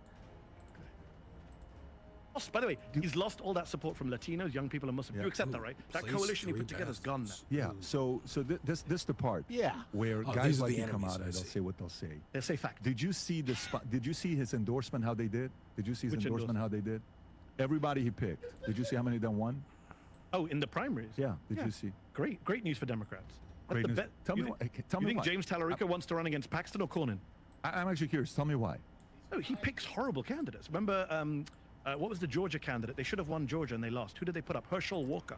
Remember that? Remember Boy, Herschel that I Walker? remember. Remember the dude Good in running back. Alabama? He had a hard time speaking. Remember the dude in Alabama who was accused of child molestation that he denied? I can't Roy remember his Moore. name. Alabama guy from his first term. He backed him. Talk he lost. about now. He picks. Talk about he picks now. bad candidates. Why would you back 117. Paxton? 117. Yeah, but why would you back Paxton? Let's just talk about the main. Tell me why you. So you like But establishment this is, candidates? Like I'm Warren. sorry, he's 40 not using the correct metric. He's talking about the primaries, and yeah, you're in the cult. That's the whole point. It's the special elections are the metric that should be used here, because that's actually, in most of these instances, Republican versus Democrat, and Democrats are overperforming a lot in special elections. I'll just remind people the original thing was that Trump didn't have a landslide, and now we're talking about him like outperforming previous Republicans. This is the way that he operates. Is like I'm on non-terra firma, and so it's time to just keep running around. I literally don't know what to do. That's been my experience. Am I still moving? And of course, he doesn't have his crew around him. Are they on vacation or something, or where have these guys been? I don't know, but I guess it's just Medi that we're talking. Whoever made the choice for it to be mono with Medi, I think made the right one. Not for PBD's purposes though, because you can see how disarmed PBD is by how eloquent Medi is, and the fact that he's wearing a suit and is speaking at him with confidence. That's how you win over business scammer guys like him. Puff out your chest as well. Let's go to the IMs for a second. Tom in Seattle, I just switched from Apple to paying you directly. Thank you. But don't see an easy way to still use the app with the membership. You got to log in with your membership credentials into the app. So you can use the app without logging in, but if you log in, then it opens up all the member features. And you should have gotten an email from a Kyle at fans.fm when you signed up. So check your spam folder. Otherwise, send us an email at members@majority.fm, and we will, within weeks, we will get back to you.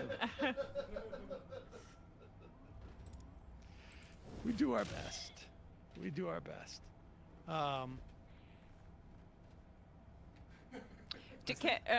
Never mind. You want to do this?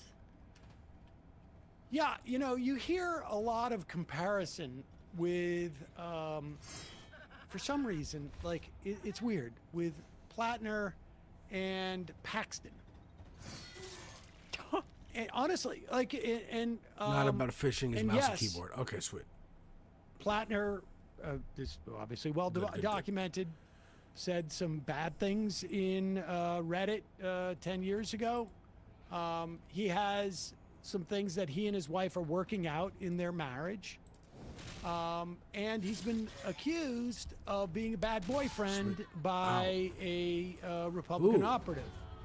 I almost heard. And again, that was also character. 10 years ago that she dated him, I guess. And so, but then Paxton had 8 of his top advisors come out and whistleblow on him for being so corrupt as a public official. Again, Plattner was not a public official or even a public figure at that time. You have Paxton obviously has some type of like biblical problems with his marriage. It's going to become, I think, a little bit bigger deal going forward. Paxton is, largely considered just a horrible figure in Texas. Even a literal crook. Even Republicans, even the Republican-led state house impeached him. He got off by the skin of his teeth with the Senate. Yeah, this Ken Paxton shit. He's just a criminal. They're just outright like, we don't care about crime anymore. We're running sexual abusers. We're running like murderers and whatever. They are the party of crime. Like even the most unbiased person who could do that. I mean, it would have to be someone like Trump, or maybe the guy Jesus Christ, or put him back on the maybe cross. the guy who tried to defend Paxton during the impeachment. Here he is with James Tallarico. Politicians, and I think what people are hungry for is a campaign that's going to bring us together. And that is exactly why I am supporting you. As you know, I've defended Ken Paxton for years in the impeachment trial and in state criminal cases. But in my view, respectfully, I think Ken has lost sight of his core mission, which is to represent the people of Texas.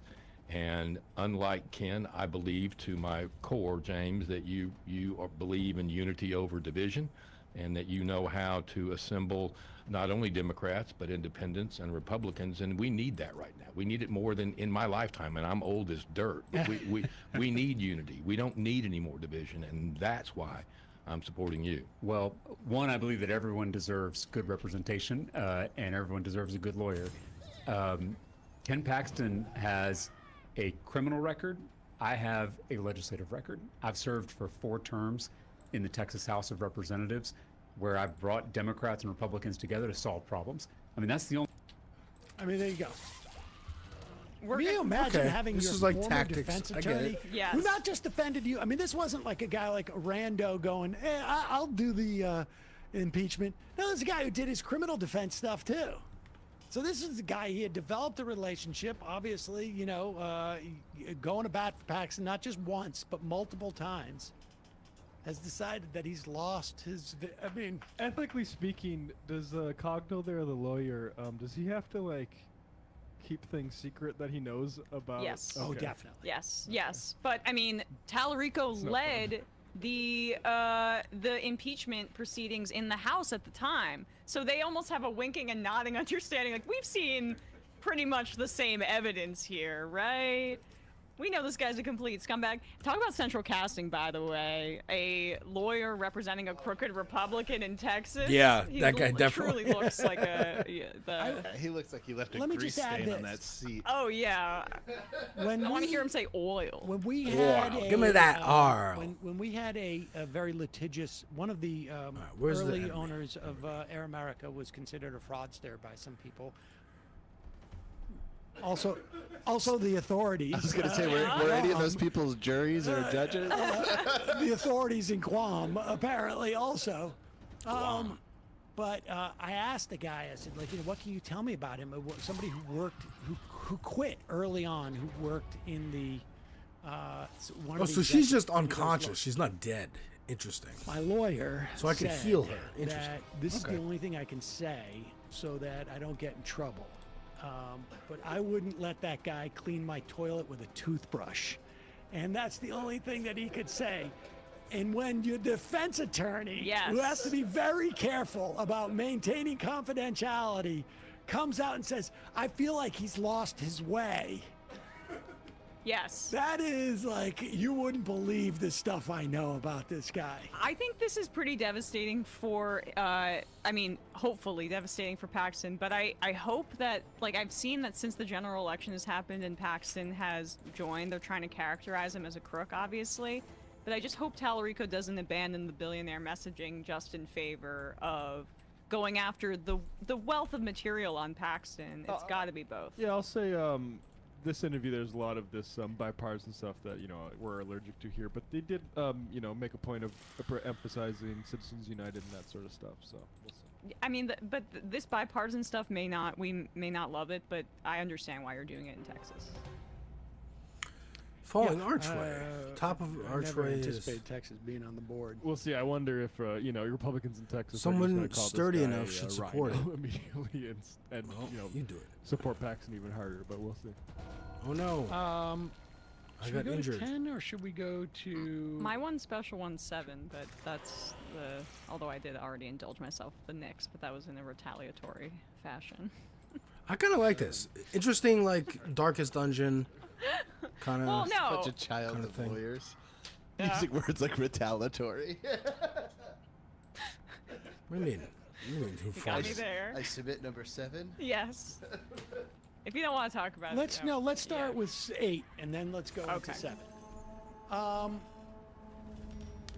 I remember back in the first Trump administration, there was a day that Donald Trump became president. And I knew it was the day because it wasn't the day that he was inaugurated. I think it was when he struck Syria, or I can't remember He exactly. dropped the mother of all Oh, he dropped bombs. and wasn't it Van Jones said on that day? Yes, it was. This is the day that Donald Trump became president.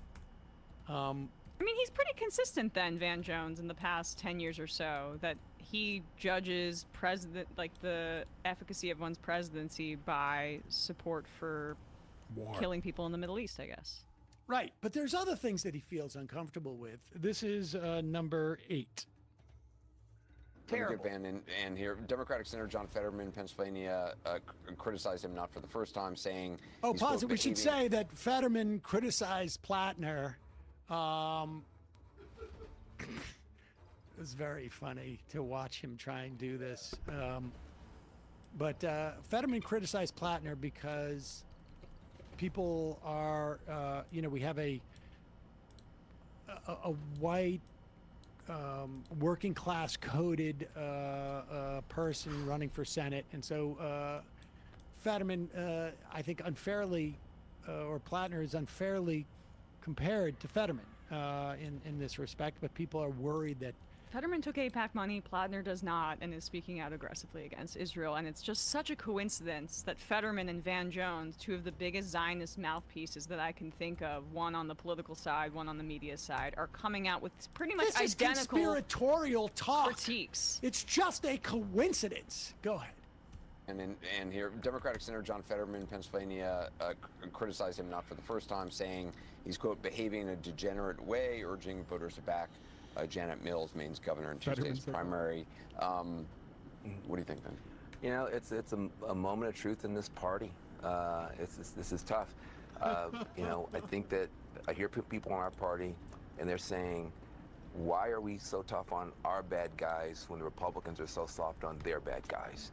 And so, you know, that's the kind of stuff when you're a parent, you struggle with that, because it's like, look, we're running this house. We're not running the house across the street. We're not running the neighbor's house. We're running. Who this you house. running, motherfucker? So, you ain't running shit. What bothers me Get the fuck out my fucking Modi's party, side bitch. is not just the things that they're being reported about him, but that his stories just don't hold up. He said that he got this stuff under control years ago, and some of this stuff is not years ago, and people are concerned that there's more to come. Just like we were talking about with Cheyenne Bryant, sometimes you're a Zionist, you don't want to be seen. Oh, you're just a white Jew talking about how great Israel is and how fucked up all the brown people are. You get Van Jones on there to shuck and jive for you. I used to be one Fucking way, cunt. now I'm not. Well, you better be telling the truth about that, and it seems like he's not. And so now this party's got to look in the mirror. Do you? This is want to DJ sign off Academics. On the, on the Van Donald Jones Trump Academics. behavior. You got some other people who have very bad behavior in the other party. Is that now? Matter of fact, I like that. Pause it for a or is it second. not? Pause it for a second. Donald Trump has been found liable in a civil suit for rape. Not criminally liable, but found liable in a civil suit for rape. Donald Trump, I mean, aside from everything else that Donald Trump has done politically, like, where is the equivalency here? Like, where is Van Jones's standard that he is judging? Bill Clinton, I guess, right? It's got to be Bill Clinton. I mean, it is. You know, one of Epstein's best friends who also led a massive smear campaign against an intern who he used his position to leverage into a sexual favor. But I'm sure he's talking about how the party needs to clean up its house as it relates to the Clintons, Judea and Samaria. I guess, I mean, the point is you just don't give any, what someone says is indicative of where they are on their redemption arc. I mean, it's sort of shocking. Van Jones said this just months ago. This was, last fall. If you are a young person, you open up your phone and all you see is dead Gaza baby, dead Gaza baby, dead Gaza baby, Diddy, dead Gaza baby, dead Gaza baby. Like, that's basically your whole feed. Look at him making jokes. He's laughing. It's so funny. What's his redemption arc? I mean, we honestly. All the Fetterman's Republicans a pointing great at Fetterman example, as the actually, only Democrat with any because, sense. think Yeah. about this. Could the New York Times That too. have come You want a done Democrat to similar say deep the dive Republican into talking Fetterman's points. You get behavior? your Fetterman. For You example, get your Dave driving Rubin. recklessly with his wife in the car Chasing a after black Just guy with a coons of shotgun. different flavors have and there been persuasions. pieces about how his behavior is so unsettling? It's not a flex that the guy Or got brain damage, is so there he a- adopts. Yeah. when is there an aggressive campaign It's kind of revealing, isn't it? by Zionist centrists All right, what are we doing to here? What are we try doing to force Plattner out of the race before Welcome back, the war. votes are final? Ask yourself that question. Ask yourself this question: if there would be so much made of his personal behavior, if he did not have these strong stances on billionaires and anti-imperialism. And I just the 7 one is good to pair with it, just because Can I like this is rotate? not landing on the ground right now. Yes, really you can. quickly here, this is a reporter asking this very leading question about his tattoo, and this is what the normie response is, much more so than what you're seeing on overrepresented on cable news. This is the wine mom radicalization I think that we're talking about. Hell here. yeah. Here's We want this the voter fucking in radical Maine asked wine about his moms. tattoo, and what she says at the end is the point. Totem Pope tattoo, the Nazi tattoo. How do you kind of? Somebody said that they talked to somebody who had seen one of those or wore one of those, and it was silver, and it didn't even occur to him that it was the same thing. I think people are making as much of it as they can because they don't have a lot of substance around anything else. And if they did, we'd hear about it. But Whether you're a professional welder or simply take pride in consistent and precision welds, Harbor Freight offers high-quality welders, tools, PPE, and accessories to meet your every need. Harbor Freight, your welding destination. yeah, because I don't support genocide, and he doesn't either. And that would show that he was being inconsistent. And he's been very consistent about that, straight across the board. That's about his ideology. That's about what he's promising. That's what Maine voters care about. The inconsistency would be the problem. And that's what's the difference is between when you hear like, oh, well, would you be saying this about Pete Hegseth? Yeah, this is consistent with Hegseth's ideology. His Crusaders tattoo is consistent with the reports of him yelling, kill all Muslims, and his right-wing ideology that he's implemented as the Secretary of Defense.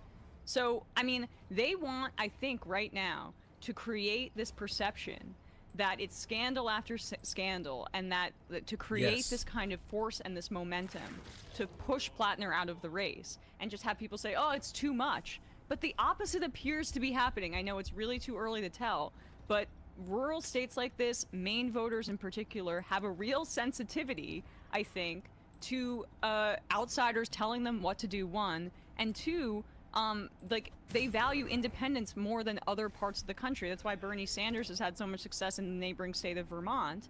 They value independence over partisanship. So all of these attacks from what like people are understanding to be the establishment, I think could really backfire on them. And a reminder that it's not just, I think ideologically, it's Zionists that are terrified of Plattner, but the entire infrastructure of the Democratic consultant class is also in opposition to a campaign like this because of how he runs. Because if this is the standard, then the parasitic middlemen who are the Democratic consultant class that take these Then big they're out of commissions on fucking media jobs, buys boy. and digital ads that have had very little success, specifically in unseating Susan Collins, but even in broadly across the country, they would be rendered moot. And that's what we need to do, because they are parasitic and taking away all of the energy from the Democratic grassroots. But they are terrified about that. So you have consultants going on television, slamming Plattner over and over again. They're trying it with Abdul al-Sayed, but he's such a Boy Scout that you can't find anything. But this manner Well, of he's campaign... unconventional. Yeah, I mean, and whoa, did he actually do his residency? Like, the manner of campaigning is threatening to the Democratic Party infrastructure, and then overall, of course, the politics of Plattner is threatening to the Zionists that are running a coordinated smear campaign against him. Make no mistake about it. The Nazi tattoo is the strangest thing to me. I mean, like I can like, and I know that you know, I think some of it like on Twitter is bots, but I know that we've had members who have quit the show because they've been upset about our support for Plattner. I can't move. But put up this thing from this guy that we pulled today. Sorry, Matt. I thought we would just sort of have agreed. This guy name is Rob Gardner. I don't know exactly who he is, but he writes, I have to make a post about Graham Plattner. We can look it up about the films that he made. But he writes, I have made 3 films about the Holocaust. I looked at more than 5,000 still photographs of the Holocaust in German National Archive in Koblitz. Spent 2 weeks in the photo archive at Yad Vashem in Israel, looking at thousands of photographs. Did a 90-minute PBS special about the French resistance against the Nazis. And I have an entire book about German military uniforms. And I did not recognize his tattoo as an SS Totenkopf insignia when I first saw it. The That's actual what I'm totem saying. pole It looks like a insignias skull are and small crossbone. and silver. When I saw the large black version on Plattner's chest, I did not recognize it. I wish I had $1 for every tattoo I ever saw. That was a bad choice. I'd have like $27 right now. And look, like enough to donate to Graham. I think, like, you know, when people say, like, I don't think he knew about it when he knew about it, that he may have known about it later. I mean, I think it's very hard to believe that he knew about it when he took his shirt off at his Jewish sister-in-law's wedding. I find that hard to believe. The only one claiming that is that same Republican source we've now found out due to the Times naming her and in their reporting. And it's also conceivable to me that he did know earlier than we've been told, and had gone through it. People are like, how could you go years with that? Well, one, it doesn't register as a totem cough. If people don't recognize it until it's like said, then I think that, you know, I can tell you, I've never gotten a tattoo. I don't think I ever would, just because, like, the idea of inflicting actual pain on myself for no material gain it's just Some coolness. Exactly. That's not, like I say, not material gain. If I felt a way of monetizing that coolness, then I'd do it, but I don't think I could.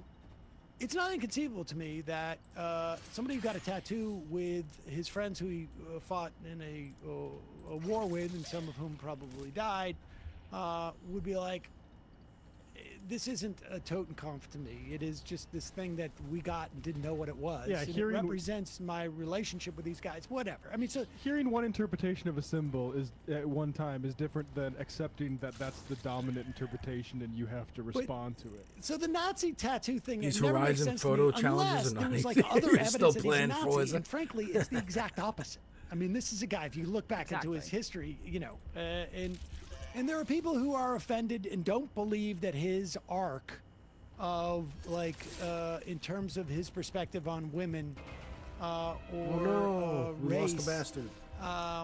is real. And all I can say is that, like, we have a listener who was the woman who spoke up at one of his early rallies, and for the first time in public said that she had been a victim of sexual assault, and then met with Plattner, and ultimately, like, came to be one of his biggest proponents because thought there was a that the redemption was real. There is an activist in Maine, goes by on Substack. What is it? Black Girl in Maine. Black Girl in Maine, who has written extensively about Plattner and saying that, you know, like, this is a guy who I've been in rooms with who the way he speaks is far more, in the organizing he has done, The Japan far section, more that's dramatic cool, than dude. people who have spoken in a better voice. I mean, so Yeah. that's like, so just, you know, I don't feel like we have to justify this, but the idea is that people should understand that's what the basis of this is. Yes. And then on top of which, if you're mad that there isn't a better candidate out there, understand why that's the case. That is because of Janet Mills and of Chuck Schumer scaring everybody out of the race. And the fact of the matter is, tomorrow, Maine voters are going to the polls. And then you Tomorrow. have a decision. And that decision is, again, do you want to empower Donald Trump and the Republicans or not? Yep. Yeah, and I think it's a good argument for people to hear. I still maintain, though, that I think Plattner is a good candidate and is withstanding this smear campaign, and with the strength of his candidacy and his voice for working people, for anti-imperialism. I still agree with all this, and I also want to point out, like, my talk with Pep, my showing of that FD video on this space, I don't agree with Vaush.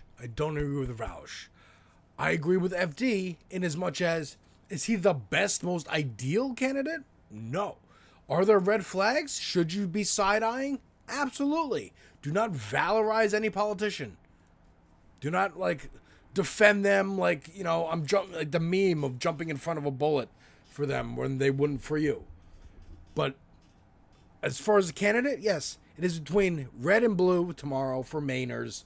Go blue. Voice reason. Yeah. But I will say, actually, not only do I think Plattner is a good candidate, and you know, time will tell. We got 5 months. Very weird time for this stuff to drop. If I was running against him in a general election, I would wait. I would have waited. But they didn't, because I think they really did not want to face him in that general election. But here's the other thing. I think this is a guy who has visited every part of Maine already in the primary. He is going to visit every part of Maine probably 3 times over. Aside from having dramatically more energy than Susan Collins and certainly Janet Mills. From everything that I'm reading about from people in Maine, he is organizing. Exactly. He is not just running a campaign. He is creating a system which is going to help him from a legislative perspective, but it's going to do something else. Oh, no, There's another senator in Maine, and he is 81 years old, Angus King, and I don't know when he's up for re-election. But I imagine relatively soon. And this organizing that Plattner is doing, if he does beat Collins, which again, we'll see. She has defied the odds in the past. Do I have items? But Where's if he does my beat items? Collins, he is going to have arguably the strongest statewide organization in the state. And that's going to influence the politics and the ideology of the next senator. In the I'm way sorry, he's 82. Oh, whoa. Oh, sorry. And when's he up for re-election? Is it 80, 28 or 30, I forget. As you look that I up, have potions, this is what you're the spreading of it is what's terrifying them. They are I think the Where's fact my that potions? Morris Katz worked on the Mamdani campaign and is also working on the Plattner campaign freaks them out. There's a lot of hurt feelings in New York City, in the capital of media, because some of the infrastructure from Mamdani's campaign went to Plattner, and so they're taking out a lot of hurt feelings on Mamdani alum on to Plattner, I would say. But that's the threat. We have an IMer here, Hairspray Relations. They are really, really scared that a progressive might win in a purple state, because they can say Mamdani was just for commie New York, and of course they're electing it, even though the goalpost shifted, because originally Mamdani's anti-Zion. Ghost your ROI worries. Ooh, spend smarter. Snapchat. Yeah, originally they said Mamdani can't win in New York because it's the Jewish capital outside of Israel. He's gonna lose, but he won.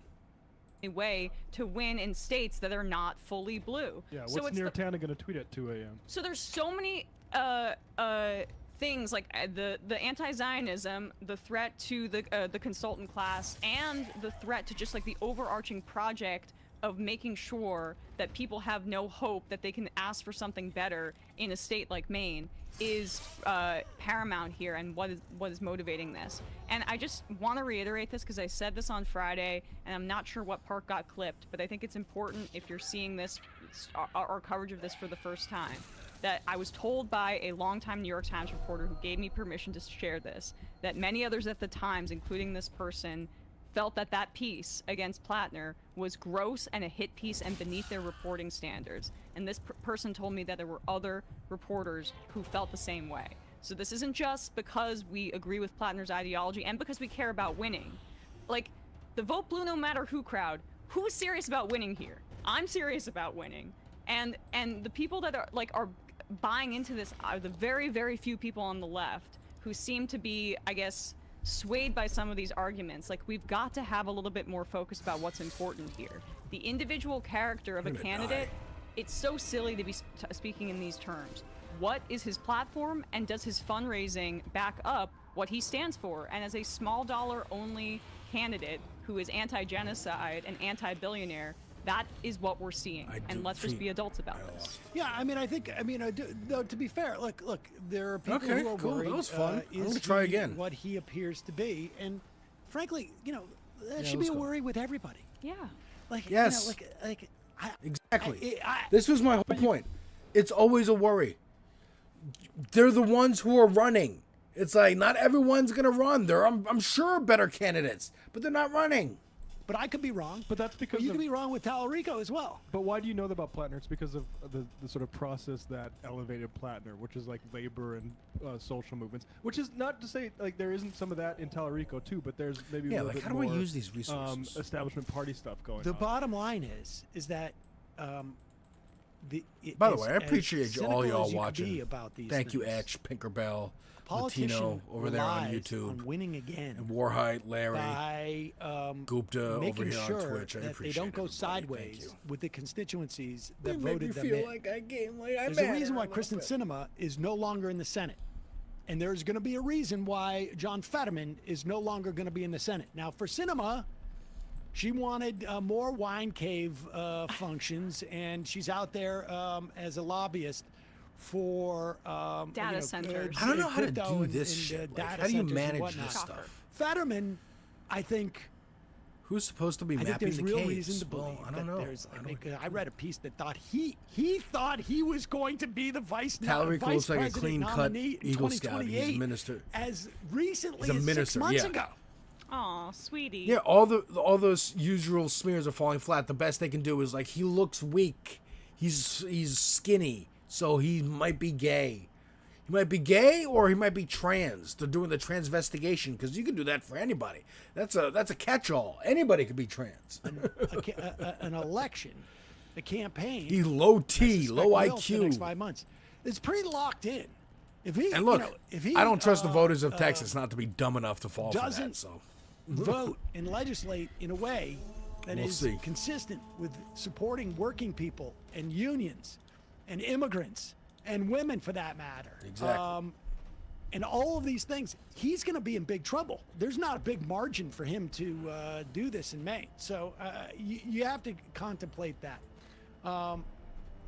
Kowalski from Nebraska. The thing I like about Plattner, win or lose, is he has built an infrastructure. One of the reasons Osborne is up in the polls in Nebraska is because the infrastructure that was built 2 years ago. I do not fully understand why Chuck Schumer despises infrastructure as a concept, whether political or physical infrastructure. He is just terrified of it. Well, not just Schumer.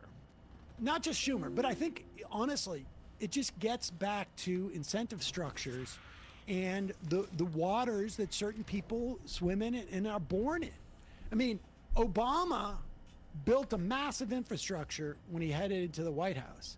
But his perspective, I don't know if it was his or Rahm Emanuel's or who, or, some combination, was we can't allow this thing to exist outside of us. Because if we do, it's going to hold us to the constituencies that we operated on and is going to fight us in certain instances. And so they destroyed it. And I think for people like Schumer, it's a combination of, I wouldn't want this thing coming back on me. Yeah. I mean, frankly, just as this is just a convenient analogy, even though there's also more than a coincidence here. The reason why Israel supported Hamas through the years, starting in the 80s, was so that you could not have a coalesced opposition, a coalesced Palestinian Resistance, yeah. Not just resistance, but also national movement. Yeah. The whole project for a new American century, when it talks about how the United States is going to be a hyperpower, is to make sure that there's low-level fighting that happens out there. If you are not aligned with the people in this infrastructure, you don't want that existing out there. Right. There's enough people groomed to reflexively see any Democrat as a dangerous threat that is an uphill battle for sure in Texas. Yeah, Tallarico. But my hope is a bunch of those people are so demoralized by Trump that they stay the fuck home. Word, for sure. Yeah, I hope so too. Or they think it's make it seem like cheat. it's impossible. Dude, there's a lot of Republicans who are like, well, it's all rigged. Trump said it was all rigged, so why would I bother go voting? Which, again, I hope, and who died from COVID and injecting bleach and taking ivermectin. So, that's... Let's the hope way they that fucked Trump. up their own fucking All right, a couple more of constituency. these. That'd be I've got great. to split in 5 minutes because I got I'm recording What is this? Show. Oh yeah. Yeah. Oh yeah. This is. Oh, we have the audio for this. Speaking of consistencies with tattoos. Yeah. This is nuts.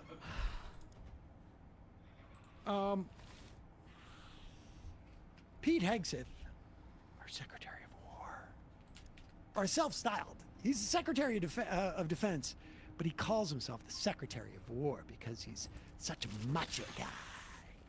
So macho.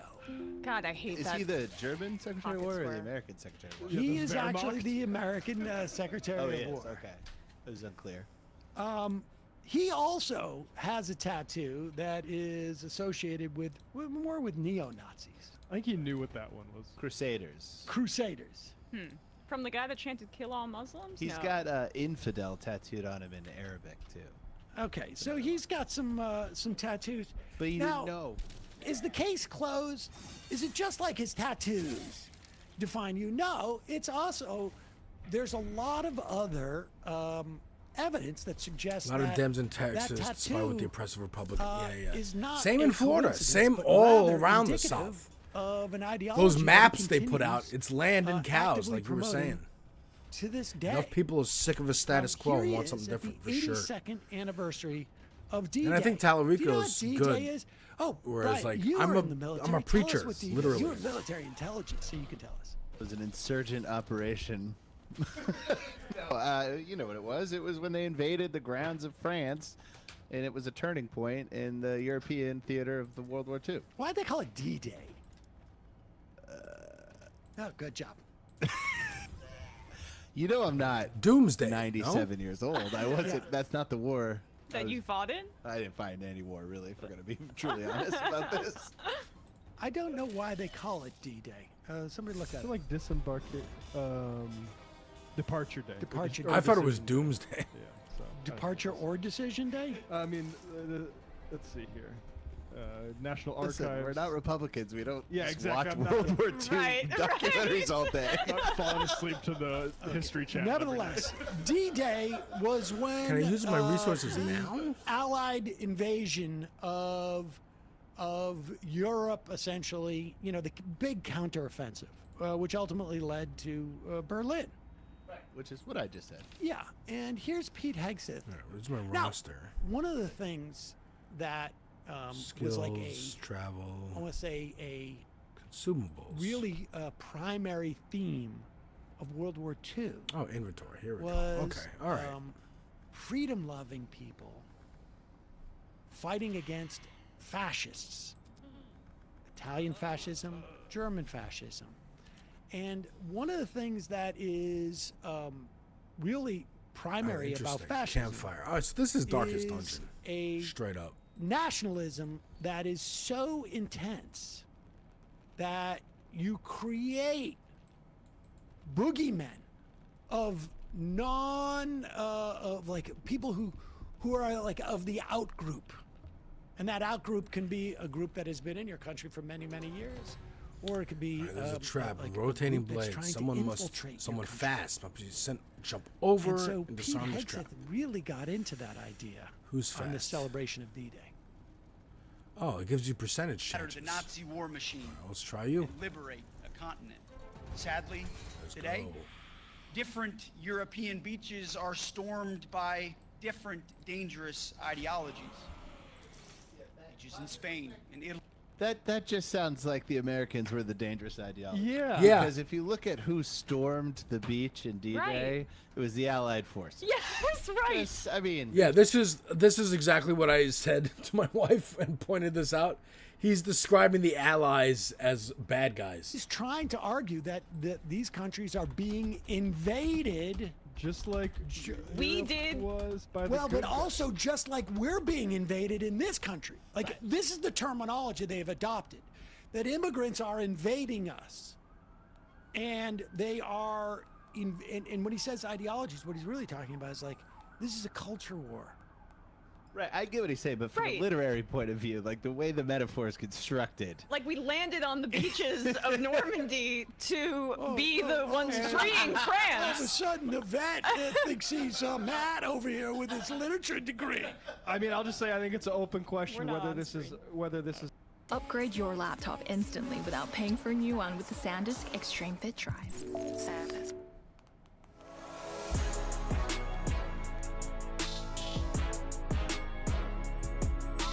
And go-to for Pete Hegseth speeches. It's definitely there, yeah. Today, different European beaches are stormed by different dangerous ideologies. Different? Beaches in Spain, in Italy, in Greece, and Bulgaria. Boats and men arrive. When will European capitals do something about that invasion? Or is it too late? That was a bad line read. This is like probably the Grok version, the Mecha Hitler Grok. I think it was the LMM he used too. I pray not, and I believe not. The men who fought and died here. That's so stilted. Let's get that again. Something about that invasion. Or is it too late? I pray not, and I believe not. What? The men who fought and died here restored freedom to Such Europe. a fucking idiot, this That guy. freedom must be maintained by this generation of leaders and warfighters. Or what they fought for was merely temporary. So I just want to give it a little bit of a punch up. He could have achieved the same, I don't know, crude and ahistorical metaphor if he said that the different cities are being occupied. And right? Not different beaches in Europe are being stormed because... I think we're getting caught up on the literary I thought it was a structure. phenomenal point, but go on. No, yes, it would be a better, metaphor. But I mean, honestly, what he's saying here is he could literally be giving this exact same speech to the fascists if they had won. Like, once again, you are faced with the dirty scum of the earth who are trying to change your pure nations. You must drive them out. Yeah. I mean, this is more apt if the Nazis had won. Yeah. But he's speaking to the people who wanted the Nazis to win in Europe. Yes. That's who he's talking to right now. That's all conservatism is in the entire world is this sort of white panic freak out. And we need to put it down. Like, looking at the elections in Europe or in England with, like, the reform movement, like, those are the same motherfuckers that walked you into Brexit. And it fucked your economy up, and now they're saying, well, actually, it's the immigrants. Like, how much longer are we as a people going to continue tolerating or treating as, like, worthy of, like, thought this sort of moronic immigrant panic that's Fuck the everywhere tolerant left. We're the intolerant left. Fuck Nazis, bro. Zionist, you're part of the same right wing. Yeah, no, but we have to give people a framework to understand that a better world can be possible, and that has been abdicated by the opposition in the UK, the opposition in the US for the most part, although I feel better, honestly, about where the American left is at than where the Labour Party, Brits for are. sure. Than the Labour Party, yeah. All right, I'm going to read 2 IMs and then get out of here because I'm late already. Try a line read on one of those IMs like Hegseth would do it. Okay, spitballing idea. D-Day is a general term for the exact day of an action or planned event. That's good. And you use numbers to indicate how close or far you are from it. D+3 would be 3 days after D-Day, and D8 would be 8 days before D-Day. We use the same terms in the power plant industry when planning service outage work. Well done. You know, I love to give you a compliment, but you shine in these, like, you got the Cory Booker cadence down. Now you've got this. It's like cadence is my thing. He's a voiceover artist. Right. I forgot about that, Hugo. But tell me to put a little more wink in it. Right, right, but I mean, it's just like the more ridiculous the voice gets, I feel like the worse your impression gets. But No, my impressions aren't good, but my cadence. Your is okay. cadence is good, yes. Yeah. Also, like, but as a voiceover artist, like Hugo, it's not the same thing. But like ads I used to do, there would be like a little bit of it. Tell me about your artistry, please. As a voiceover artist. I mean, that's what we call ourselves. The D in D-Day is a variable. He's a voiceover artist, and I'm an executive producer. Exactly. That's the reality of the Rather than world. planning the invasion for a specific date, it was planned with a variable date, D, and the dates before and after were referred to relatively. D1 for the day before, D+1 for the day after, says Kyle Leck. There you go. So D-Day is basically like 0 day. Matt, Brian, Emma, great job today. Folks, see you tomorrow. It might take all the strength I got to get to where I want, but I know somehow I'm gonna get there. Okay, that was cool. Let's get back to the Cheyenne Bryant shit. Program, or you go to like another school and need to transfer over your credits. Nothing It says added in up. bold letter, you do not qualify for this program if you have No. completed the course. So even them saying that she qualifies for the refund, like that right there proves that she was lying. So I'm like, why is there any? You feel me? And then two, any doctor who trademarks. Doctor, hey, listen, man, like, lowercase dr period is what she trademarked. Welcome to Strike Gently. We've got blankets, enamel pins, Wait, she patches, trademarked and the doctor? But there's something also to be said for the fact that when questioned about everything, one of her defenses was like, well, I decided to not get licensed because I couldn't do my job with a license, essentially. And I was like, bitch, she wanted to grift. licenses are just for insurance. She wanted to Like, scam. yes. She couldn't scam effectively, but practicing legitimately. That was when there's a essentially board, what she was saying. when there's like regulations. when there's regulations and people saying ethics and all those things, you can't do your job if I did it legitimately. So instead, I'm going to do it illegitimately. Let's say she even had the credentials. I would look at you sideways if the only way you want to do the job is if no one can tell you how you're doing it is shady.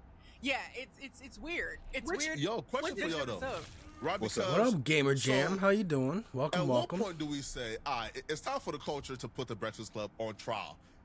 I said this, bro. Like, there's too many niggas that it came through. Talking to.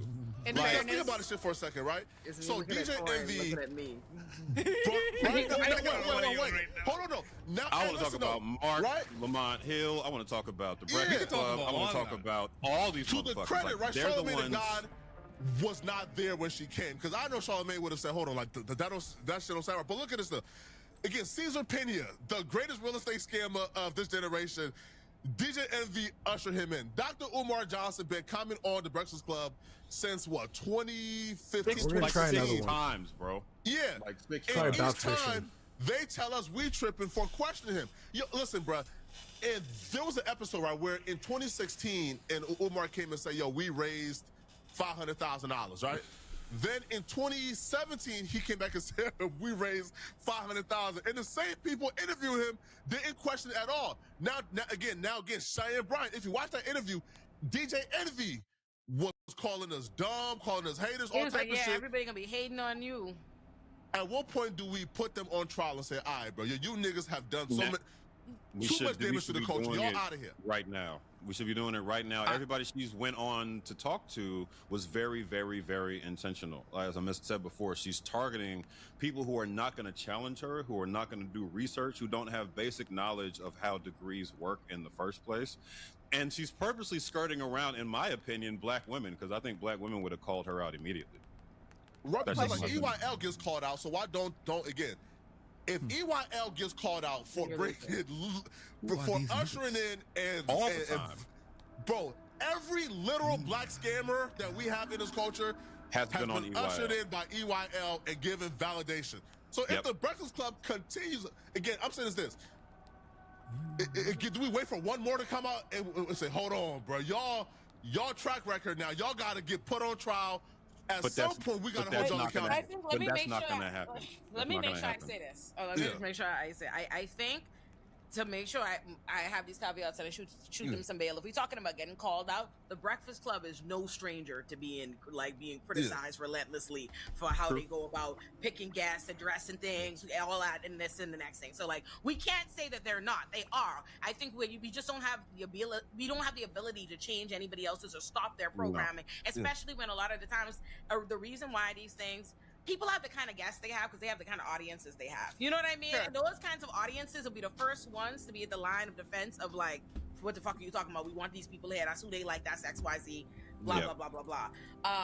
So that's the only thing that I'll say there. And then I'll also just make sure to make sure we're gonna have the discussion. Of course, we're Black people, so we care about what's happening with Black people. So we're gonna discuss it from that perspective of how we go about keeping these frauds and not platforming them. But I do want to make sure I note for the record that the white companies are platforming and amplifying these exact same grifters. That bitch works for MTV. Oh yeah.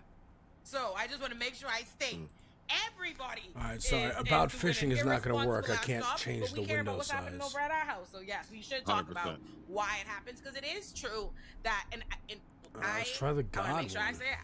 Mark Lamont Hill is my guy. I like Charlamagne. I obviously have a relationship with the Breakfast Club and stuff like that. So I like Mark give them, I like Mark, right? Yeah. So I'm just when I make sure I say I'm not trying to kick Marks back in or anybody in particular individually, but I will say it is very clear that when niggas is you know this person, you have a rapport with them, or that's your friend or whatever, friend of the show.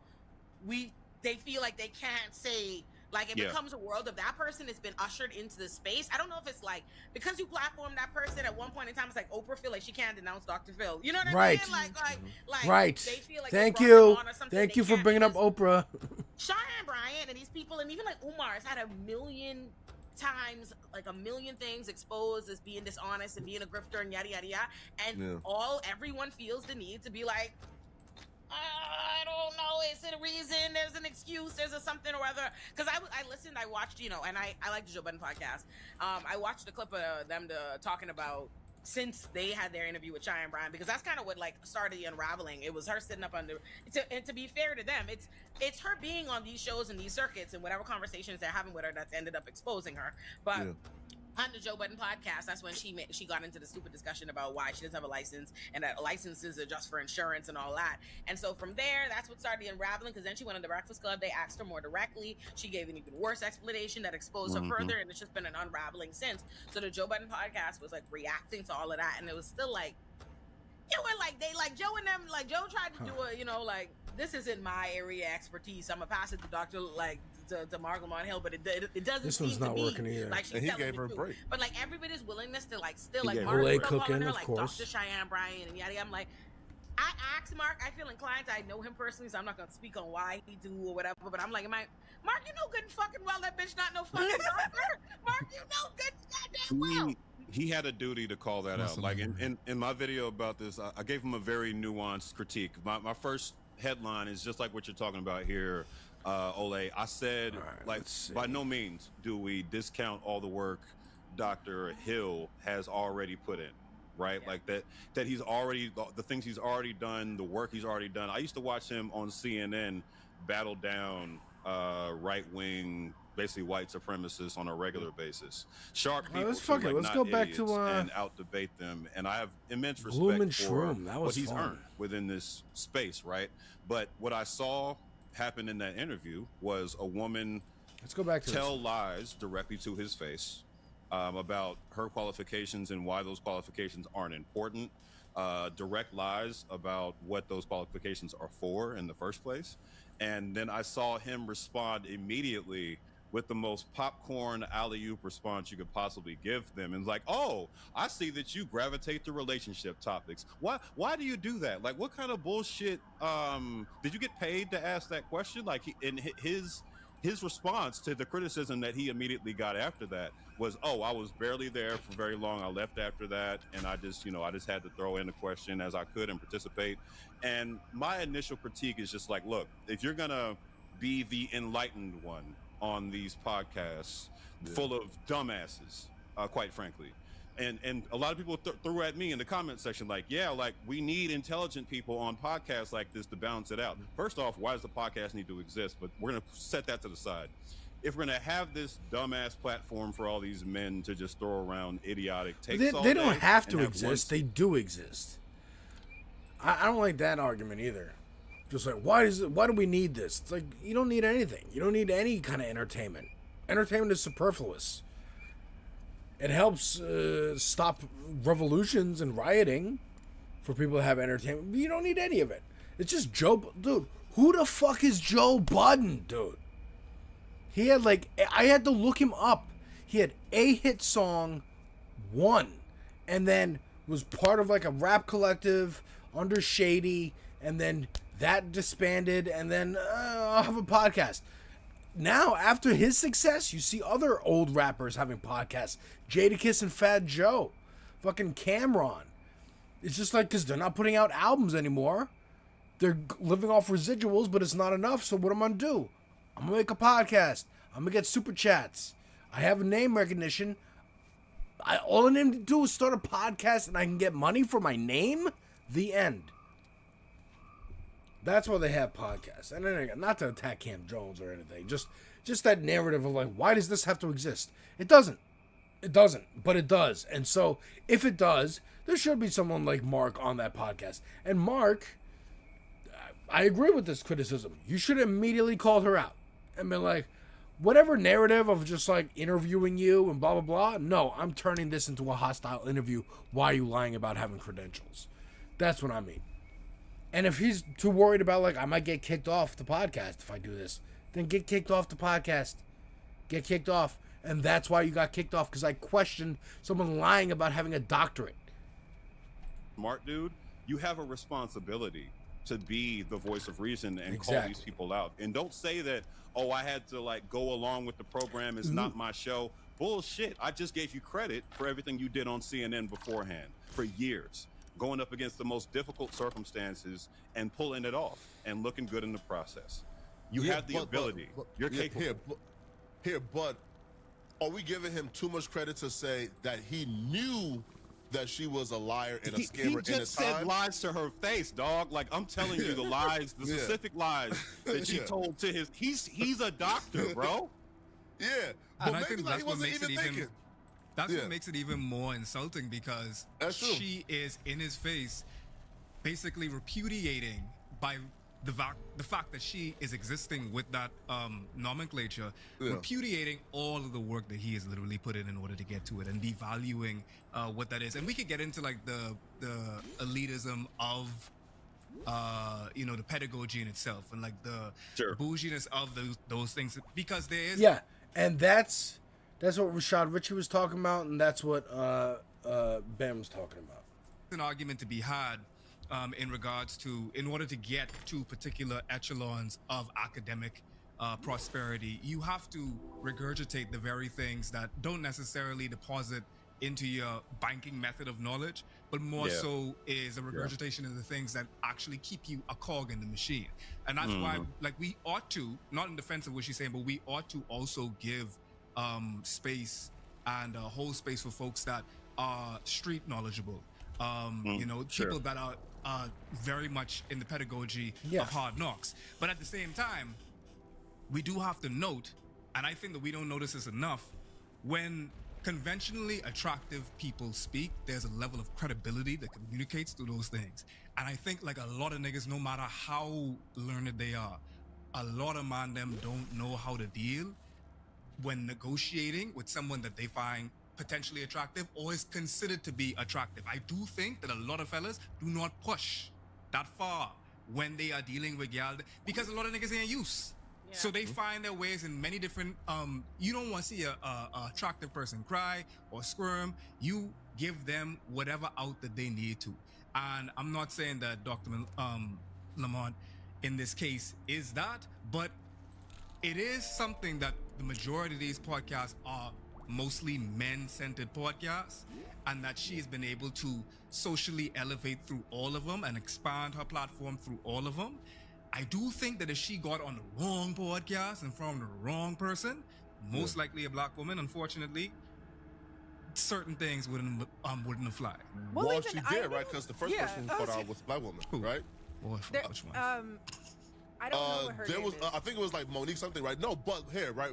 But also too, like, listen, my only problem with Mark Lamont Hill in this situation is he left the podcast where he had the opportunity to say whatever he had to say. He did an interview with the doctor who Dr. exposed her, Yeah. and then even in that interview, like saying things like, still pushing back. well, so if this person did this, then like that like would mean this, right? So he was asking questions he already knew, right? And I'm like, okay, like that was kind of weird, Because right? he's trying to position. He doesn't want. I think I don't know, to add nuance or context or shoot him some bail, however we want to see it.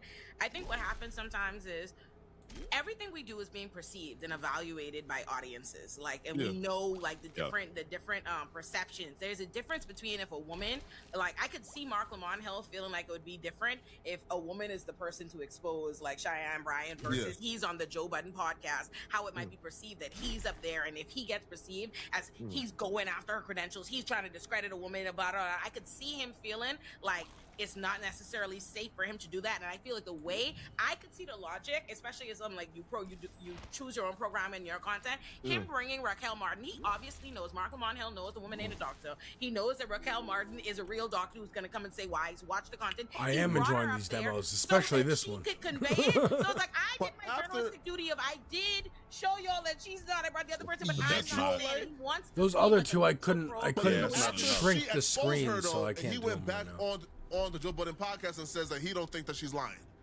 Right. So he doubled down. I don't. Yeah. So at that point, it's kind of like, what are we doing, right? Because again, you tried to put the nuance in there. I see you, but like, no, he let us down at every step of this process. To the actual doctor. And I mean, real too, even like the actual doctor said that like her intent was not to say that she was lying. So I guess right, nobody Why is is it trying to so call her hard actual liar. to just say she's Just lying? say the facts. Because you're dealing with the reality is everybody did it. Sometimes it don't matter the true merits. It matters the numbers on everybody's teams. And that goofy bitch has millions of followers or whatever on Instagram. Millions of goofy people who've already bought in. I see people there, a bunch of people, a bunch of women I've seen online be like, well, even if she isn't a doctor or whatever, why are we still tearing her down? She's done good work, and which is something I'm gonna address a as a doctor bullshit has a substance. meaning. Exactly. It has a meaning. It has a level of responsibility that it also again has like This is the same, literally the same argument of Rashad Ritchie. It was, well, he's done so much good stuff. Why are you trying to tear him down? It's like, don't call yourself a doctor. You can still do good shit. If the only way you were able to do good shit is by lying about being a doctor, then how much good could it have done? And again, I don't know. Like, Rashad Ritchie, I think, actually has more credibility there. Where he actually has done some, like, help get people elected, change laws, helped people. For real. But you have to lie to become a doctor. Okay. But, again, that idea that Foreign brought up of, like, well, there are a lot of gatekeepers and barriers to entry, especially if you're black. And so fudging some of that just to get your foot in the door to be able to help the people, I can kind of see that argument too. But don't be out here being like, women, you should be in the kitchen cooking and popping out babies. Trust me, I'm a doctor. Do I have a husband? Do I have kids? No, I'm making my living being a celebrity and going on podcasts. Just like Erica Kirk. Understanding of ethics boards, and you're talking about things like mental health and psychology and stuff like that, and you just having somebody who's like, I went, I just feel a certain way. Despite the logic, I also want to call out it's the numbers. They don't want to. They're losing. I see the minute Raquel Martin made her video, for as many people and sensible people that are like, yeah, of course, there are a bunch of them like, why are you hating on her? Why are you going anywhere? Like, I've seen her have to, like, she's fighting for her life. All these people. So I think there's a level of people sometimes don't want to take on a bigger hate train. I'm getting harassed. These people are not these people are not. I think it's important for us to like kind of zoom out a little bit and think about the type of people we're talking about. It was alluded to by Kenny just now that like these are not the kind of people that are suited to give us what we want as an audience. Like a lot of us want the call out. I do that for a living. I'm here to tell you. People hate me, dog. Like people are in the comment section every fucking day calling me all kind of hater and coon and all this for daring to call out black people who are very. I called out Stormy Wellington. I think I might be the reason she got sued. I called her out, right? And all of that happened, and people are still calling me all kind of coon for daring to tear down a black woman. So we're so fixated when I did on hear that Adam hate. for a million people like, why is she going after the black politicians? You trying to And bring a black man down? I'm like, those this people nigga we're talking let niggas about. die, mind you. Hill and Dr. Raquel Martin. Pop, yeah, dude. But for real, and that's a big issue. Like, why are you trying to tear down the black guy? Even FD's video, where he's like, why aren't you elevating Chris Rabb instead of Graham Plattner? Like, hey, Majority Report, why aren't you asking Chris Rabb on every fucking week? Why aren't you talking about him every week? Wow, what a great job he's doing. Highlight that. Highlight Charles Brooker in Kentucky. Why are you highlighting Graham fucking Plattner? It's reaction to the right wing. You're still falling into their... They set a narrative, and I have to react to that. Fuck that. Set your own narrative. Chris Rabb is the future of the Democratic Party. I get it. Even then, though, it's like, why does it have to be a black guy? It doesn't have to. It doesn't. But it helps. Like, again, why is Ilhan Omar not talked about as a black woman? She's talked about as a Muslim. She's a black woman. She's from fucking Africa. Actually, I don't know. Where is Ilhan Omar from? I forgot. Sudan?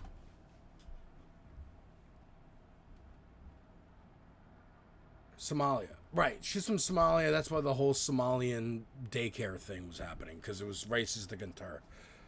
Right. She is from Africa. She's a black woman. But attacking black women, oh, you can't do that to Jasmine Crockett, but you can do it to Ilhan Omar? Fuck off. Fuck off. They're not me. And I'm saying, when I say that, I mean, they're not people who call people out. And I'm not even saying that's a good thing to be.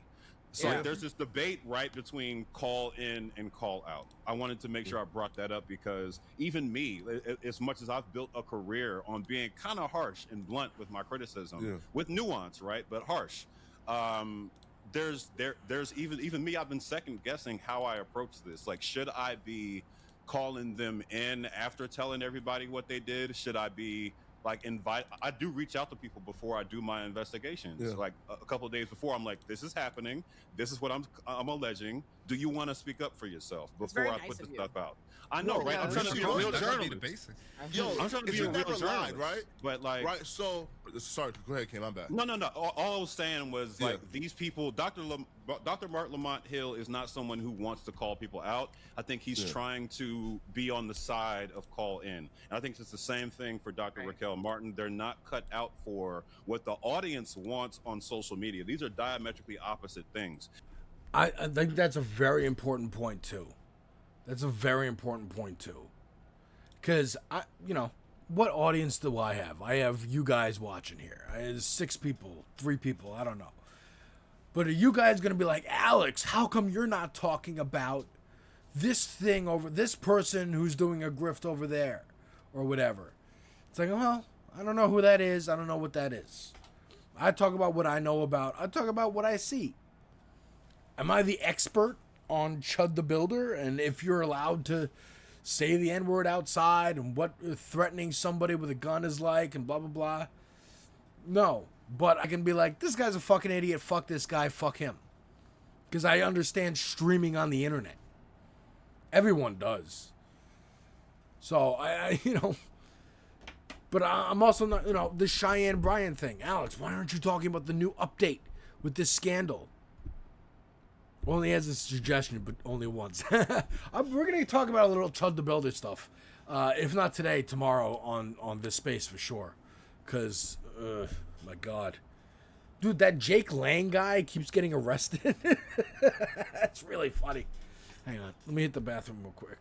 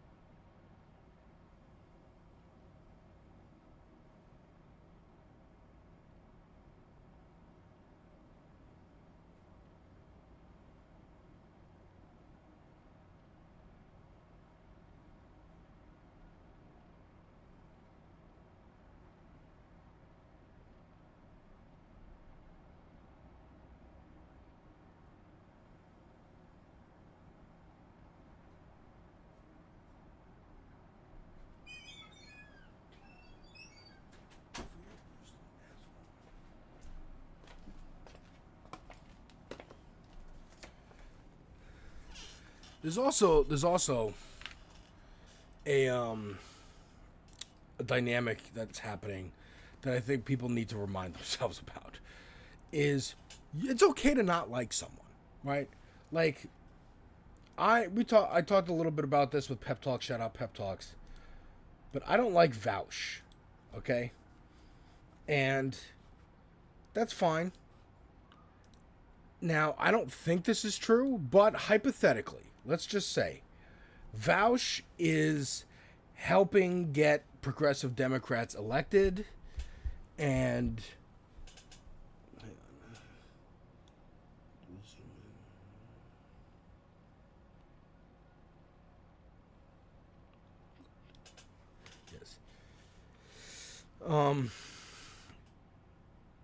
if hypothetically, if Vouch was getting progressive Democrats elected and raising money for good charities that help Palestine and whatnot, okay, that's fine. Good for you. Let 1,000 flowers bloom.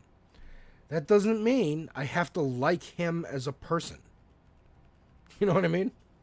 I don't have to like him as a human being. Or even as like a friend or whatever, a colleague, whatever it is. Zoom into the shiny.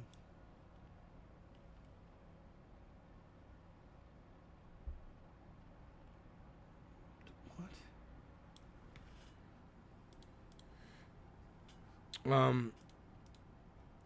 And that's okay. Like, it's okay to not want to platform someone or interact with them simply because you don't like them. Like, Vouch does not deserve a spot, an interview on MR or an interview with me. Let's say I had a big platform and my audience was going, dude, there's this guy Vouch and he's doing great work and he's getting all these people elected. Okay. And I watch his stuff and I'm like, I don't like the way he talks. I don't like I just don't like the way he carries himself. But he's doing good shit. All right, fine. Like, I'm fine. But I don't need to platform him. Same shit with this. Like, she could be insightful. She could have helped people. But I don't have to like you. You don't have to like everyone. Like Graham Plattner. You don't have to like him. He is a tool. Same with Mamdani. Same with anybody. They might do shit that pisses you off. They are politicians. They are tools. The end. Outside of politicians, It's how useful you are to the project. How useful, like, because this is what right-wingers do all the time. Oh, but I donated to a charity. You can't criticize me. I donated to charity. Oh, well, you're still an asshole. Like, fuck off. Billionaires been doing this shit for fucking time immemorial. Well, you can't criticize me. I donated to the church. You're the king. You're literally deciding who gets their heads chopped off. You're an asshole. People hate you. But I donated to the church. I'm right with God. Matter of fact, God says I deserve to be king. Go vag. And the only reason these two are even having a social media career is because their chosen profession doesn't pay enough. Like, let's talk about that. Why are they here in the first place? Why does Dr. Mark Lamont Hill, who is a professor at one point, why does he feel that he needs to even be in this shit?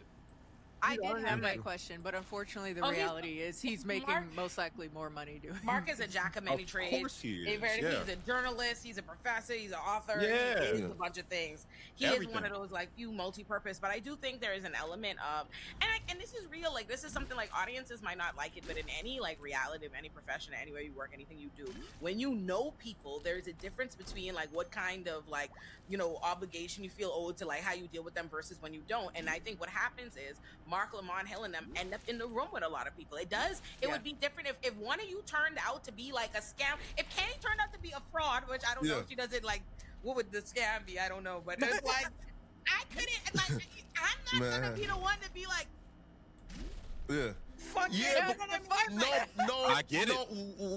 I get it. Like, not me. I make videos about niggas I work with every day, which he does. No, true, but you'll have a responsibility to be the first to do so, right? Right, because like like you've introduced her to your audience, right? She's really with your audience. That's what I'm saying. I'm like, but there's a way that you do it that's different than when you don't know a nigga at all and it's you feel behind closed doors. And that's why I said I feel like I felt like I can't defend. I'm not defending. Let me just be clear. Don't come in like a lot. Olay was defending. I was not. Don't come with that. It's not true. Like, but I think that's why like the initial I felt like he brought on Raquel Martin was his way of trying to do it without like creating like a personal issue with somebody you met, because there is something different when you make videos and a nigga hit your line directly. Like that's This is the 1,400 hours a year you waste on your phone. With Purdue Global, you can turn that time into a degree. These are flexible, high-value degrees that fit your goals and schedule. No. So look, right? So the question is this, right? So if she didn't lie about being a doctor, and she just called herself a doctor, would y'all still have a problem with it? Calling yourself if a doctor so, is what's the meaning of a lie, dog? That's a lie. You can't call yourself a doctor. Wait though. But again, right? So look, again, Dr. Sebi was not a doctor, but he. Who's Dr. Sebi? Who is this? Who we talk about?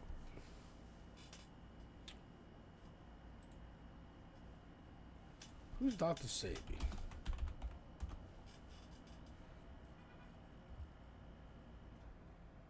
I've never heard of this guy. So what do we make of this non-doctor? I've never heard of this guy.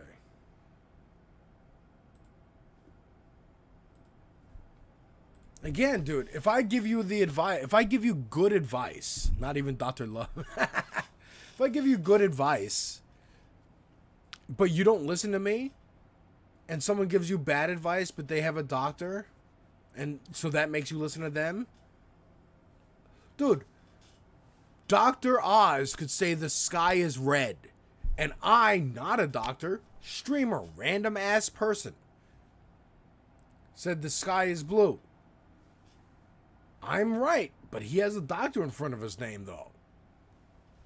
People are stupid and they deserve what happens to them if you fucking listen to ivermectin boys. You know what I mean? Like, come on. And yeah, I don't know who this is, and I'm not trying to give him a lot of shade, but I love Olay, and she always brings on somebody with a differing opinion, and I appreciate that. But he's like, she just called herself a doctor. She didn't lie about being a doctor. And I'm like, well, they're about to be like, this is the same thing. What are you talking about? And he shouldn't have been calling himself a call doctor. himself. He shouldn't have been calling himself a doctor. Right? Don't get me started. But the knowledge he had was worth that title, though, right? Right? No! But the No, I told you you exist on a different side of the internet. Man, y'all not taking doctors from Dr. Sabi, homie. I'm not along with that, bro. He's not a doctor. Wait, no. That nigga will get you killed. No, but the information he provided the community. He wasn't a doctor, dog. Time out. Flacco. Time out. Think you Flacco now? You be a mafia. Time out. He never lied about that, though. He never said he had a doctor. Time out. No. So okay. There's a lot of cross talking, and what he's trying to say is like, my man's in yellow here is trying to say. He never said he had a doctorate, but he called himself Dr. Sabi or whatever. I don't know what side of the internet. I've never heard of this guy before, but like, calling yourself saying you need to refer to me as Dr. Alex, Dr. Devil's Advocate, that would denote that I'm a doctor. Or, again, if you want to have, like, that's your channel name. My channel name is Dr. Devil's Advocate. You know, okay, are you a doctor? No, that's just my channel name. Immediately correct people if they ask. But even then, you're not asking, I'm not telling. I just put doctor in my name. In my screen name. But if it was like Dr. Frankenstein, Professor Yang. Yeah, Professor Andrew Yang? Is that who we're talking about?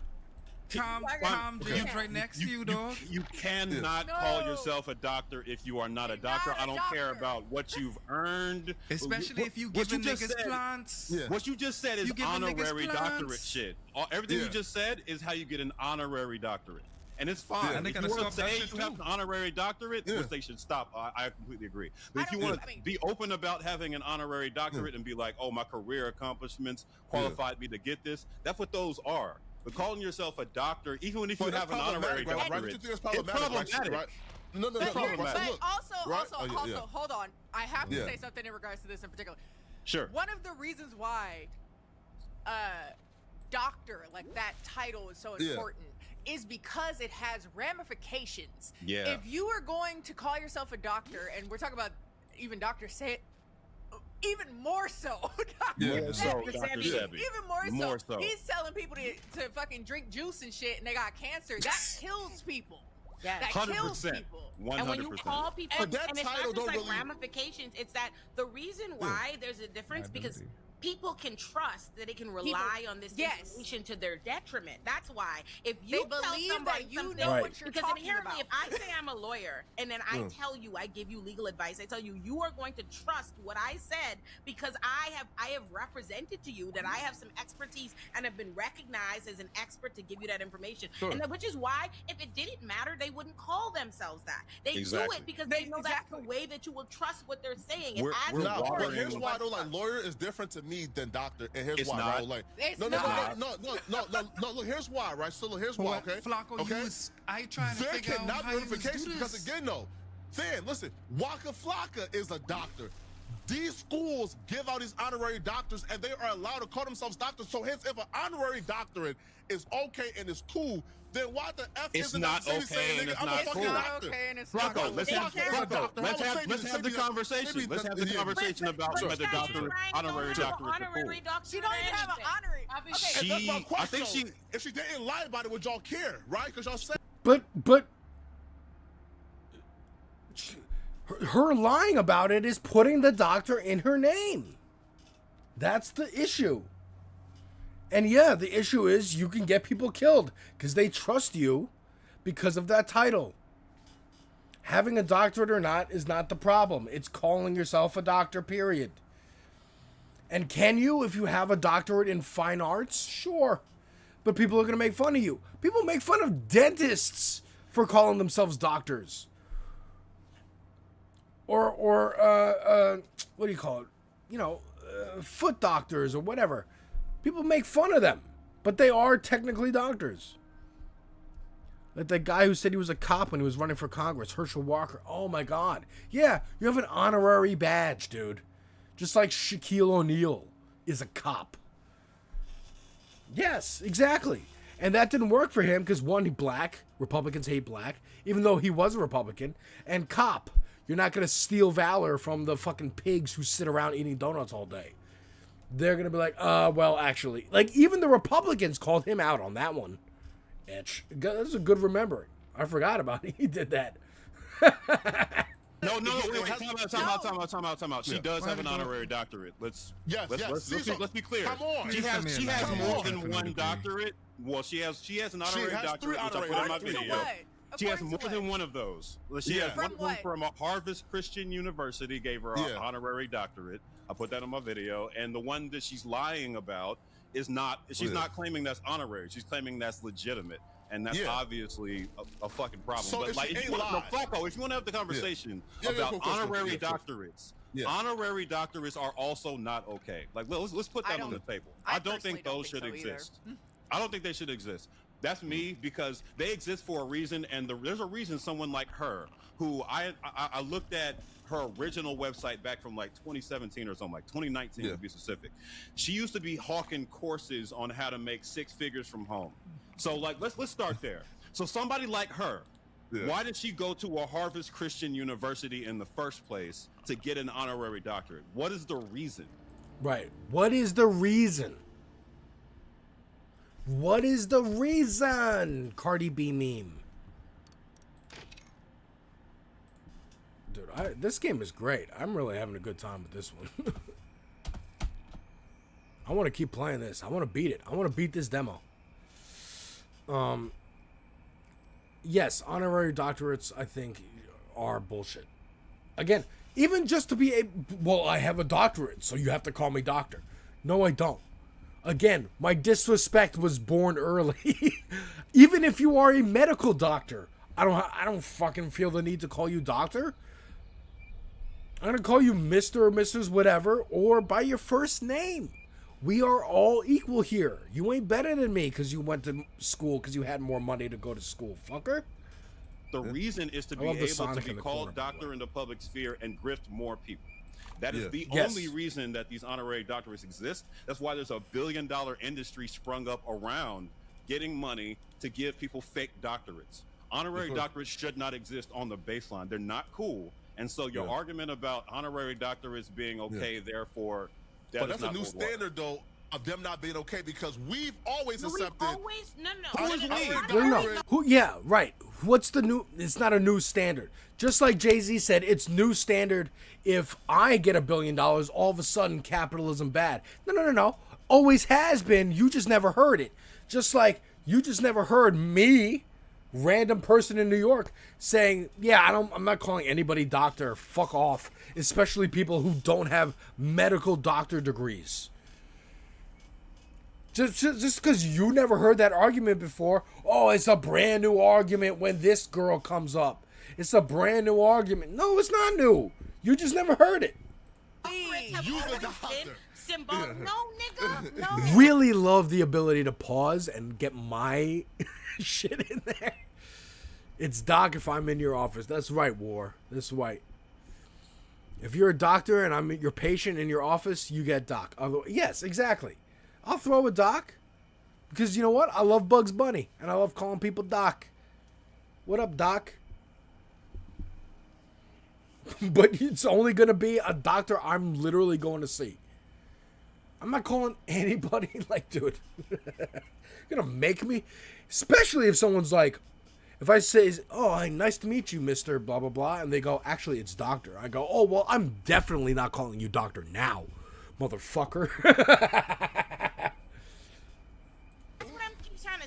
About the different sides of the universe. Cheyenne Ryan could never be on our side of the internet when niggas know. On your side, they think honorary doctorates mean something. That's why they don't mean nothing. But you're not a liar by calling yourself a doctor if you have an honorary doctorate. Yes, you are. Yes, you are. You can't do because so I can't say Dr. Jala if I have an honorary doctorate from No, you can't. Because that's not how it works. Especially in the context, we're also talking about in the context of treating people. Yeah. We're talking about psychology. We're talking about mental health. We're talking about things that affect people, and you're calling yourself a doctor, so people are trusting you as an expert. Exactly. Someone that knows what they're talking about, not someone who just has the title We of agree. doctor. No. We agree. She's But wrong. I think She's wrong a for good lying question. about having a doctorate. We agree in that regard. She's a charlatan. I agree with y'all. No, but I'm saying I outside need of you to her. understand. No. It's not that, dude. Dude, as someone who, I watched casually Joe Rogan years ago, I trusted Joe Rogan when it came to two subjects. I trusted his opinion pretty blindly.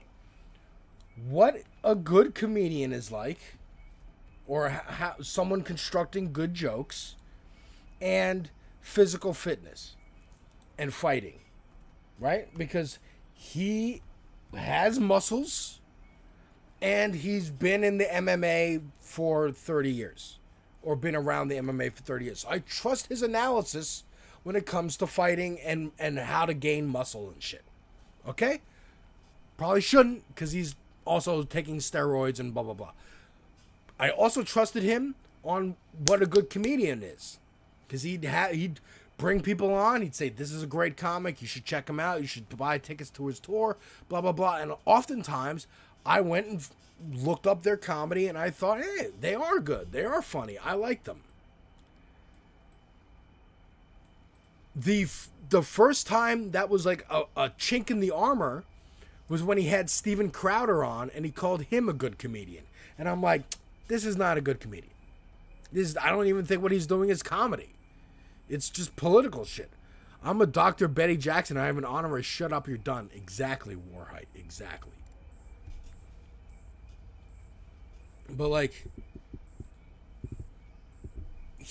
look, Rogan doesn't even call himself like a doctor or something, but he is a stand-up comedian, and he is in and around the MMA and trained.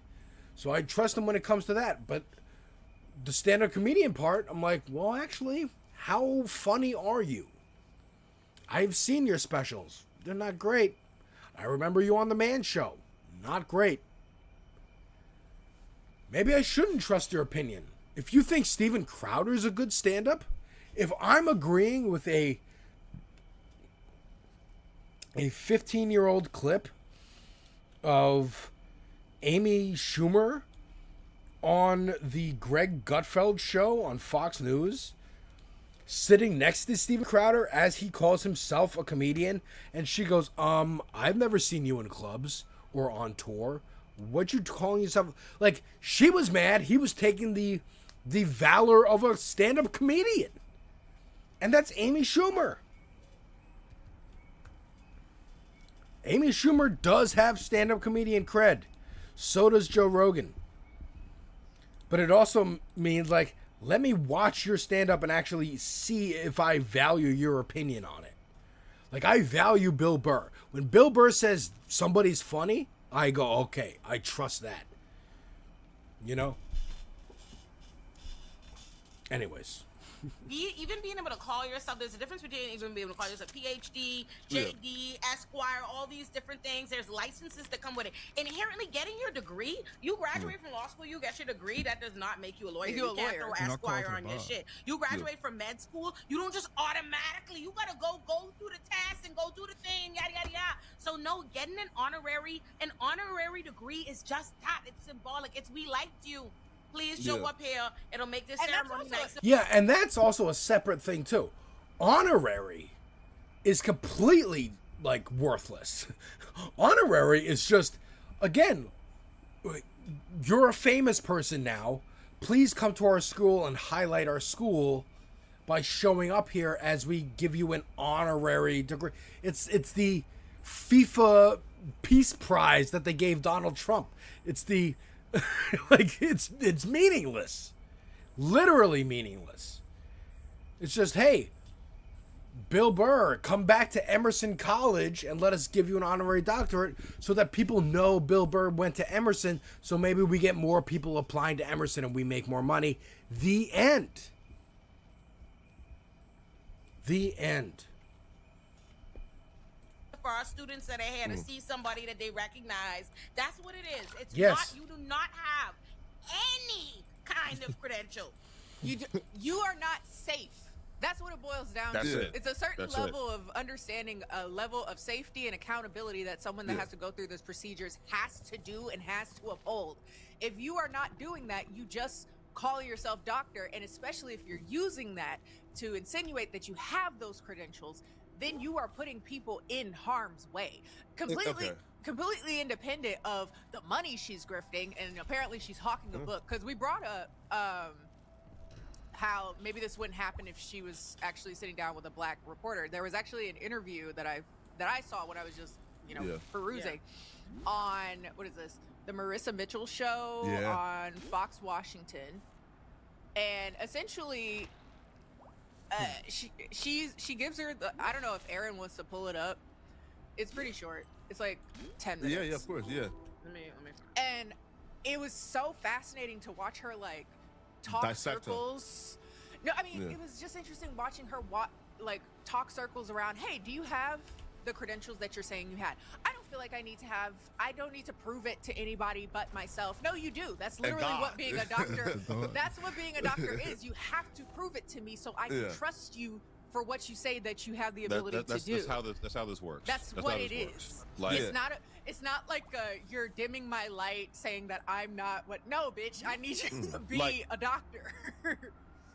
Okay. Yeah. It and this is why the wilderness is so important, because the wilderness is giving you experience. You're learning on the job. Relationships, marriages also have a wilderness season. So the goal for me is to say, you can't handle me. No, maybe they're human. Maybe your ideology is a fairy tale. Maybe we have to check. Let me just say this. Let me make sure this is a perfect opportunity for me to make sure I say this to the people who keep seeing like, oh well, regardless of whether or not she's a doctor, she's still down, life coach, all this. No, nigga, like, I thought the most basic kind of, how could you have somebody teach you to swim if they don't know how to swim? That's true. If somebody makes no sense. Right. You have somebody who is literally, and I'm married, but I do not subscribe to the marriage industrial complex. So I am not somebody who believes that you can't have your shit together or marriage and all these things that are end all be all or whatever. But if you specifically, that's your life, that's what you think. That's what you're presenting. You are a coach now, coaching people about relationships, how to do the thick, thin, wilderness, how we fix it. You're not in a relationship. That's true. How the fuck can you hawk it? Even if, take the credentials out of it, period. She shouldn't be she can't give you any advice. What are we talking about? In the wilderness together? What wilderness? With who? Those who can't. I don't agree with that though. Sorry. What? How? Don't you? You would take. Would you pay for a life coach, a man, to teach you how to get married who is not married? So look. No. From Answer my question, Paco. Now, okay. So in terms of marriage, married to teach to coach you on how to be married. But the Catholic priests, like half of them don't, right? Like some, like some don't be married, right? You won't come for religion here. Right? Nah. Answer the question. Yes or no? Would you? I would go to like a Catholic priest. Yes. Okay. Right. And okay. And they are wait. And some of them aren't married. And they're like the go-to for marriage counseling for everything. My argument for me. Unfortunately, on this side of the internet, you've just proved her point. Yeah, he's literally making the argument. Yeah, you go to priests to ask about marriage. Priests are not married. You shouldn't be doing that. Religion is a scam. What are we talking about? You want to agree with me harder? Absolutely. Don't get me started. Nah, so I think what an interesting thing to, not to help Flacco, but like kind of like to change it. There is again space to be held for folks that can't access higher ed, tertiary education, but has exemplified a level of experience. That's what I'm saying. That is very important. That should give rigor. You could be a life coach. What about them though? You could go be somebody and get your own experience. Yeah, you could absolutely be a life coach. I'm life coach Alex right here. I'm Guru Alex right here. Because you don't need credentials for that, because it's fucking bullshit. Matter of fact, I'm priest, I'm rabbi, I'm imam. We don't need credentials for that. to be based in something. If you're going to be a life coach in relationships and marriage, and you are telling us that I could go pull up the interviews with her talking about she was none more but a hot girl doing fuck and fucking up all her relationships and fucking up stuff with good high value men. That's what she said. And today she ain't married. Where the fuck is the lived experience that would qualify her to coach you into what she has yet? It's just fame. It's just fame and popularity. Like, you don't have to be. I feel like, let me put it to you this way: we don't have to go to YouTube school or film school or production school or marketing school to say we could give advice as creators, because we've created platforms and demonstrated that we have a skill set and we know how to do it and blah blah blah blah blah. Where the fuck is the demonstration? Right. That was also my question too, because she's presenting herself as a mental health advocate and a dating expert. I don't know. Expert. So is what she's claiming is that she's been a couples therapist? She says her sessions. She's now saying that her sessions were what we all watched live, and we. She's in her calendar. She did claim that. She said those were her sessions. She did claim that. Her podcast appearances, her interviews. She's going to know her live sessions. But also, get the fuck out of here. Again, dude. I have a therapist. I've been to therapists. They are all more ethical. Dude, I've asked the therapist once, like, because my mom used to watch Oprah and Dr. Phil and Dr. Oz and shit, right? And I'm like, are these real doctors? When she's taking advice from them, my therapist said, any doctor who goes on TV is not a real doctor. Or they might have real doctor, like, again, bona fides, whatever the fuck. They are grifters. They're unethical doctors. They are real doctors, but unethical pieces of shit human beings. Just because you're a doctor, because you have the word doctor in front of you does not make you a good person. Just like having a moniker of parent or dad or mom or concerned citizen. Just because you're a citizen, you have more weight. Your words mean more than somebody else. Fuck all that shit. That's why we're in the fucking predicament we're in now. Because Trump is a businessman, and people trust businessmen. Fuck out of here, bro. Advice for me right now, y'all ain't know that. Right now, I'm doing my work as a learn. It's important to acknowledge, like, her prior career, right? Like, where did she come from? She came from reality TV before this. And on those shows, she was also given relationship advice. So this is not something that she sprung up out of nowhere doing. This is a long time coming. There should be this is like the end stage of her grift. You get too big sometimes, and this is the problem. I feel like the scammers of my youth used to know that there's a ceiling. You know what I mean? Like, you can't get too big. You can't have too much eyes on you. I don't think that she thought she was going to get this. I think they realize, and you know what it is too? I think it's I don't think so either. I don't think she saw this the coming. difference between like TV and the internet, in the sense of you could go be on 16 and pregnant Teen Mom, whatever she was on, and a million people watching or whatever, but they ain't engaging with it together, they ain't talking about it together, they ain't researching it, whatever. When you go on Joe Budden podcast, Breakfast Club, and kind of place, you experience a different kind of eyes and people in your business like you never experienced. And when you decide, you're gonna make a whole press tour running on, and you talking at length, these hours long conversations, you can't determine how it go.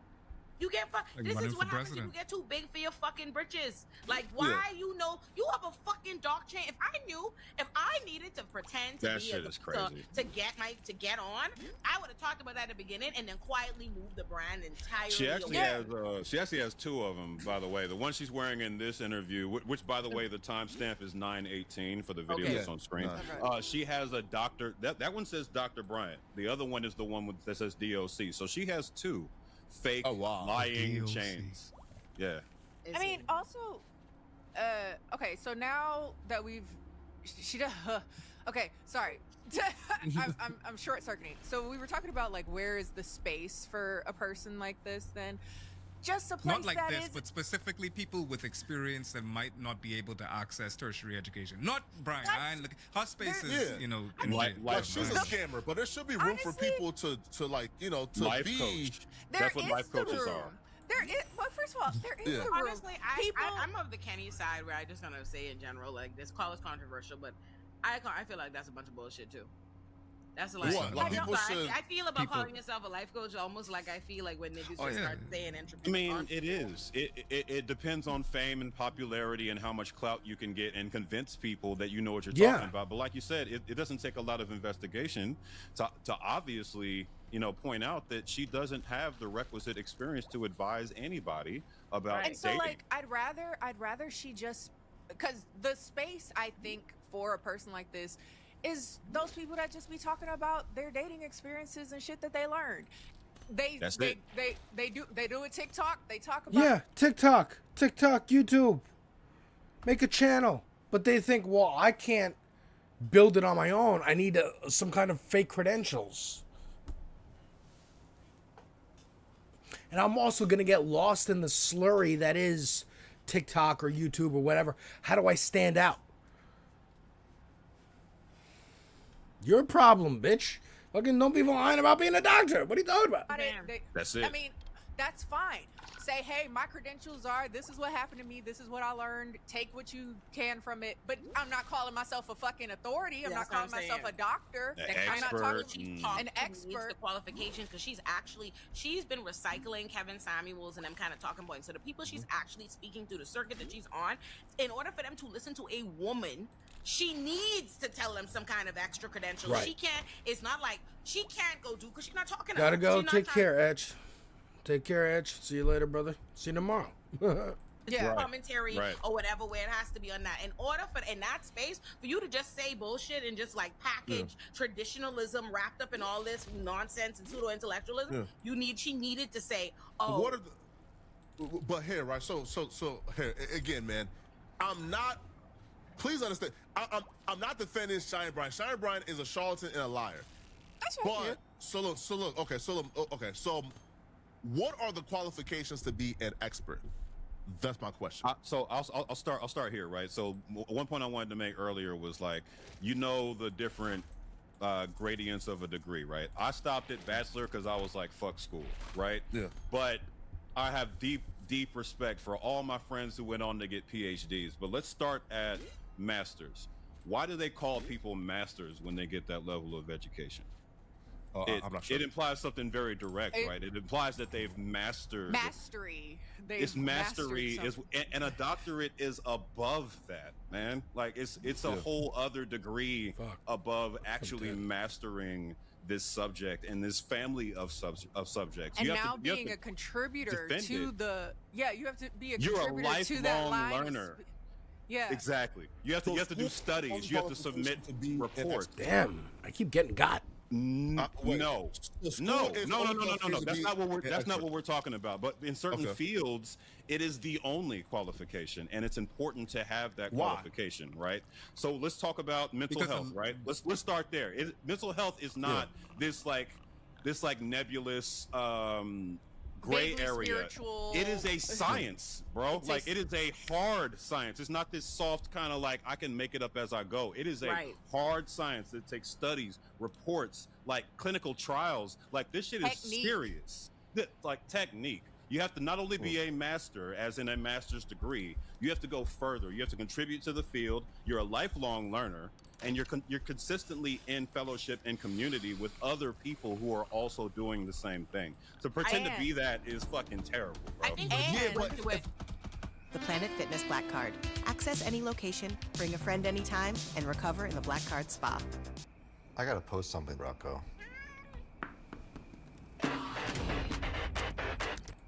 Flacco, I'm assuming you want to make sure that we hold space for the idea that people can become experts going through non-traditional paths and whatnot. And you're right. However, because there's a reason, for example, for law school, you don't have to do technically the 3 years in the bar or whatever. There is a non-traditional path like what Kim Kardashian is doing. But when you do that process, it becomes where you have to go now work a job like under the supervision of somebody. It becomes a longer, because it's you've not gone the traditional path.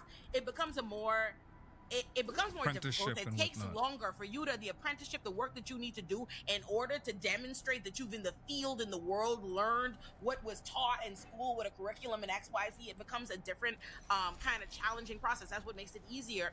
That's the purpose that it serves in terms of getting the credentials, getting the license, is so that we know definitively versus The reality is when you don't have it's unfair, I'm sure, in some for some people in some respects.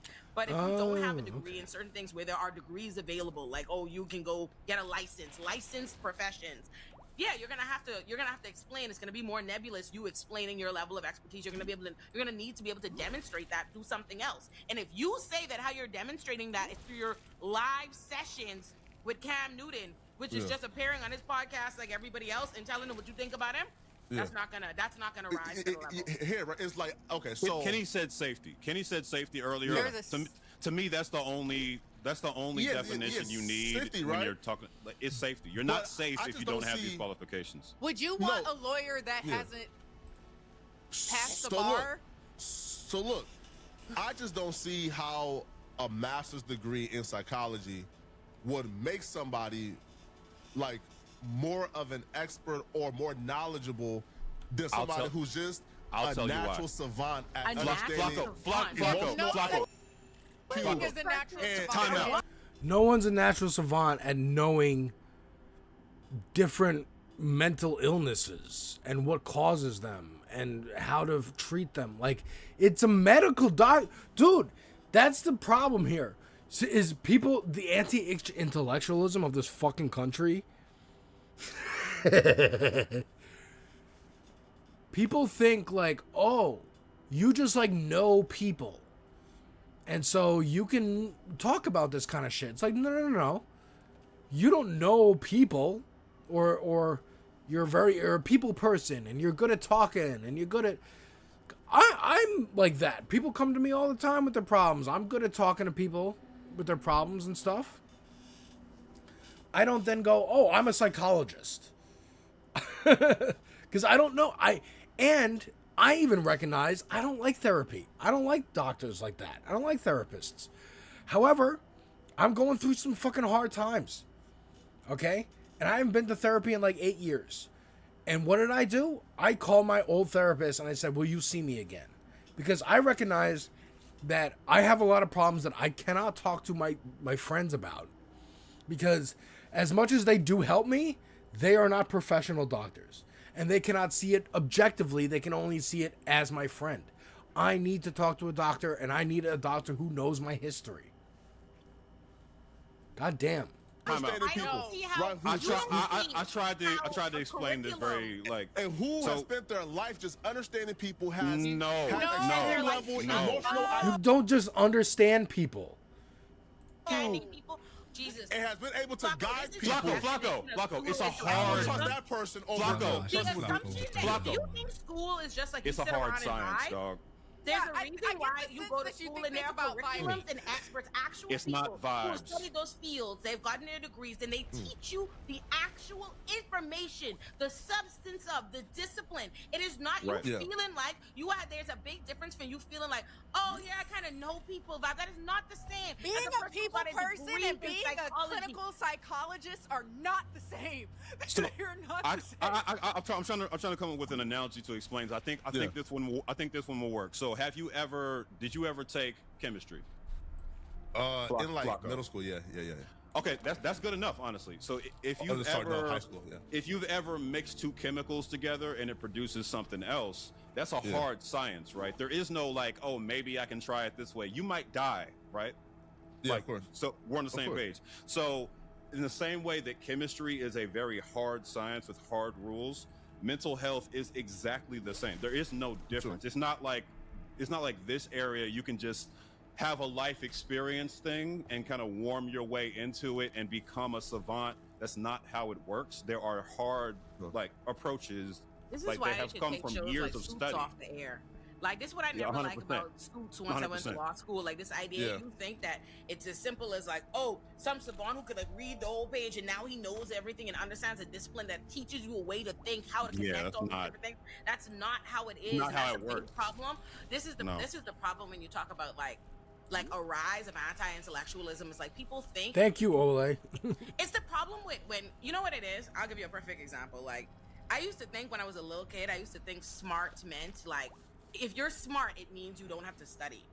And there's like Yeah, that's right. what like thinking that would mean. It's like to be smart and to be intelligent. Intelligent is just about what you naturally know, but that's not it. You have to study. You have to learn. You have to understand. You have to work on things. That's how you get better and no more. You can't just think, oh, my inherent vibes, my lived experience is going to be the same thing as somebody who is studying that. That's why when I say to people, it's like just because I can make a video essay and Cam can make a video essay don't mean I can make a video essay about scammers and understanding the MLMs and all of this and blah blah blah, because that's what a different person does. That's what they're focused on. You see what I'm saying? Yeah, true, but Socrates didn't have like a formal degree, right? And he's like the godfather of philosophy, right? So look, again, right, wait, hold on though, right? Again, I'm saying Socrates. Philosophy isn't a hard science, bro. It's not. Wait, true though.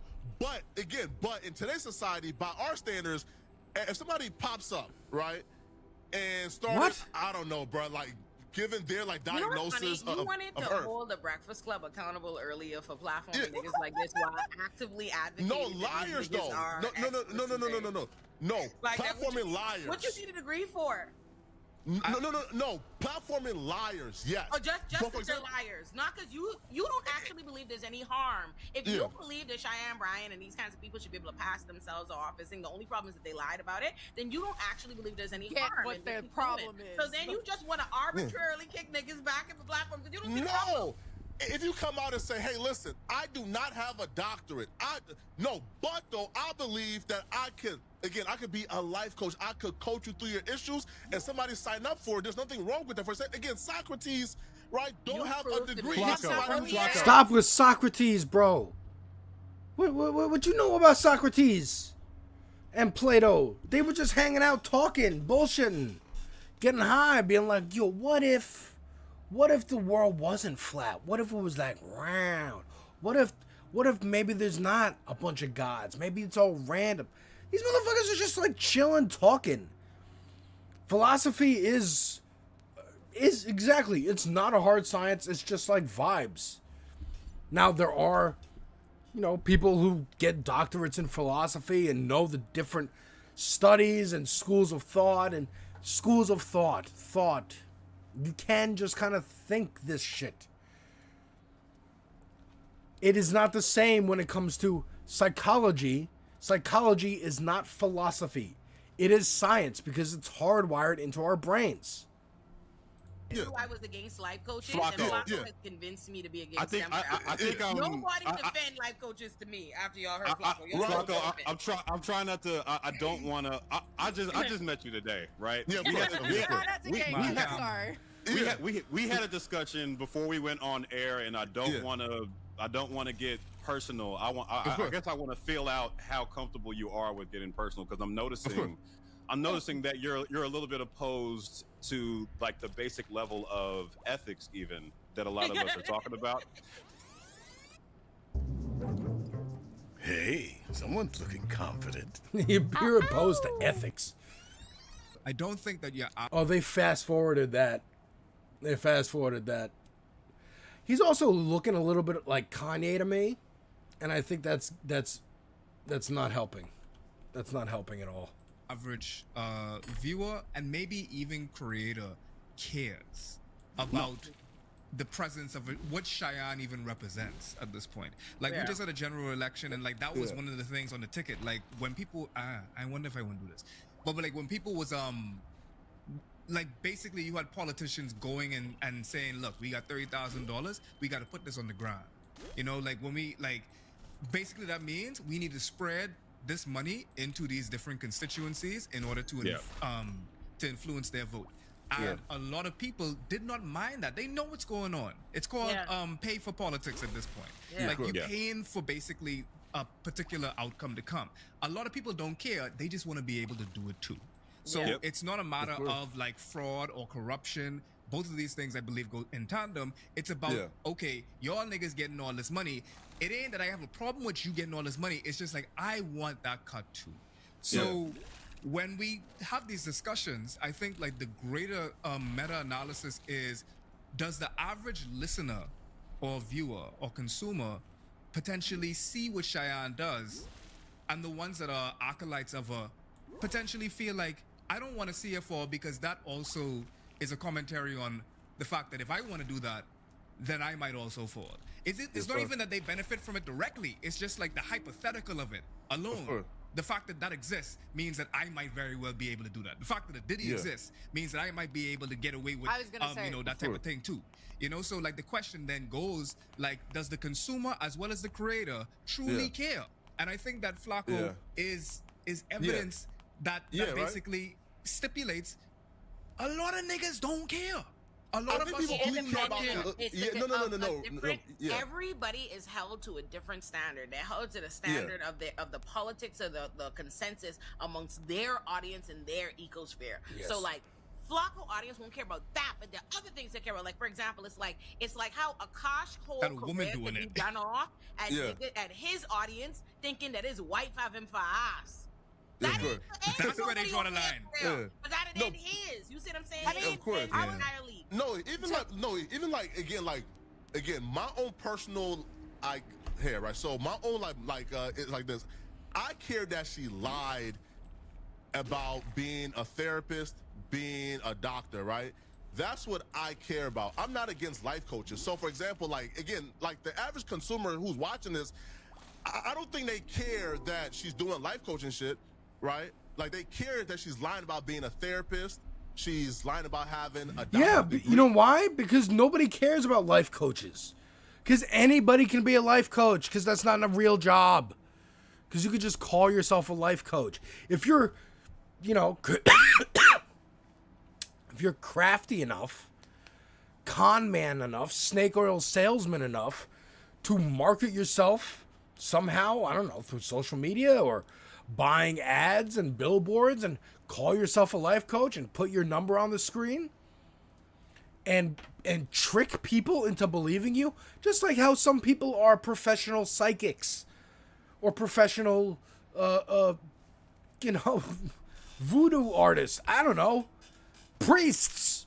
If you can convince people that you have some connection to God or some nebulous thing, or I can read people, I'm good at that, you should pay me for taking my advice. Good for you. You conned people. That's what you did. Life coach is just another word for snake oil or another word for priest, which I will say is a fucking scam. In this, right? Right. If she would have been honest and said, hey, I'm this, and then stupid niggas can sign up to have Cheyenne Bryan coach them, do you? And that's all fair. Right. So right. But so I think that where we diverge is you think that if we're talking obligations, what we're talking about, because my original larger theme I wanted to talk about how do people get pushed in our communities, like why we are hearing from these people and they get these big audiences in and of itself. I still think that even without I think the criticism that is happening here is completely justified, completely legitimate, because she is quite literally a fraud, pretending to be licensed and all this and the next thing, and all of the harm and fallout that comes out with that. Separate and apart from that, I think these kinds of people, these Cheyenne Bryans, these Kevin Samuels, these Andrew, all of these people, these claviculars, all of these people, I think I think what they say and what they espouse is harmful, period. And I think they should not be being platformed the way that they are platformed, the way that they are held up in a concerted, the entire circuit, every main listening network, all the podcasts, everyone starts covering them and pushing them, and they force them to the forefront, and they create this audience for them. And I think these people are harmful in our communities, whether or not they're calling themselves a doctor, but they're way more harmful when they pretend to have expertise. But I still think we shouldn't have to hear from these Cheyenne Bryans. I think the think pieces that we're talking about, Flacco, I think the content that's coming out of this, there are some of us who would still be making it even if she wasn't claiming all this licensure and doctorate. I'm one of them. If somebody came to me and was like, this lady's talking about this and this and this on all these shows, I would hate doing it because I hate covering content creators so they talk too goddamn much. But I would have to look through all those videos and be like, you know what? Yeah, she is a harm to the community. That is the lens I focus on everything through. It's not just you're lying about this high level thing. It's are your actions hurting black people? Hurting people. It's that simple. But we should finish hearing her lie. Yeah, let's finish hearing her. Let's go. So when territory is expanded, God says that the cross gets heavier. Damn it. And if you cannot... I can't beat this demo. For the ebook. And so that's very exciting. Also, I know stuff. a couple of things. There's promises that God has for us. He says that all, not some, all things are working for your good. He also says that not... Again, she's already like losing me by being like, well, God says, well, you lost me. You don't know what God says. Nobody knows what God says. Go fuck yourself. Like, the end. You lost. You're not real. Not to get weary in well-doing. And he says that I give you much territory in your job. Quick pause. I just want to point out, we're gonna keep going. Is that the invoking God in Christianity is a big part. Yeah, you can't compete, you can't compete with that. A big part. You can never And my compete job with as that. God is to protect it. I protect what I give you. And so when territory is expanded, God says that the cross gets heavier. And if you cannot carry a heavy cross for the expansion of the territory I gave you, then guess what?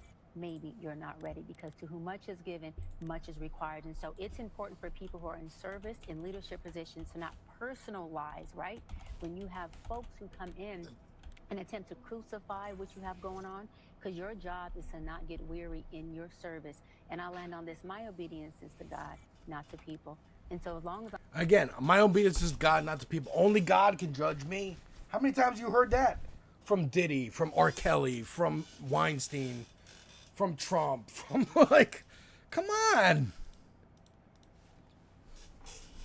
I'm in his will and I'm serving and I'm doing This a doctor, mind you, a doctor work wants you with to issue a client said her service is to God, not to the people. That's okay. That's why she don't want no license. People know my voice. Even the sheep in wolf clothing.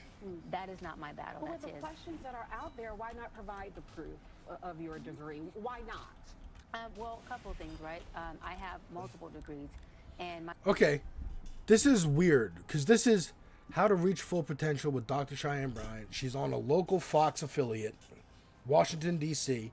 She's already got to the point where she's successful enough at whatever she's doing to get on the news and to have this, puff piece interview where they pushed. Again, this is a book tour deal. I don't know how you self-publish, dude, but like, she has one piece of pushback, which is, there are questions about your degrees. Why won't you just show people proof of your degrees? And she's like, getting cagey. My thing is that my proof is. She could lie a little bit. I think my offense is that. What'd she say? Well, a couple of things, right? I have multiple degrees, and my thing is that my proof is. She could lie a little bit. I think my offense is that like she ain't a degree, because I have multiple degrees. I mean, you can't show us a degree because you have multiple degrees. Show us one. Hey, for any of them. That's technically true. Not to be proved. She does have degrees, technically. Two honoraries. Right. And my thing is that my proof isn't something that I have to prove to individuals. My proof isn't something I have to prove to individuals. See, I'm telling you, boy, when you've grown up and been around people, and sometimes when you've been the person who really tries to sound smart and you really don't know what the fuck you're talking about, you can hear it when other people do it. Then I have to prove to individuals. It's so crazy because you can't have a restaurant and not have the grade the restaurant is received in the fucking window. You have because you can hurt people. Purpose of a license. It is not for your own safekeeping. So you do can owe it nice. to individuals. Literally for the by public. definition. By definition, you owe it to the public. Yeah, that's because you could hurt people if you just have rats and shit in the back. Exactly. Yes, we need to know. We need to know. No, that's crazy, man. This is the entire like libertarian argument, by the way. It's like, get rid of regulations because Bob knows how to cook. Let Bob open a restaurant. Why does Bob need the city's approval to sell food out of his house? Well, we need to know it's healthy food. Now, libertarians will always argue against that. However, when protesters are out there in the streets and there's someone handing out bottles of water or trying to feed the homeless, here's food to feed the homeless, and the cops come and take that food away and throw it in the garbage, they use the excuse of, well, you didn't have a license. How do we know that's healthy food? We don't want you. Again, they'll use it when it's convenient for them. Within my credentials, my degrees, and also more What are than they? just my titles, it's in how effective I've been. What are your- All of my sessions have been live. For the most part, my sessions with Shannon, Cam Newton. No real therapist sessions are public, let alone live on the internet. Dr. Phil, Oprah, let people think that this is how therapy can work. That you can do therapy while having a TV show. And here they all come out.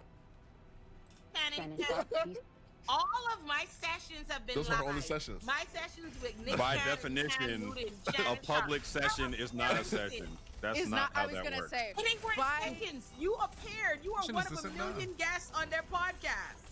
Yeah, this That's is not how crazy, that works. man. That's not how it is. how Yeah, this is therapy crazy, man. works. It's not All how of my therapy works. sessions have been Innately. live. My proof. I don't need to show you my Therapy my license. is innately a Yo. closed session. And let's talk about I haven't brought this up because obviously the optics, right? I'm a black man. I don't think I've at one point called her aggressive and hostile, but she is. Like every time she is immediately on the defensive, and she's always jumping to the most weaponizable argument.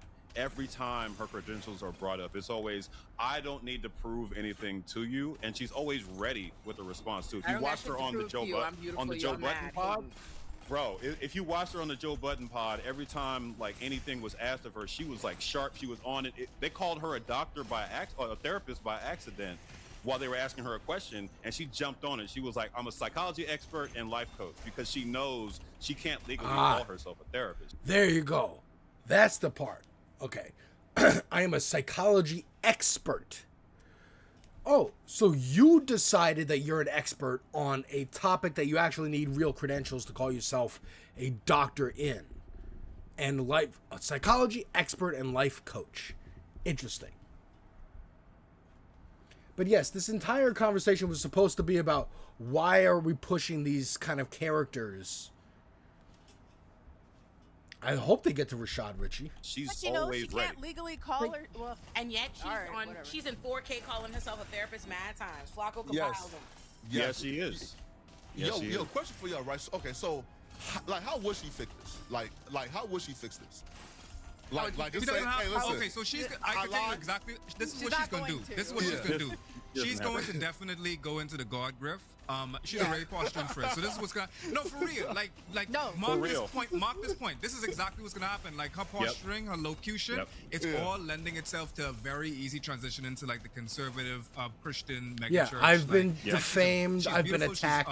She's you know These anti-God her- people. and Yes. She could easily, just like Black China, when being accused of something, like she transitioned into like the.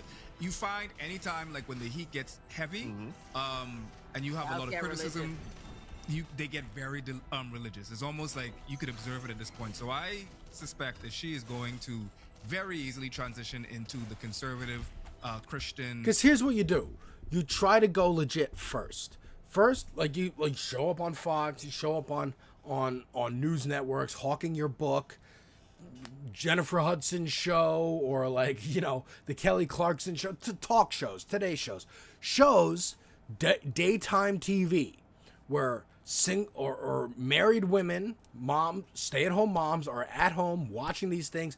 Oh, I'm gonna buy this book. I like this woman. She's smart. That's who her audience is. If they start questioning and there's, oh, are you really a doctor? Are you sure? And blah, blah, blah. And scandal-ridden, life coach, Cheyenne Bryant. Then she's going to go, these godless heathens are trying to take me down. Let me go over there and, cater to the God folks. That's a good call, Foreign. I would have said the same. Rashad Ritchie told on himself when he put out his book, Ancient Egyptian Mastery of Quantum Physics, Vibratory Frequency, and Geometric Sciences. Yes.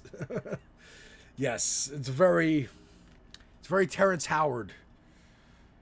Very numerology is a hobby of mine.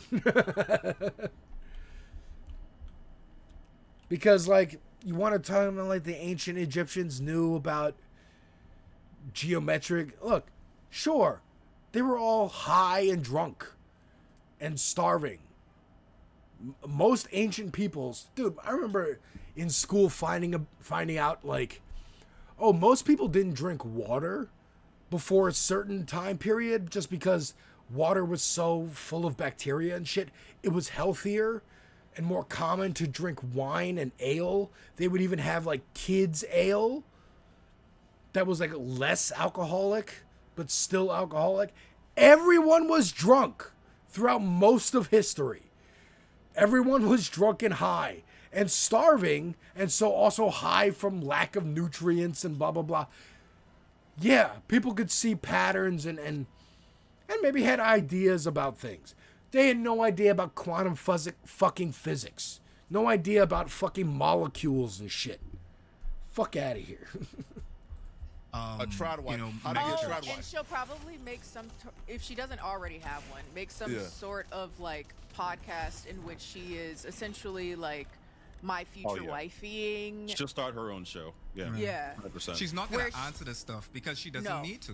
No. The people that care about her, the people that invested into her, are not going to be moved by the criticisms that people are levying towards it. That's the reason why, like, when Therapy Jeff, like when I did that, that's a white person, a white man that people clocked as gay, but he actually wasn't gay, and was using his proximity to those communities to be seen as a safe person, despite the fact that he was actually that was using a good video for his therapy license. And he was a licensed therapist. He is a licensed therapist.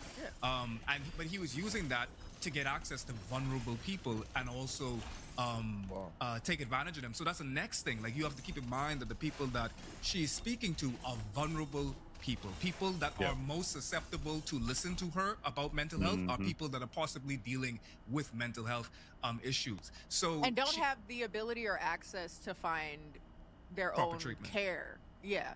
So a lot of the things that she's filling in for, quote unquote, is harmful to people who need to actually go to a proper person, but for whatever reason, systematic, economic, just because they have their own stigmas about it, aren't going to an actual professional. And That's she a really mentioned good point too. Like, she mentioned very that stigmatized gap, in the black community. that insurance gap. She mentioned that in the interview with on the Joe Budden pod. She mentioned that she was essentially catering to black people who don't have the ability to get insurance. So she's positioning herself as a savior for a low-income community. It's not just this incidental thing that she's like, she's targeting them subtly. She's very directly and proudly positioning herself as their savior. Because you might not have money for insurance, but you have money, and you can pay me that money directly.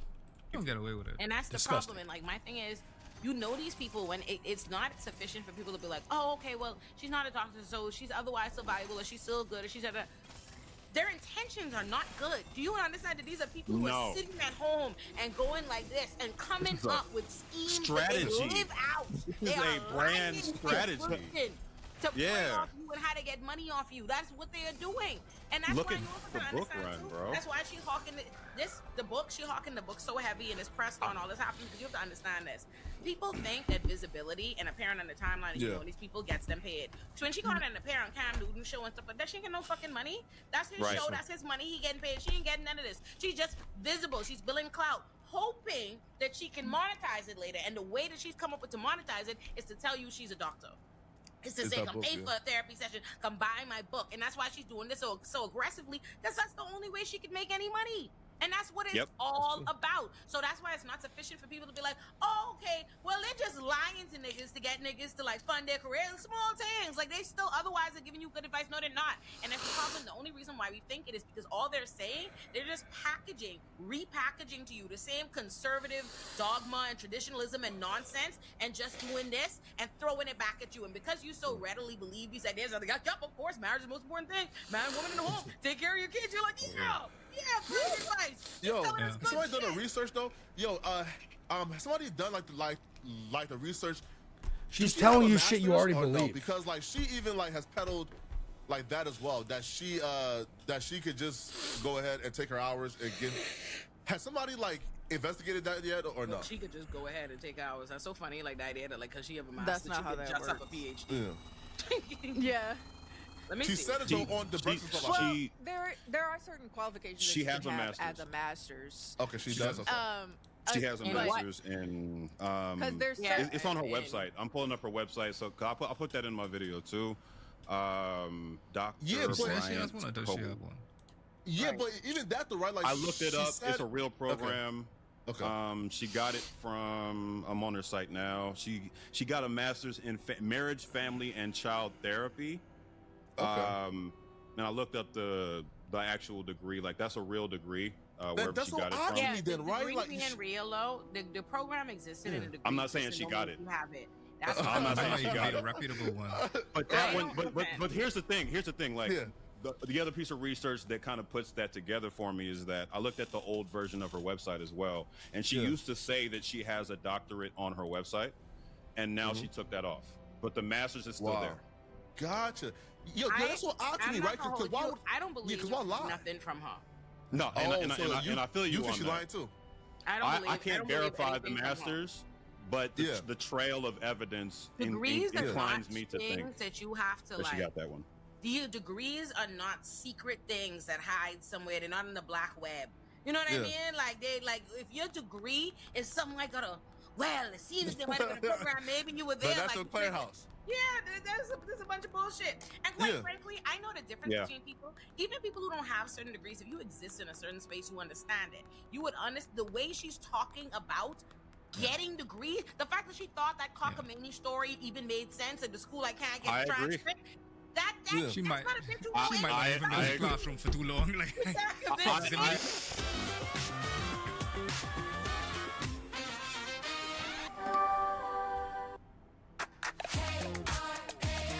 You asked for protein, and we went big. Into the classroom. She ain't been in no dissertation hearing, no master's hearing, no defense. Even honestly, like, anybody who even thought if you exist in the academic bougie world, I'm trying to. Listen, people are multidimensional. You hear me? You don't hear me saying, "Oh, she can't be a doctor because she's cussed, or she's this, or she's that, or she's big." No. I'm a lawyer and I'm all the things. I curse, I can say, like do all the stuff, yada yada yada. But there's a difference between what I present to you depending on what the setting is. And if I actively come in to come present to you, I know that I want to be seen in the light of, I'm a lawyer and listen to me like that. The way that I look on the Breakfast Club is not how you might catch me in a Learn How to Pop or here or how I'm talking to you. I'm not talking the same. It's different. It's what you know what the presentation is. So the fact alone that in a grift to convince people she's a doctor, she put on a big fucking doc chain. I know you ain't never been nowhere around. It's kind of obvious. You don't know nothing. It's kind of obvious.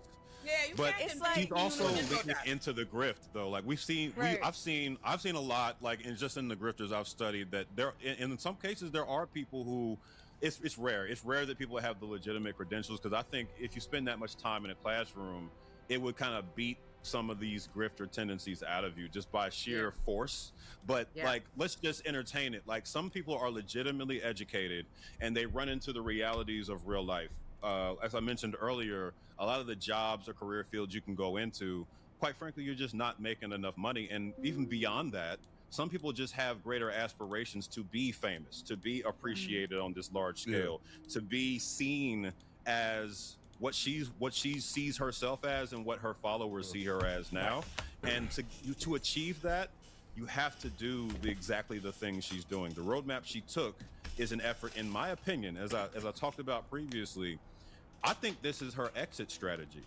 I think because therapy is hard. Like even the things she's advertising, I don't care how much you're charging. She was advertising on her website, house calls and like phone sessions. She's a celebrity now. She doesn't want to do that shit.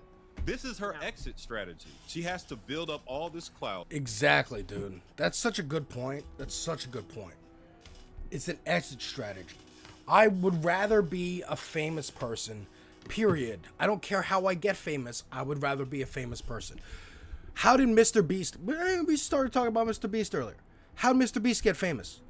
When he talked about, I could start a YouTube channel tomorrow without my name, without any promotion, and I could get it to 1 million followers. You know how we got 1 million followers to begin with? You know how we got famous? He started counting. He just streamed himself live on YouTube and Twitter and Twitch and just started counting to 10,000.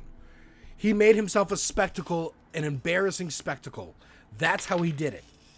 And once he's there, who cares? Just like Logan Paul. Once I'm there, once I have the followers, once I can point to this and go, hey, businesses, if you invest in me, I have at least 1 million people that you're advertising to. Doesn't matter how you got there. The only line really still is porn, and that's melting away because OnlyFans.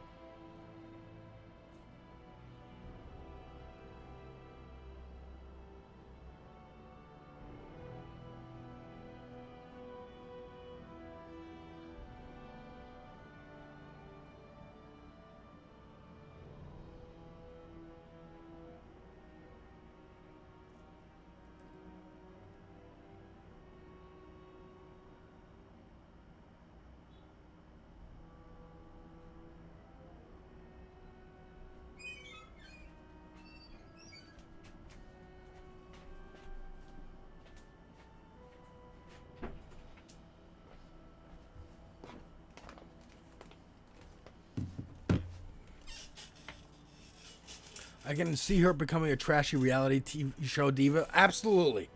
Absolutely. Absolutely. It'll be Real Housewives of Atlanta. I don't know. Again, she's doing the podcast circuit. She's already halfway there. She's already halfway there. By the way, I appreciate everybody sticking around and hanging out with me today. Let's again, it never loses its luster of I started streaming in like 2017 to 0 people. Now, whenever I go streaming, I know there's at least 1 or 2 people going to be watching, and that means the fucking world to me. So thank y'all. And the pinnacle of it is selling this book, which is going to give her a massive windfall. It's out now. It's going to give her a massive windfall. And then the next thing is for her to establish her own show, because she's already produced 1 TV show. Why not do another? And create her own podcast. She's about to build out her own network and empire, in my opinion. So, like, what do y'all say to, like, the people who say, well, like, Dr. Phil not a doctor, right? Dr. Phil is a doctor. Dr. Phil is He's a doctor. A word? He's just not licensed. Yeah, that nigga's a doctor. He was like, he retired. He retired. He let it last. Yeah, because that was like a social media tag of, like, we are attacking her, but not Dr. Phil. Nope. I say he's an exploitative racist, but yeah, he is a doctor. He's that. He's exactly. You could be a licensed doctor, but also be an exploitative racist piece of shit. What is this? What is this confusion? Too. Yeah, he's a lot of things, but he is a doctor. He is a doctor, and people do shit on him. So those comparisons don't actually make sense.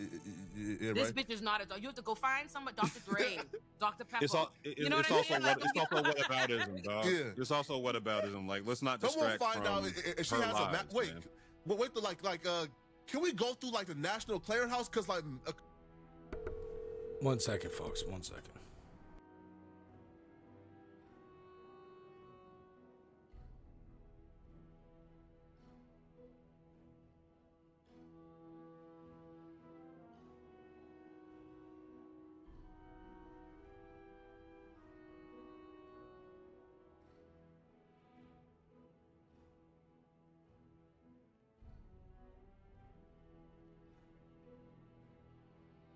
because a while back there was the site like the National like Clearinghouse where like you could like pretend to be like a university, right? And that's seeking like no. Look, are you saying? Are you asking how we can verify her credentials? Is that what you're asking? Because I've done some of that work already. If you want to know. Yeah, right. Because like back in the day, like the Roots and even me, like we're able to verify an Umar shit, right, by going through the National Student Clearinghouse. So like, can people just find that through her? Cheyenne you see what I say? That's why I started. So what I wanna without say. without pretending to be her, you can't actually find her degree. I tried to go through the steps. Does not have a degree to be but she found. doesn't have it. No, Like, she doesn't have it. She doesn't have one. Like, it's not. There's a lot I of. was saying in the beginning, I don't like when the internet. My whole issue with how it is Yeah. your frame is like people talking back and forth like there's a like it may be, maybe not. Right. There's no maybe. Have it. There's no not maybe. a doctor. Yeah. Call that lady Miss Cheyenne Bryant. There's a lot of corroborating evidence, right? Right. Like other people who went to Argosy University have already spoken up. They can get their transcripts. That school is closed. It was a for-profit school. It closed. That part checks And out. that's saying she chose But the most everybody else who went there can get their degree. Because she thought, but that's what I'm saying. That's a nigga who's never had to get a degree before. She thought, oh, the school closed, they can't get their degrees no more. Perfect I story. can be a doctor like, now. the fact Perfect that, story. She created a story that's like when you write fan fiction, like you don't got to think Yeah. about it that detailed. Yeah. Like I just, you know what I mean? We have for the vibes. Like she's like nobody, like bitch, you're talking to millions of people. You don't think anybody went to the school? I don't get that part, bro. I don't get that part. Like, people are very, like, when your audience is that large, that's how you know somebody's disconnected from the realities of what they're doing for a living. Everybody here who has an audience knows that there's private eyes in that bitch that will look up everything you say that's incorrect and tell you about it. My audience is like solely people like that.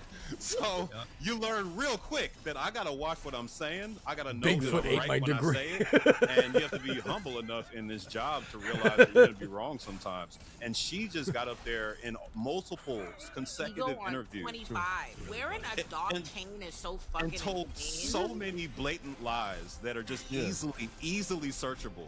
Easily searchable. It's so crazy. And let me just say, I in general don't like niggas who run around like calling themselves relationship experts. I find that to be garbage. I don't like, either. You could be in a successful What does that relationship, mean? and it does not mean that you What will does that mean? qualify to just No. generic coach everybody and tell them like this idea that there's some like magical piece of advice you could tell people and all of that. It's just a bunch of garbage. I hate it. It's a bunch of hocus pocus. It's nonsense. It's garbage. Like, It's garbage. But let's finish sharing her arrogance. More than just my titles, it's in how effective I've been. All of my sessions have been live. For the most part, my sessions with Nick Cannon, Cam Newton, Shannon Sharp, B. Simone. Why are you they name have all been dropping? for the world to see, right? So no one knew who Dr. Bryant was prior to seeing all of my sessions that were live. Then how are you a doctor if you've done those sessions? As well as I did before Other they than did podcasts. myself, they deemed it as my work being effective. They deemed it as. I'm gonna call my show on this space a session Can you imagine if I told you tomorrow. nobody knew I was a lawyer until they saw me on Twitter and on YouTube, and then y'all decided I was a lawyer, and so I said I'm a lawyer too. That's it, like that's And you know what that is, and she's saying this, but because she's saying it like this, you know, all of my sessions they've been live. Like, and you it's were- not- resonating. it can't. Like it cannot. But that's the thing that's like fascinating to me is the gall with which to say this. With the lie. This is. She I was- wanted to connect this with Trump and like because literally Trump inspired my whole career. Like Trump getting elected was. I decided to go after grifters because, in my opinion, it was the best thing I could do with my skill set to chip away at the environment that creates a Trump. Right. Trump. And the thing about Trump that he has as an advantage over other politicians is that he dies with the lie. He does not admit that he lied. He lies harder. He doubles down and he never flinches. And that's the thing about celebrity. It allows you to separate yourself from the consequences of your lies. So she's at a point where she thinks, at least, she might not be right because the internet is coming for her still, but she thinks that she's separated And her far enough. viewership is the internet.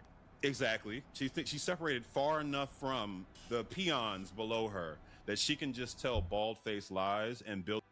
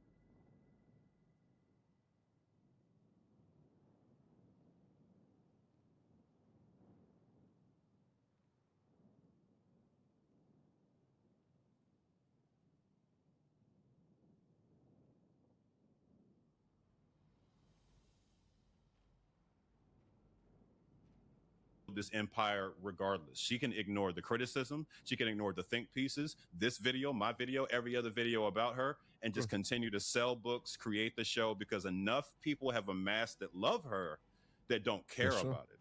That's the same thing for Trump. There's enough MAGA people that... All right, sorry, that was a phone call from work. Who cares? Who cares what the Democrats are saying? Who cares what the liberals, the progressive, anybody, even the Republicans that don't like Trump? They don't matter because I'm in charge. Everybody in charge of every agency was appointed by me. Everybody's reporting to me and doing what I say. So who gives a fuck what anybody else has to say about me in criticism? Who cares? Yeah. I think that's the point she's at. Her come up is crazy, man, because I have a friend and who actually like came to her rescue, which is why, again, like my issue is more so like she lied, and like I don't even think that she's qualified to give relationship advice, because she okay, so my friend, and he met her because they were in like the same building or something like that, and he had to come to her rescue because like her and her boyfriend was going through it, like she was getting kicked out, and he had to come to like make sure everything was good.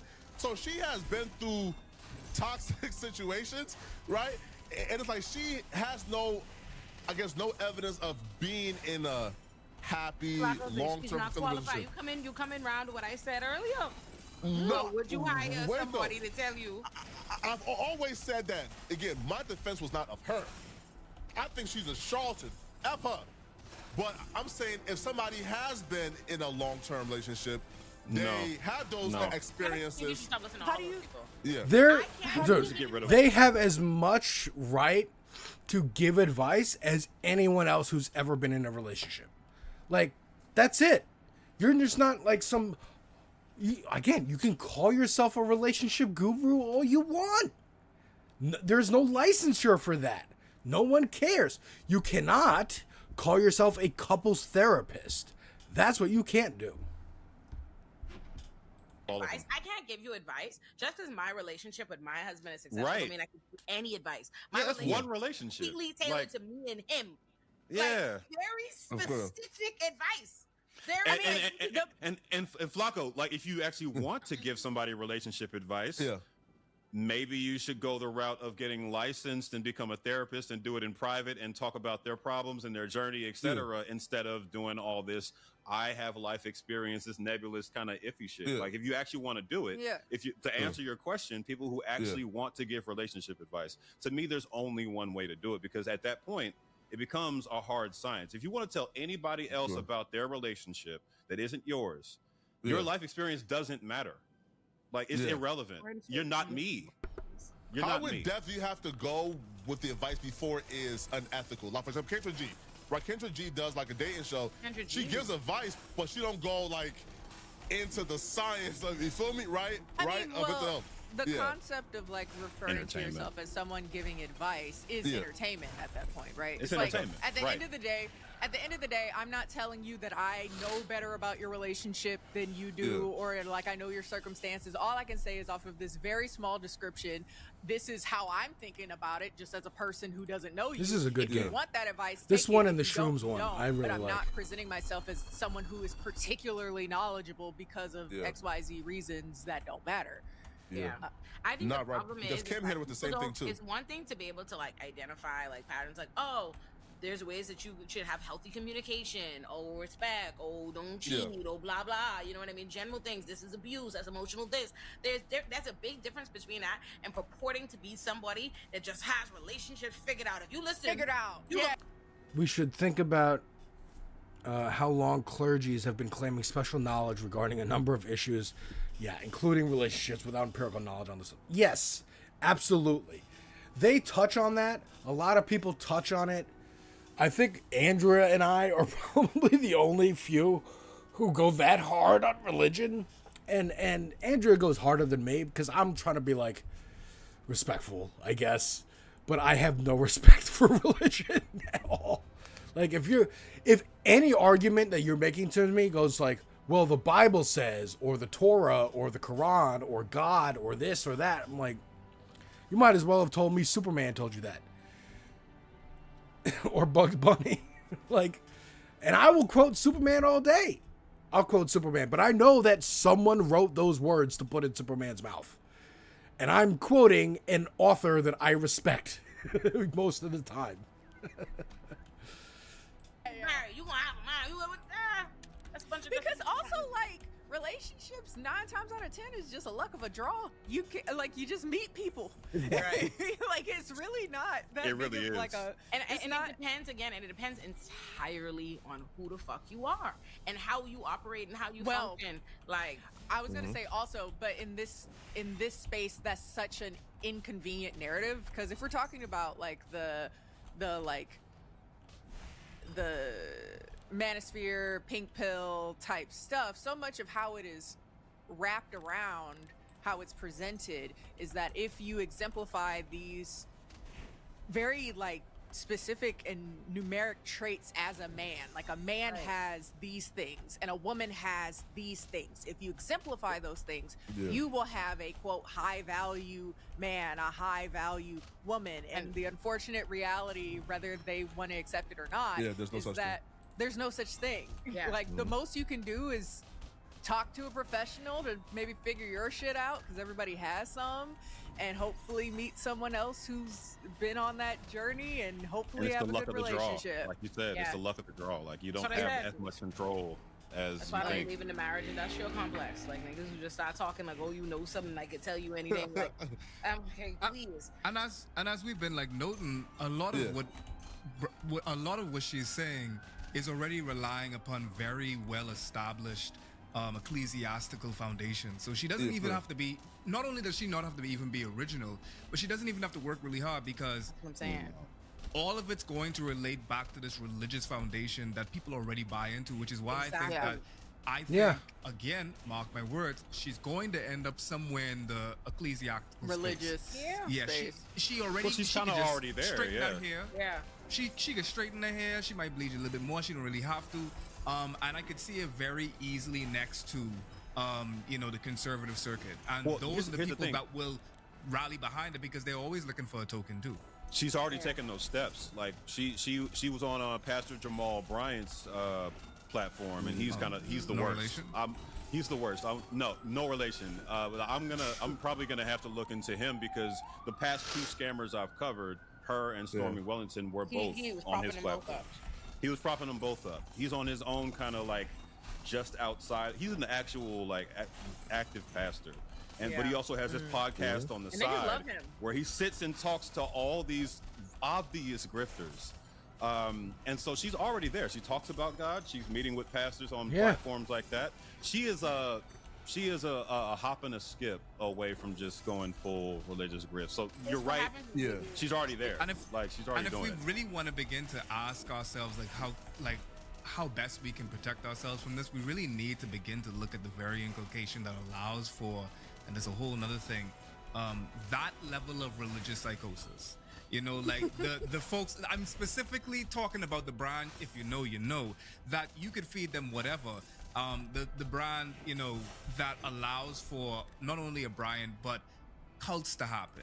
A Trump to happen. And that is not just endemic to the Black community. That is a human condition that is as old as time itself. But specifically, the Black community suffers the worst from it. Insofar as it's like we already have all of these comorbidities of marginalization. So when things like that happen, we don't have the structural benefit of a white supremacy, of a patriarchy. Like when a woman in Grand Bahama after Hurricane Dorian puts her hand up in the sky after her house is literally wiped away, and then she say it's God's plan, there's nothing that I could do to help her. You can't. I mean, I could give her a rap because she believes it's in her story at that point. It's etched into her story. She feels as though like this is.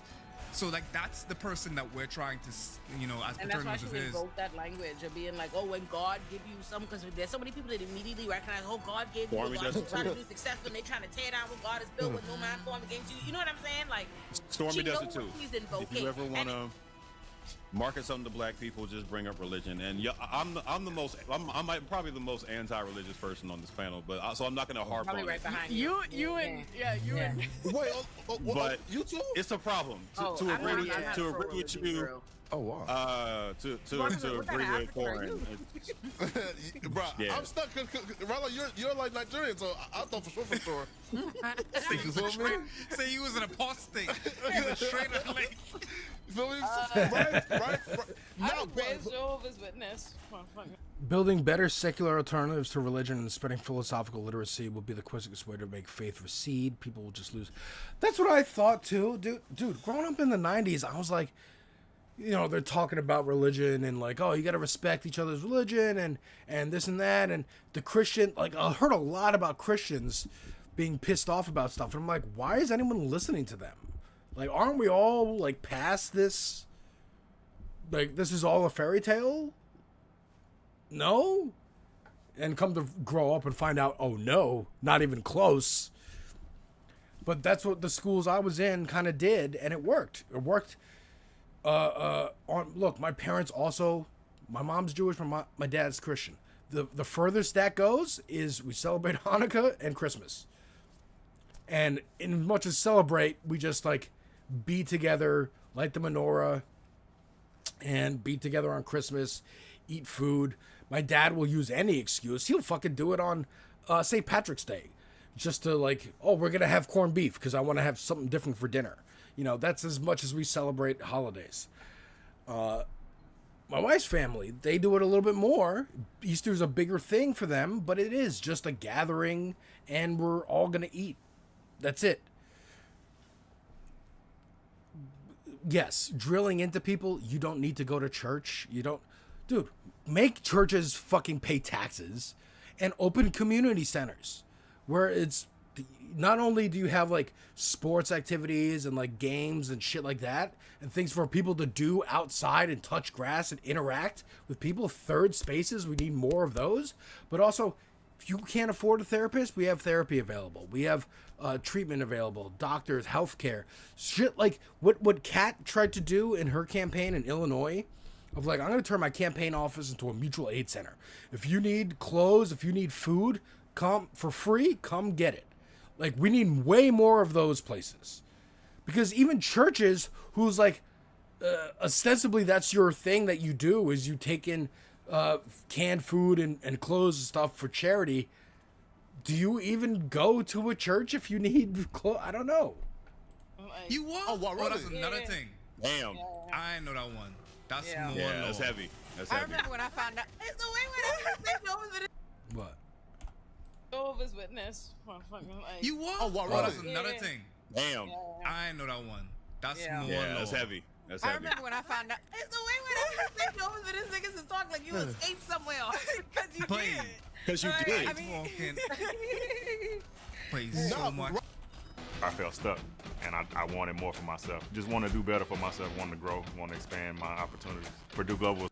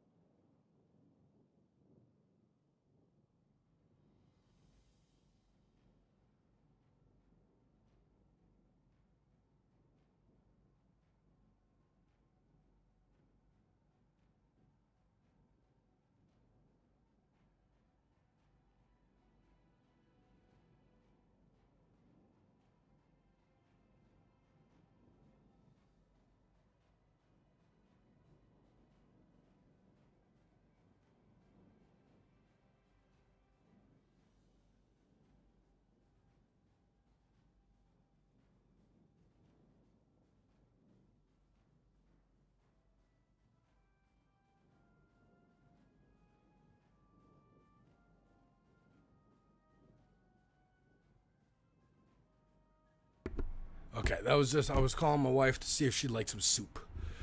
We also need to be willing to steal from religions, take their holidays, festivities, and the like. Yeah.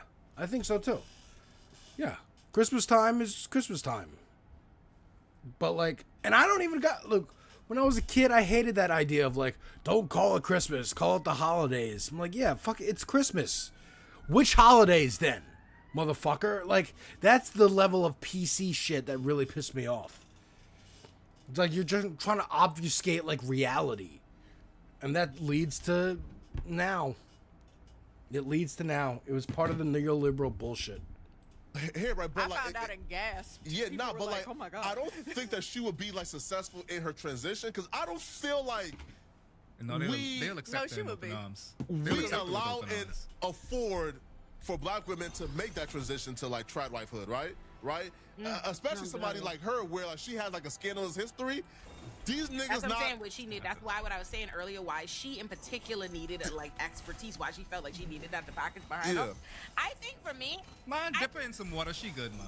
The Bob she good. Yeah, she'll Dip her in some water. I think what I'm saying these days there's a big difference between like people tend to perceive success as who they see.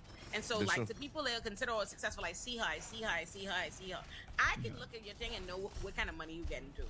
Okay? Yeah. And if you care about money, that's the metric with which we judge you on. Because if you heard it, I've seen a clip, and I think it might have been Karen who showed it to me, with like Stormy and Jamal talking, and he's like, how do you, as somebody who, like, the emphasis of success he plays on her being rich, she was like, oh, like, how do you do it? Like, oh, people hating on you when you get rich. Like, you know what I mean? Yeah. Is she going to jail though? Is Stormy going to jail? No, it's an FTC lawsuit. It's an FTC lawsuit based on her earnings claims. Like she's a leader of multiple MLM organizations, right? And even the rules of MLMs, you can't make false earnings claims because in reality, in MLMs, like 5% of people actually earn anything every year, right? So if you're claiming that people make six figures from home, which is what all of them do, and you get caught, then even the company itself is going to kick you out. So she got sued by the FTC for her earnings claims, which means moving forward, she can no longer tell people like, "Oh, you're going to be rich," because she named one of her programs 1,000 Families Rich. Like you can't say things like that. And the thing is, the reason she's so distraught about that is because that means she can't make money because that's all she does. Yeah, I took a lawsuit to tell her, hey, bro, you have to tell the truth, Stormy. You can't lie. Yes. I look at grist and pass to money. A lot of what Diane Bryant is doing, like, in terms of getting money and, like, to make that sustainable, depends a lot on, like, a lot of factors that I don't necessarily think, like, are in our place. Like I said, most of the things Christians in the West succeeded in erasing pagans from Western. Yeah, and they stole their holidays and incorporated them. I think that's a good idea. Do the opposite. But I think like a Talarico works is like, because it you can't just do that on a dime, right? They'll call you godless heathens and try to chop off your head, send Pete Hegseth after you, whatever it is. I think slowly doing that, being like, well, here's Christians who call themselves Christians and believe in all the leftist shit that we like, right? All the secular separation of church and state. It's Christian to believe in separation of church and state because the founding fathers were Christian and they believed in it and they wrote it into the thing, right? Shit like that. I think it helps soft pedal it to people who are not ready to hear it, but do agree with that stuff and don't want to hear like, no, religion's bullshit, you're an idiot. Nobody wants to hear the foundation of your reality is wrong and a lie and you're dumb for believing it. Nobody wants to believe that. Nobody wants to hear that. Fair. So, whatever. Soft pedal it. Are not things that paid her shit. You know what I mean? It's being all around the place or whatever. TV is not because people can see TV, you feel like a big deal. Somebody on TV, you think it's a big deal, baby? No. That's right. Yes. That's an old one. You're on TV. Mama, I'm on TV. I made it. But you're on Jerry Springer. You don't own the show. You're being made a mockery of. Just because you're on TV, you think you made it? I'm on Cops. Like, Talarico is histrionically necessary right now. We must learn from the dialect. Yeah, I agree. The minority, first of all, the minority of people even watching TV to where it's watching the internet or whatever. The amount of money you getting paid on that, don't think nothing because she's saying MTV. It just sounds good. So when you want to be in the room, when they let you in the Locked room, in, because they of say you've been on MTV, you've been there, but that don't mean you got no money. So you going But all around. I will say that. Just as a point of clarity for the TV thing, she did produce one of those shows, so like that is where the real money comes in. Which one? Which one? It wasn't. It was Teen Mom Family Reunion. They had her on as like the Teen Mom Family Reunion. You see what She produced that one, yeah. But she produced that show. Exactly, Pam. Exactly. They canceled Catfish the other day. You think they watching Teen Mom Family Reunion? I'm not saying that. I'm just saying producers make more money than. People don't realize Instagram, when you look at social media, people talk about visibility and clout on Instagram and TikTok a lot. So you think that that's where the money, they have all these followers that don't pay nothing. That followers is not dollars. That is not money. That is not consistent. And there's a big difference between getting paid for a thing one time and having a continuous vehicle to money, having an audience. And having followers is not the same as having an audience. It's not the same as having subscribers. It's a big fucking difference. She trying to get her only pass to this money is these grifting coaching shits that require she needs all these niggas. She needs this infrastructure to uphold her. What keeps Umar, someone like Umar in business is not only did he create a larger grift with the school and everything, and people give money, blah blah, but Umar is content. Like if Umar come on your shit, Umar gonna do numbers every time. She don't do numbers everywhere. She do numbers on Shannon Sharp, the Cam Newton, the particular appearances, Joe Budden, them who have numbers anyway. This is the interesting stuff for me. I'm like learning about social media, how this works. Historically, okay, yeah. But yeah, I'm learning about like, okay, so it's not about, because I think slowly, organically growing is the way, right? Like look, I look at my own videos, right? I look at my own videos, and I'm like, how many? You know, let's reload this. Dude, this still has 0? That's crazy. I average about 10, maybe views. 30, 20. Like, this is probably closer to where I'm actually at with getting views than anything else. Like 32 for a movie.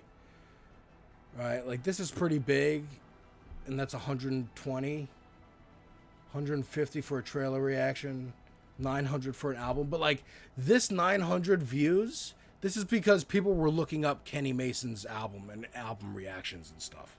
I also don't know how many people watched it for how long.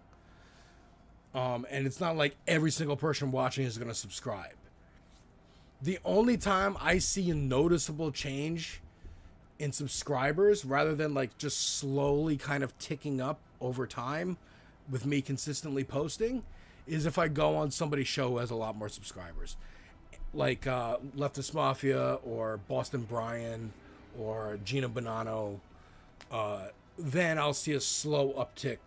I'll see like a bump. I'll see a quick bump of like, oh, here's 10, here's 20, whatever it is. Like when this space, when Matt and Andrea and Ben went on Majority Report, that's when this space got like 3,000 followers. But how many people are consistently watching every day? It's around 10. And we love y'all. But how do we grow? And you want to grow organically. Like a lot of the people who followed Olay right away were the people who were like, oh, we love that viral moment on The Hill with Emily Jakowski, or we loved you taking down Anna and Cenk with their anti-homeless shit, or we loved you on Leftist Mafia. And that was a slow build, but it was still like a lot at once. Every week you can tune into her, and then she's like, okay, I'm gonna start my own channel, or Lurinati. I'm not gonna be reliant on y'all. Like she came out, she already had people following her on Twitter and stuff. Like, that's why she got the offer to be, or I don't know, applied and got the gig to be on The Hills Rising. I'm trying to think of her trajectory of, like, when I first became aware of her. I don't know what she was doing before she was on The Hills Rising. Being a lawyer and advocating and helping, be an abolitionist. But now she's like, ooh, I got a platform. I have a chance. I have a spotlight on me to set up, hey, come over here, land here. All this attention, where do I want it to land? Twitter? Do I want it to land on Instagram? Or YouTube? She picked YouTube.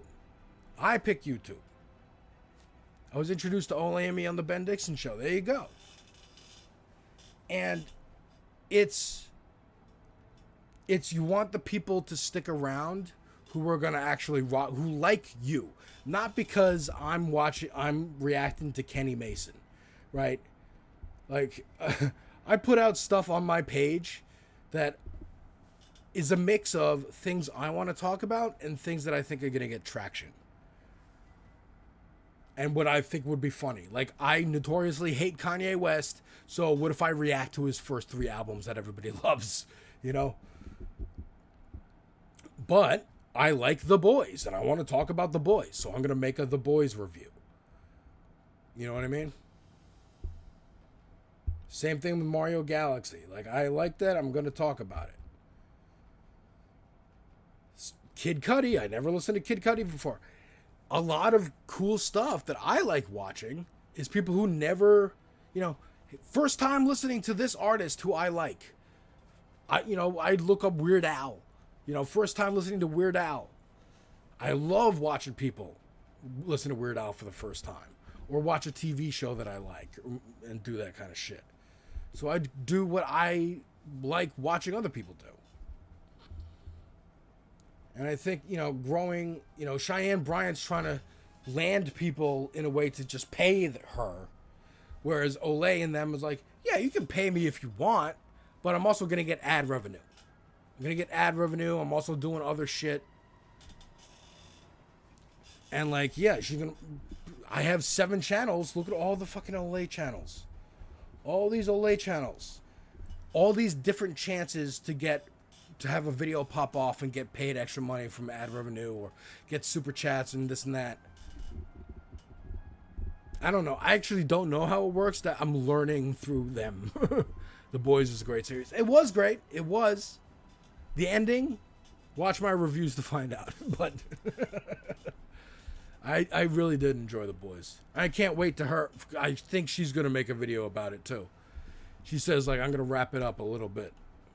Everywhere. She do numbers on Shannon Sharp, the Cam Newton, the particular appearances, Joe Budden, them who have numbers anyway. Well, look at all the other things in the presser. Well, look at what this is we have open now. Like, this is 28,000 views. You see what they saying? Yeah. Like, her going on all the other places, there's a much larger press run she's going on than just those places. She doesn't have the ability to command numbers like that, which means on her own, her ability to create a show where they can go listen to her or do anything. If they issuing refunds for your book, your credibility's shot. These niggas say, oh, we ain't gonna put you up no more because niggas ain't entertaining you. And that's the thing too, is like sometimes, and I've found myself, you can be a big fan of a show, but that show is a panel show with 5 people on it. And as soon as one person leaves, maybe it changes the whole dynamic. Maybe you only really like that one person. Or those 5 people on a panel, they're fun together. But each of their shows individually, I'm not watching each of their shows individually. I don't care about each of them individually. That's also a thing. Like, so Cheyenne Bryant might be entertaining and she'll do numbers when she goes on a show. But on her own, you're going to come over and watch, like Candace Owens. Candace Owens, I feel like, look, I mean, the numbers are doing the opposite, right? She's actually doing much better now. But I think she worked in that environment of the Daily Wire where it's like, there's like a couple white dudes and black woman. And like, that's a dynamic. And I feel like there were probably fans of the Daily Wire who were like, man, I really liked when they were all friends and they all chit-chatted and stuff. And then she left and look what happened. She did take a big chunk of audience with her. Maybe there was a lot more people watching for her than for Ben. And that's fucking hilarious. The reason why she has so many channels is because the algorithm will punish the content creator of a channel. Yeah, I know.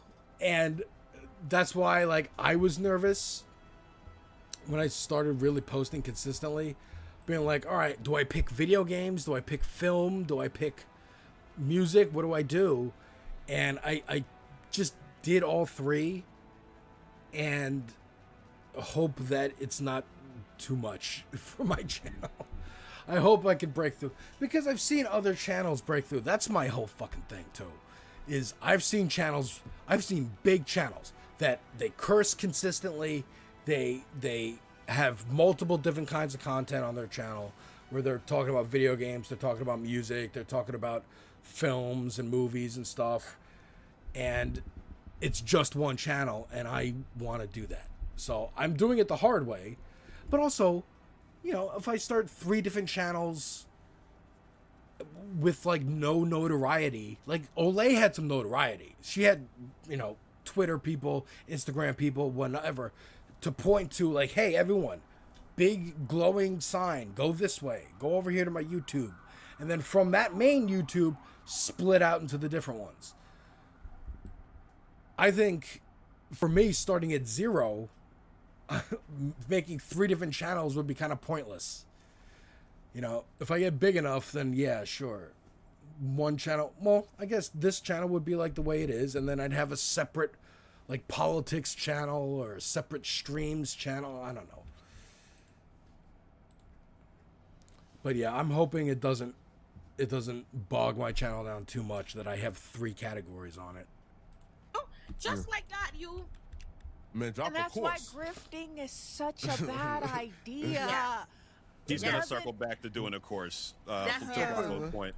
I Okay, found Jesus and Full I circle. packed, and Yes. I packed my How do shit y'all up. navigate though people saying, right? Because yo, I get this a lot, man. My comment section is, oh, there he goes, negative content, all talking about black folks all day.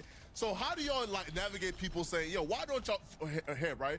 Why don't y'all cover the other races who do these things, right? I And get that I'm saying, criticism listen, more than anybody, bro. Right, I like, get I that would do all the it. time. right, like it's like again, like I would I'll do tell it you. I'll if tell you. if y'all cared about, for example, right? Like Patrick Bet-David probably did the exact same thing that Stormy did. He and did. made like $1 billion from it. He did. And nobody Yeah. probably, you feel me? Yeah. So yeah, He did. Yeah. So the answer that I always give people is that my world is black. You would That's not true. be asking this question of white creators why they don't talk about minorities more often. It's a Yeah. question that's levied at us because one, hardly anybody calls out black grifters and manipulators and scammers. They just don't. It's like taboo. So back to our point about Mark Lamont Hill. Why do you think he was shying away from doing that? It's multifaceted. We named some of the reasons. Punching down. Right. It feels like punching down. And Right. in my case, I've even had to, that started to weigh on me because I got to a point where, and the number next to our names on YouTube doesn't mean shit, but like I got to the point where I'm starting to talk about people who people are sending me who have like 10,000 subscribers, and I felt like I was punching down. So I was like, Yeah. damn, I need to start really like only going for bigger people because even I got sensitive to it, right? So it's a real thing, but Yeah. there's a point where you get really sensitive about like, okay, am I doing more harm than good? Even though this person is clearly a manipulator, clearly a scammer. Like it's almost like calling out Democrats, right? I'm a progressive leftist, so I'm farther left than the Democrats are. So I don't like a lot of them.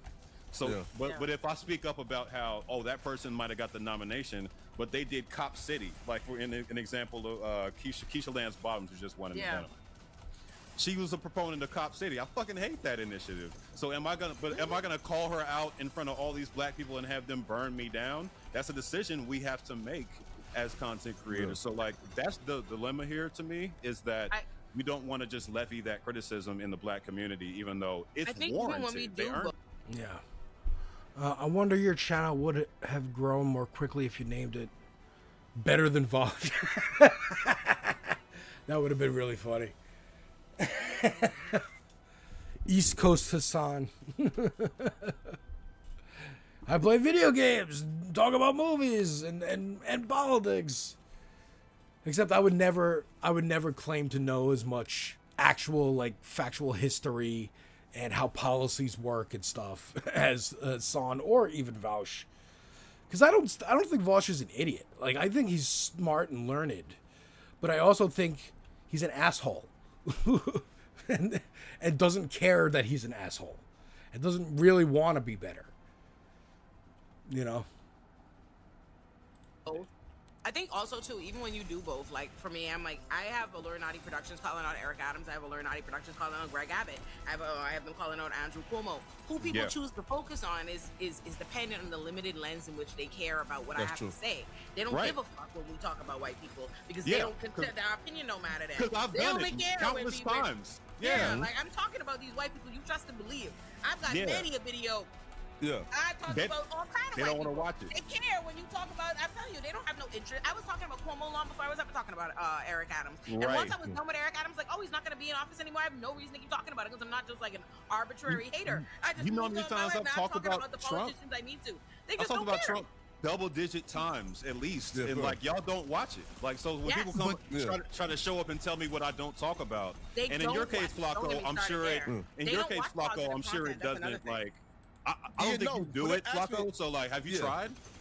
No, which again, like I'll be real, I have had a few videos on Joe Rogan that's over like 250,000, right? But they say, why don't you do positive content? I said, man, come on, bro. Man, man, they don't care about that. They don't want to watch. They don't want to watch that shit. They don't want to watch that shit. Positive. Don't mind these fucking audiences. They'll be the main ones that they complain about your thumbnail and negativity, but you hear though. They give you all the engagement. If They will suggest you off a cliff. Bro, this is another thing. I typically don't make reviews of movies I don't like or anything I don't like, other than again the reactions, because I don't know how I'm gonna react. I know when I make a video about Kanye West album, I'm gonna talk shit about Kanye West for sure. But am I gonna put it in the thumbnail? Maybe I should. But will they actually watch it? Now I put on Jay-Z. I'm gonna talk about Jay-Z. But Jay-Z dissed who? Because he dissed some people, and we're gonna talk about that. But also I want to review the album. That's mainly what I'm gonna do. I will not. Same thing with Drake. First listen, Drake.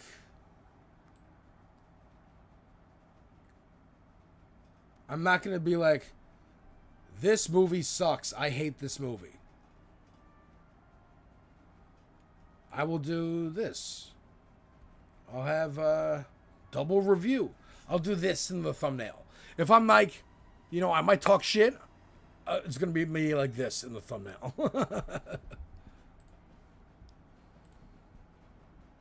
It will suggest you do something and then the main one's not to watch it. But even so, video, big flop, big stinker, because you listen into them.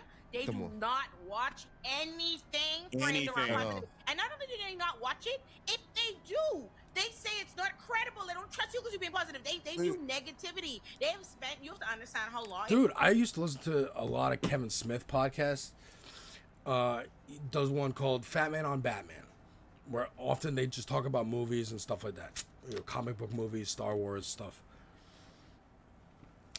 Kevin Smith always gets criticism for not being critical enough on whatever movie, even if it's like a movie that everyone agrees this is kind of shit or whatever. He'll always find something nice to say about it and just won't say what he doesn't like about it, usually. And he's like, well, I just don't want to be negative. And that's okay, but, the internet runs on negativity. And it's true in every arena. Politics, music, entertainment, blah, blah, blah. They have spent so many years listening to people whose authority is built by tearing everything down. Like being as negative as humanly possible. People like Simon Cowell. People want the asshole. Hot take, Drake makes rap music for Swifties. Exactly. He's Justin Timberlake. Slightly more authentic because his skin is slightly darker. That's it. Hell, Justin Timberlake's like fall off and Drake's rise coincide. That's my conspiracy hat theory. It's just like, oh, here's a guy who sings and croons and kind of does hip hop stuff, R&B, hip hop, kind of girly pop music. But he's actually slightly dark, and one of his parents is black. We're gonna go with him. And Justin Timberlake is already stopping really making music a lot, and he's in movies more and on SNL and shit. They just switched. The fans just switched. That's my take. possible, and now they judge credibility with negativity. It's I have a 7 channel, so I test this out. I know the different audiences exactly. On Illuminati Extras, if I have something nice to say about an artist, I only have something positive to say because I'm covering shit out. They're like, you must be paying your star and you're this. They come up with all of them like, oh my God. Who paid you to do this?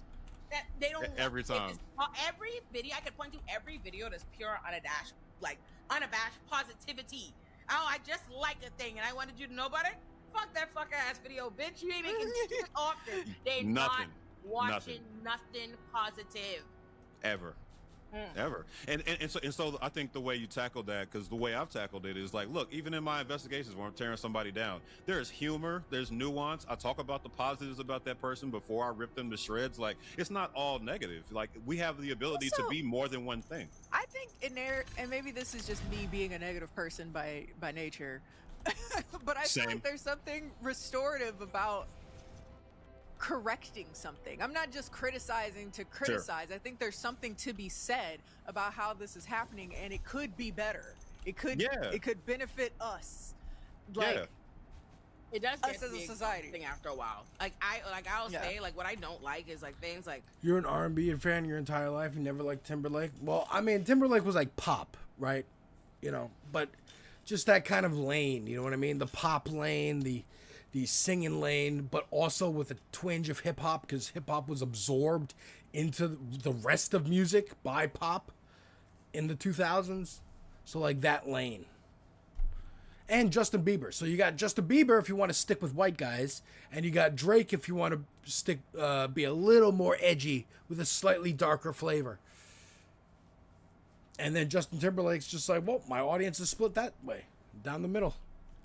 For example, like on Illuminati Pop. Hell, you got the new boy bands with the Jonas People Brothers. would prefer me to watch content that not only I hate, they hate. Your hate watch, you don't show up for media you like, but you will watch Love is Blind every fucking season, knowing you hate it, just to bully me into making it every video that you love so much because I'm mad. Like, fuck this nuanced, great video, da da da da. Do we hate? It annoys me so bad. Like, every time you make something like you think it's like, this is good. Like, I wanted to make it. It was nice. It was positive. The other thing, they're like, bitch, don't you want to like watch that show you told me you hated 15 times? Like, could you? I'm waiting. Look, I do love her Love is Blind stuff. It was very fucking great. And on a recent episode with her and Kenny, they were talking about 90 Day Fiance. And I'm like, I would love for you guys to talk about it. This is the closest I'm going to get. Is you guys talking about how you don't watch the show, you watch YouTube creators who watch the show and make their content. But I'm like, but I want you to talk about it because I like you guys. I've never been into hate watch. Me neither. But like, we legitimately like watching certain reality shows and like Love is Blind and stuff. 90 Day Fiance, we were addicted to that like heroin for the last couple years, but we just got off it like end of last year. Miss a couple episodes and you're like, oh, I'm behind, I gotta catch up. It'll break the streak and then you're done. Dude, there was a new season every time one season ended, there was a brand new one the next week, like clockwork. It's crazy the efficiency they have at TLC. I'll give them that for real. Every Sunday and Monday, there's a new episode of different versions. 90 Day Fiance, or 90 Day Fiance before the 90 days, or 90 Day Fiance The Last Resort, or 90 Day Fiance Happily Ever After, or 90 Day Fiance The Single Life. We watched all of them. All of them. And now we kind of sometimes watch YouTube reactors. But we would watch the new episodes and then we'd watch all the reactions for the week. And then we'll watch the new episode and we'll watch all the same channels talk about it for, dude, crazy the spiral we were in. To drag that thing, even when like I was even in seeing like comments, people like, oh my god, make an Ole and friends so y'all could drag this thing. You know what I mean? Like, you want me to convene people that you think are gonna say the negative thing that you've decided should be the consensus for this space. Like, that's what they watch you to have you validate and affirm what they think. It's not for you to like your genuine positive interest. Like, oh, Olay liked that. Maybe it might be nice to know why she liked it. No, bitch. Why? You didn't like it? You have no fucking taste, dumb bitch. Must be a stan. Man, bro. Oh boy, right? No. Which, like, for me is like those positive comments, right? For example, right? Like, cause like my titles are really extreme. So for them, it's like, damn, dog. Every day, there's a life ruined every day. Can you please tell us about a life that's I love it. prosperous? Such and such life is over. This is bad. They'll never recover from this. I love Should flopping titles and thumbnails. They have me Right? Clickbait ass shit, bro. I love it. But it's Like, How long will it be before the 90-day universe has a crisis? Yeah, crisis on infinite fiancés. You kind of have to do that because again, that shit, bro. I love it. But it's you kind of have to do that because again, Yeah, I they're know. not clicking on I've that shit. seen your Niggas not- thumbnails, foreign. I know. I can't, bro. I ain't nowhere near, dog. Anytime when I see Yours aren't that insert bad. the They're not that situation, the bad. situation is got worse. The situation Yeah. is bad. Yeah. The situation. I'd be like, bro, I can't. I guess I'm. I don't even want to go on like feign artistic integrity or anything like that because it's Yeah. just whatever's effective at the end of the day. There's Right. an audience for it. But me, like I try to go on, even if I come like with a nice witty title or whatnot, like I'll Yeah. still get beat out by the Andrew Tate situation got worse. The Tyler Catastrophe video It's true. got It's worse. true. And that shit will do. It's and the true. black background, young Dawn got young I've Dawn is sit up stopped, there. What's this packaging that is nigga part is of the just game, and like packaging I is part of stopped the game, competing and I with don't them, even bro. be. I don't be mad at this point. I don't be mad at it because I consider Yeah, you it like can't it's be another mad. skill set you like had to hone as a creator, and it does separate Yeah. you from niggas who just have their stuff served up. Like that to me is a big difference between niggas like you just depending on. It's just a scroll, and if they serve my shit up or whatever, like that's not the same as having niggas packaging your content to make niggas click on your shit and pick you on a page for others. It demonstrates an Right. entirely different thing. So I'm at a No. place where I'm like, no, I get it. Like, no, like the game is the game. it eats. I Who get know it. what a nigga ate? The game Man, is the hey, game. bro. We all Niggas got gotta different eat. lanes. Like, you know what I'm saying? I definitely don't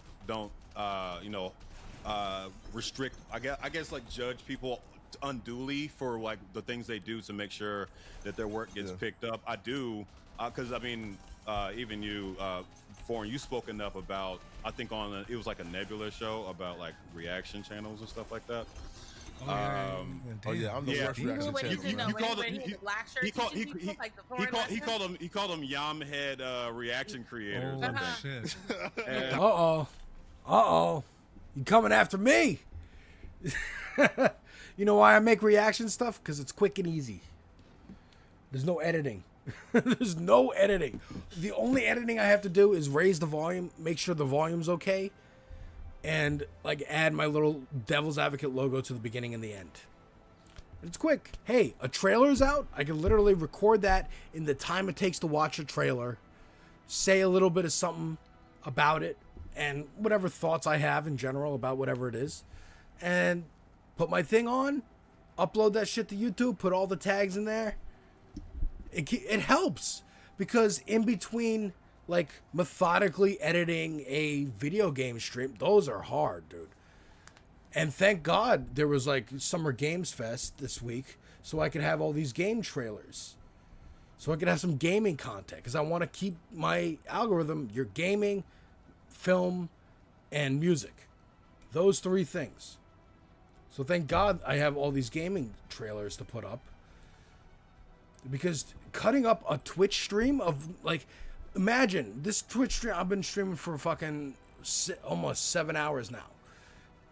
If this was all Crimson Desert, I have like 5-6 streams that are each 6 hours long of Crimson Desert. How am I going to cut that all up into like a playthrough? That's going to take days. For one video? Hang on. I got it.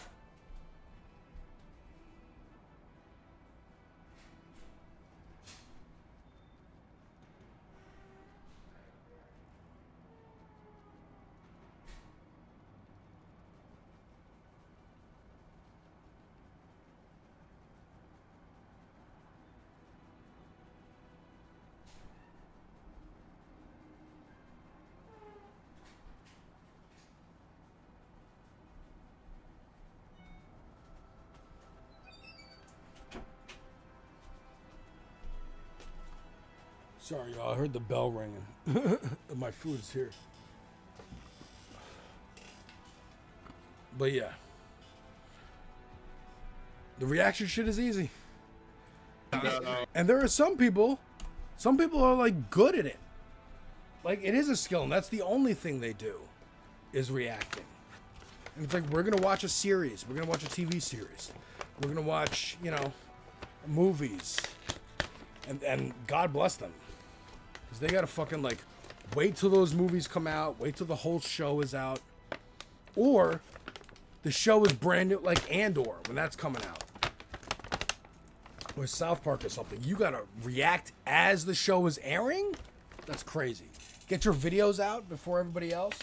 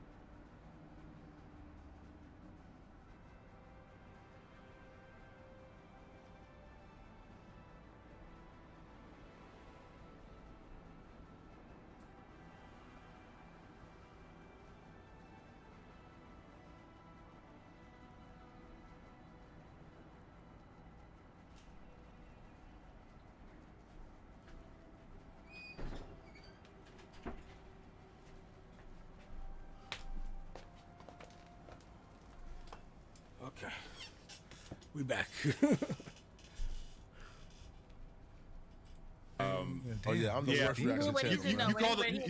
He called him Yamhead reaction creator. Hey, listen though. Yamhead, how that sounded out of your accent cam is the funniest thing ever. Yamhead. I'm saying it the way he said it. He said it like that. Yamhead.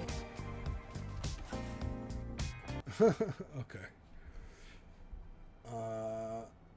Cool. That was that. Dude, we watched that whole thing, boy. And I gotta hear what BK had to say. But I wanted to, actually, you know what? Let's take a break from that. Let's talk about this Marvel cinema. Let the past die. Kill it if you have to. Get 50% off handcrafted beverages at the Capital One Cafe with your Capital One card.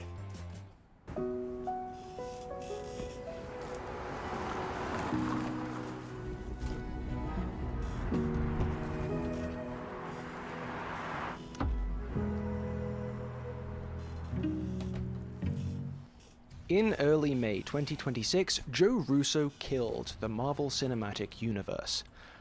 No, wait, that's not quite right. Let me try again.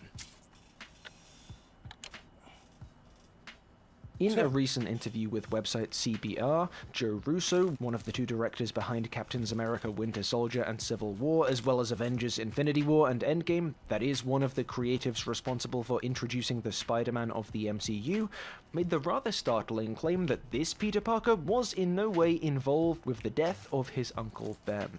At least as they see it. Why is that significant?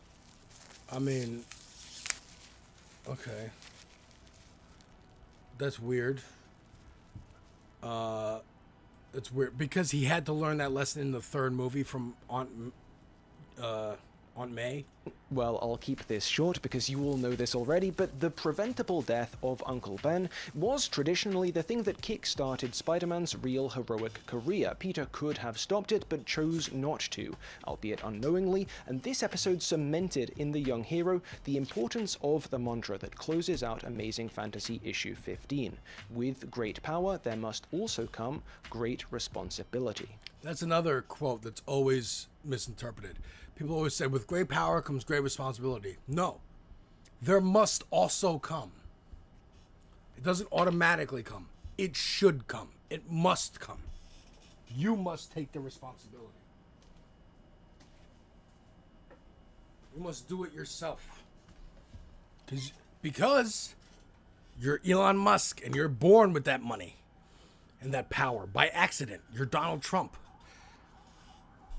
And you don't have any sense of responsibility. Oops.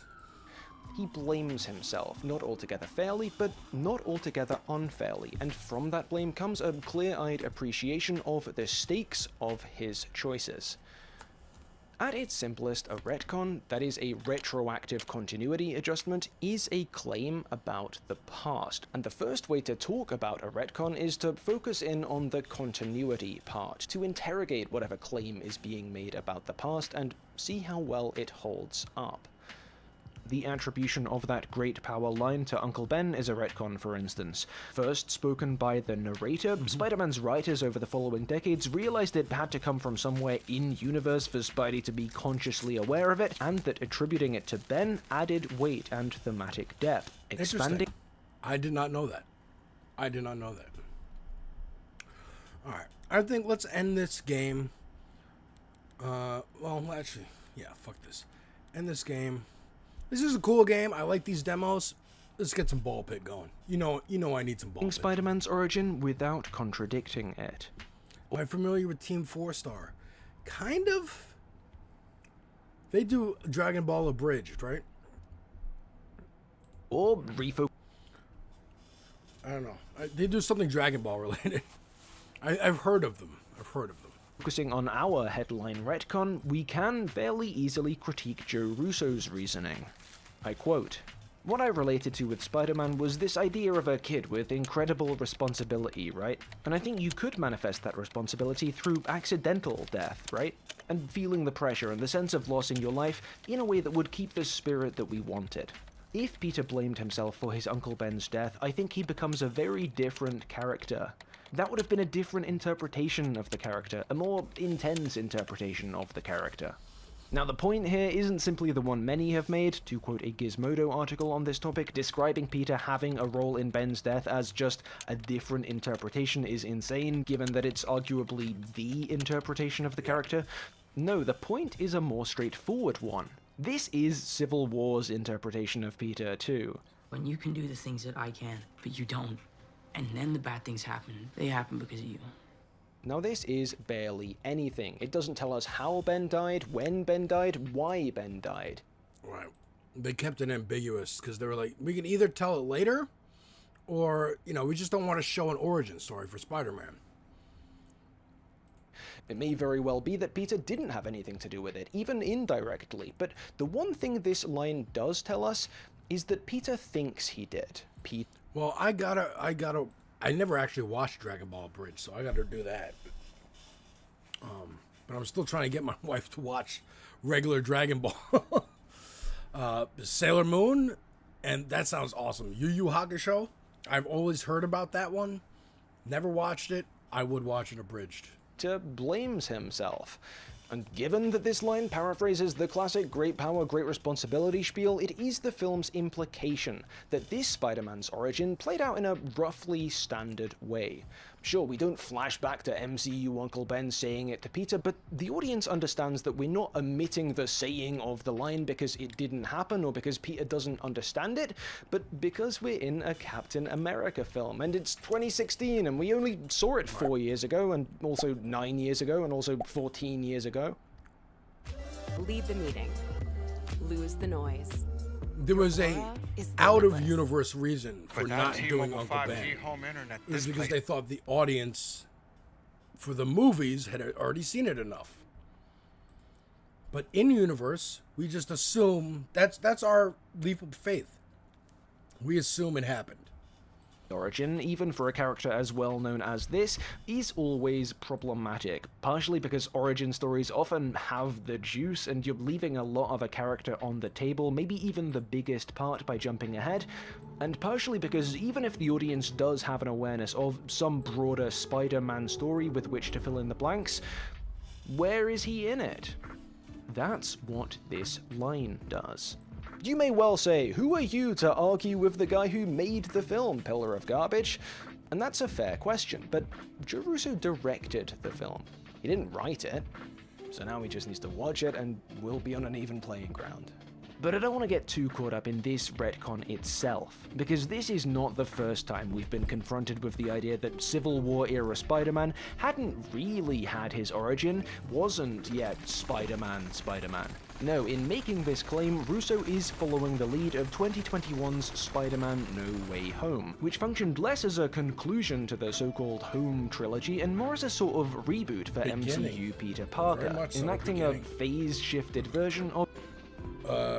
Sailor Moon, Abridged, and Yu Yu Hakusho are both like 30 minutes each and can make for a good reaction. Oh yeah? I can't believe they're not copywritten, like copyright striked.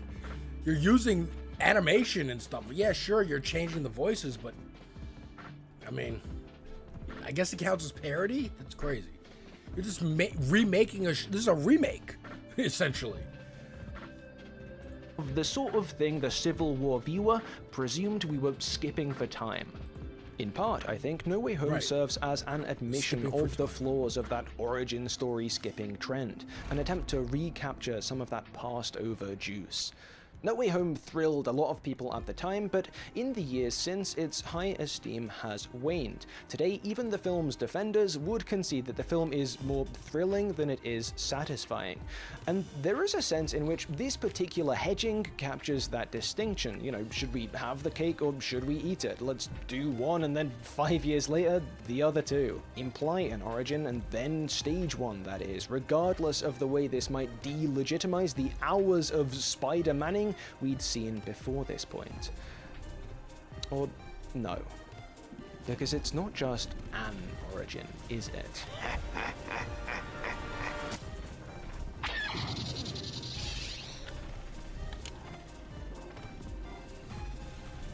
This weirdness in No Way Home, the way it seems torn between ending its trilogy and performing a belated origin ritual, I discussed in a video a few years ago. Don't watch it. I wasn't good at video essays yet, it kinda sucks. One part that didn't, though, was the link I drew between No Way Home and an article I'd read on Star Wars The Force Awakens, Interpolation by the Force by Simon Orpana in the online journal Nano. Bit of a scary title, I know, but the part of it I want to gloss here is pretty straightforward. In the overt A New Hopiness of that film, that would-be new beginning, the film resembles not so much an actual original movie as an extended commercial for the Star Wars franchise itself. That is, the infamous way Abrams' film retreads Episode 4 practically beat for beat was the point. As Orpana puts it, the film essentially recreates A New Hope, allowing a new generation of fans to experience the franchise afresh.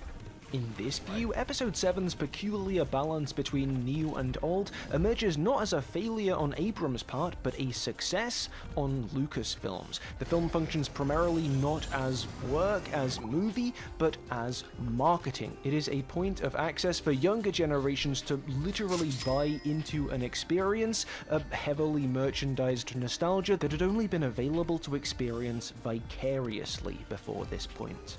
Go see Episode 7 and it's as if you'd been there for that magical monocultural moment in the summer of 1977. All this obviously applies just as well to Spider-Man No Way Home. The film serves not just as an exercise in lucrative nostalgia for older viewers, but as an as-if, an ersatz nostalgia for their younger counterparts too. It's a device to have this next generation buy into Sony's flagship super franchise, and its inevitable re-entry into the Marvel Studios world. Whatever amount it failed as a movie, The Force Awakens succeeded unambiguously as brand revitalization. And so, perhaps even consciously, No Way Home echoes not only this broad marketeering function, but Episode 7's specific approach. New protagonists, supposed focal points, jostle with wrinkled returning faces for spotlight and agency. In No Way Home's case, MCU Peter's doppelgangers arguably win out. And all this happens atop a very familiar narrative skeleton. Not just an origin, but the origin. That's very interesting. Because Force Awakens, yes, is very much a retread of A New Hope and blah, blah, blah. But it was Disney's, we own Star Wars now. Here's our first movie. It's Episode fucking 7. What happened after Return of the Jedi? You've been waiting 40 years to know, or if you're a little kid, you're about to find out and have your own brand new trilogy that you were a little kid for.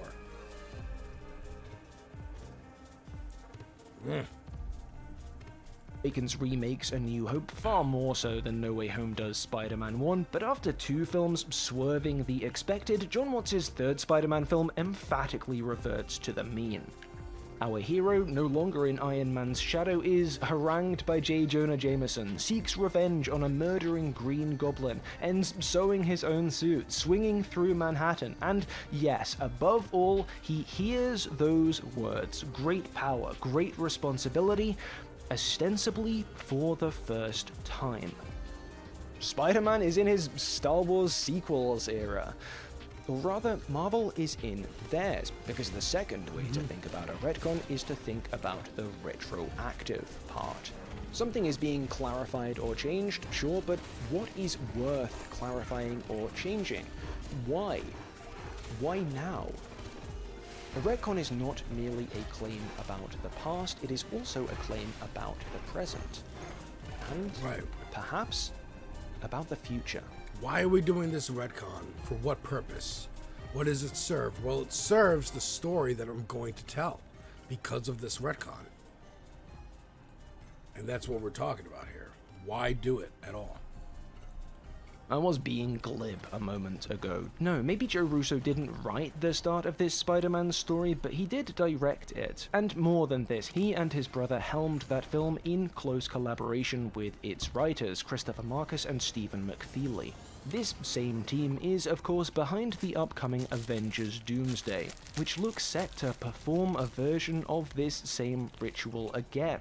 It brings back retired characters, retired actors, and beyond this, it seems intent not merely on doing this nostalgic marketeering for the Fox X-Men films too, but doing it a second time. Yeah, because now we have Cyclops back again, because they already rebooted the X-Men. We're doing younger, Days of Future Past, First Class.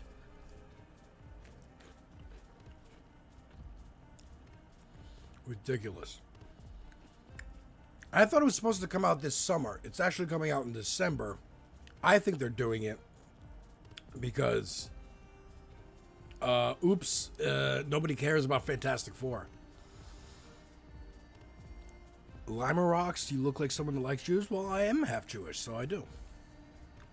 Because what was 2024's Deadpool and Wolverine if not precisely this? An exercise in performing, legitimizing our nostalgia for us, in some cases practically manufacturing it outright. This is accomplished throughout the film, and indeed, beyond it. Yeah. These films are many things, certainly not all of them bad, but, and more so every...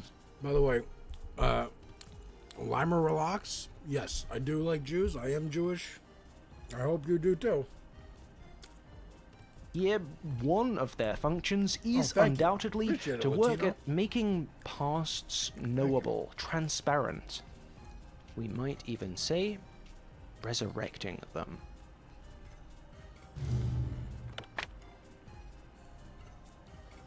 A leading feature of our ideology of a unitary transnational capitalist world culture is the practice of translation. Translation becomes not merely a useful, desirable practice, but an imperative one. Linguistic barriers are obstacles to the freest exchange of commodities, and therefore must be overcome. Underpinning the ideology of universalism is the ideology of unlimited business.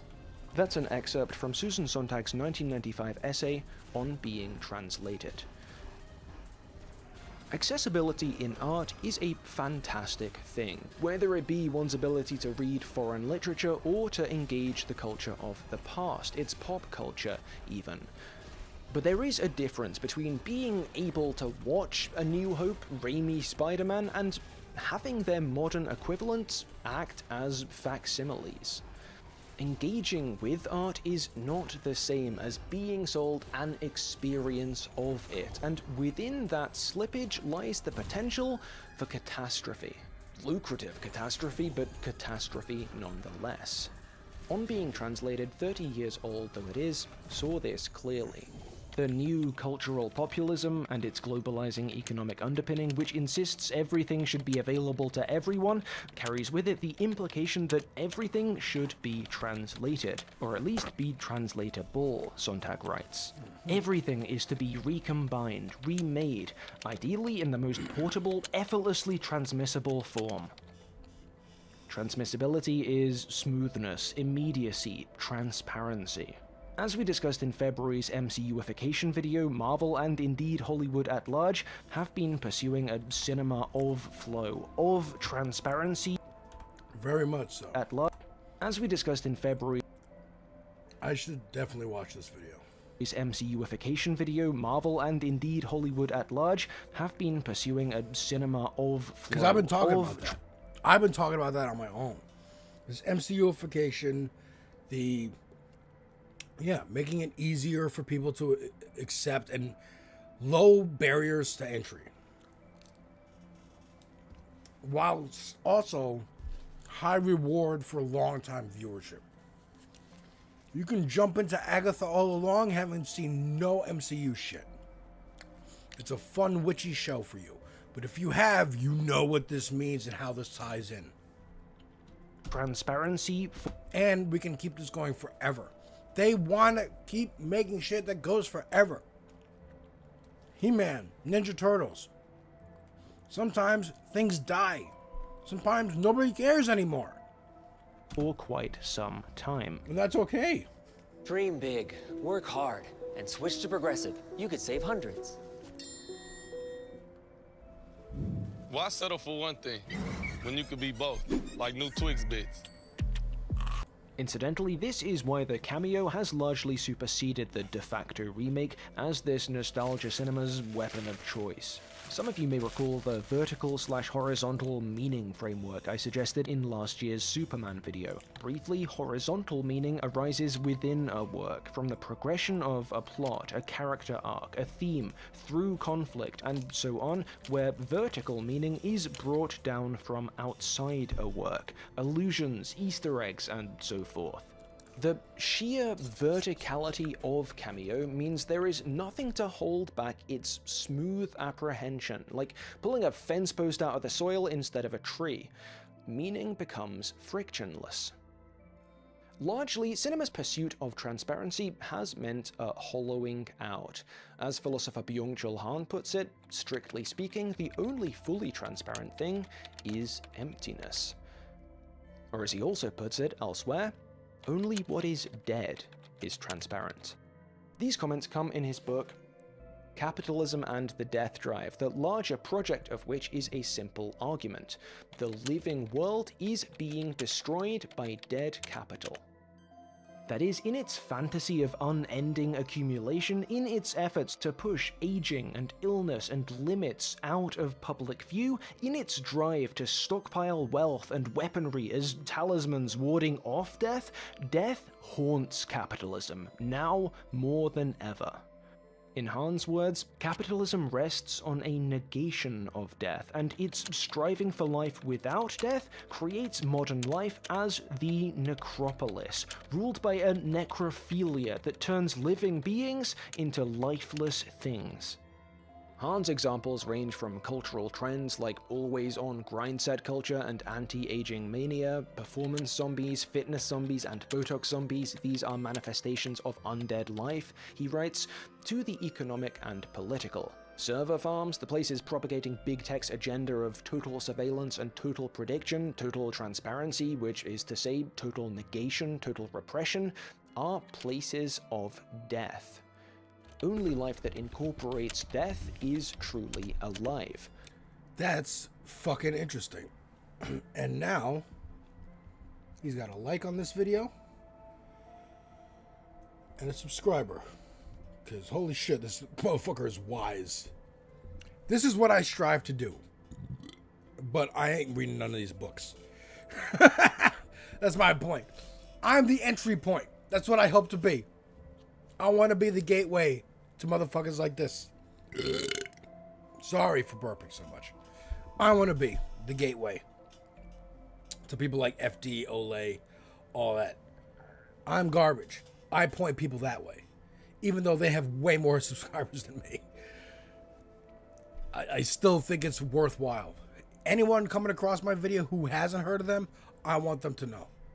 And now he's at it too, because holy shit, smart dude. And by extension, unknowability, because only the dead remember everything.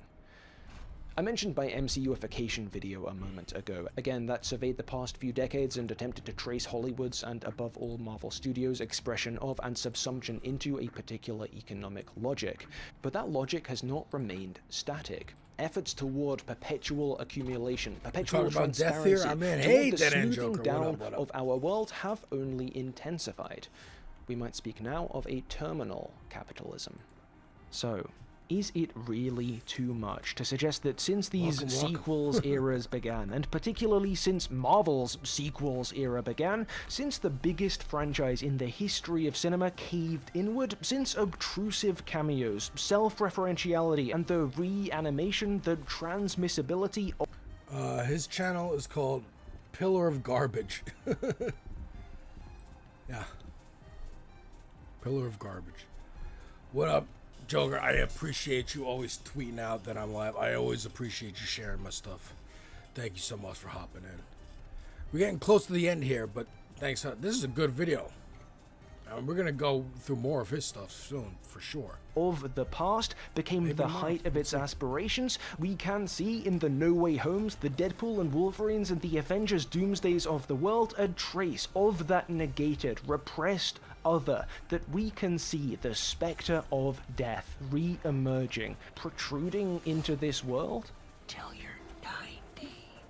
Is it really too much to suggest that we can begin to speak without exaggeration of a zombie cinema?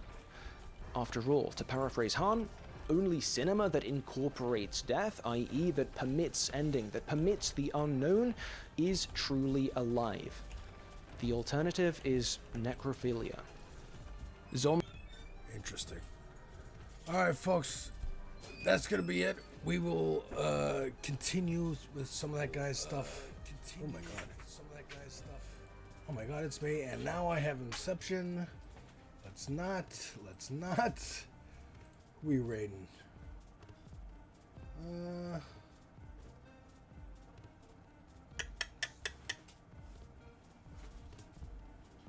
Let's jump in to Pep.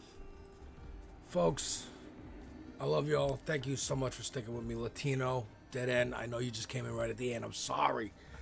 I'm sorry.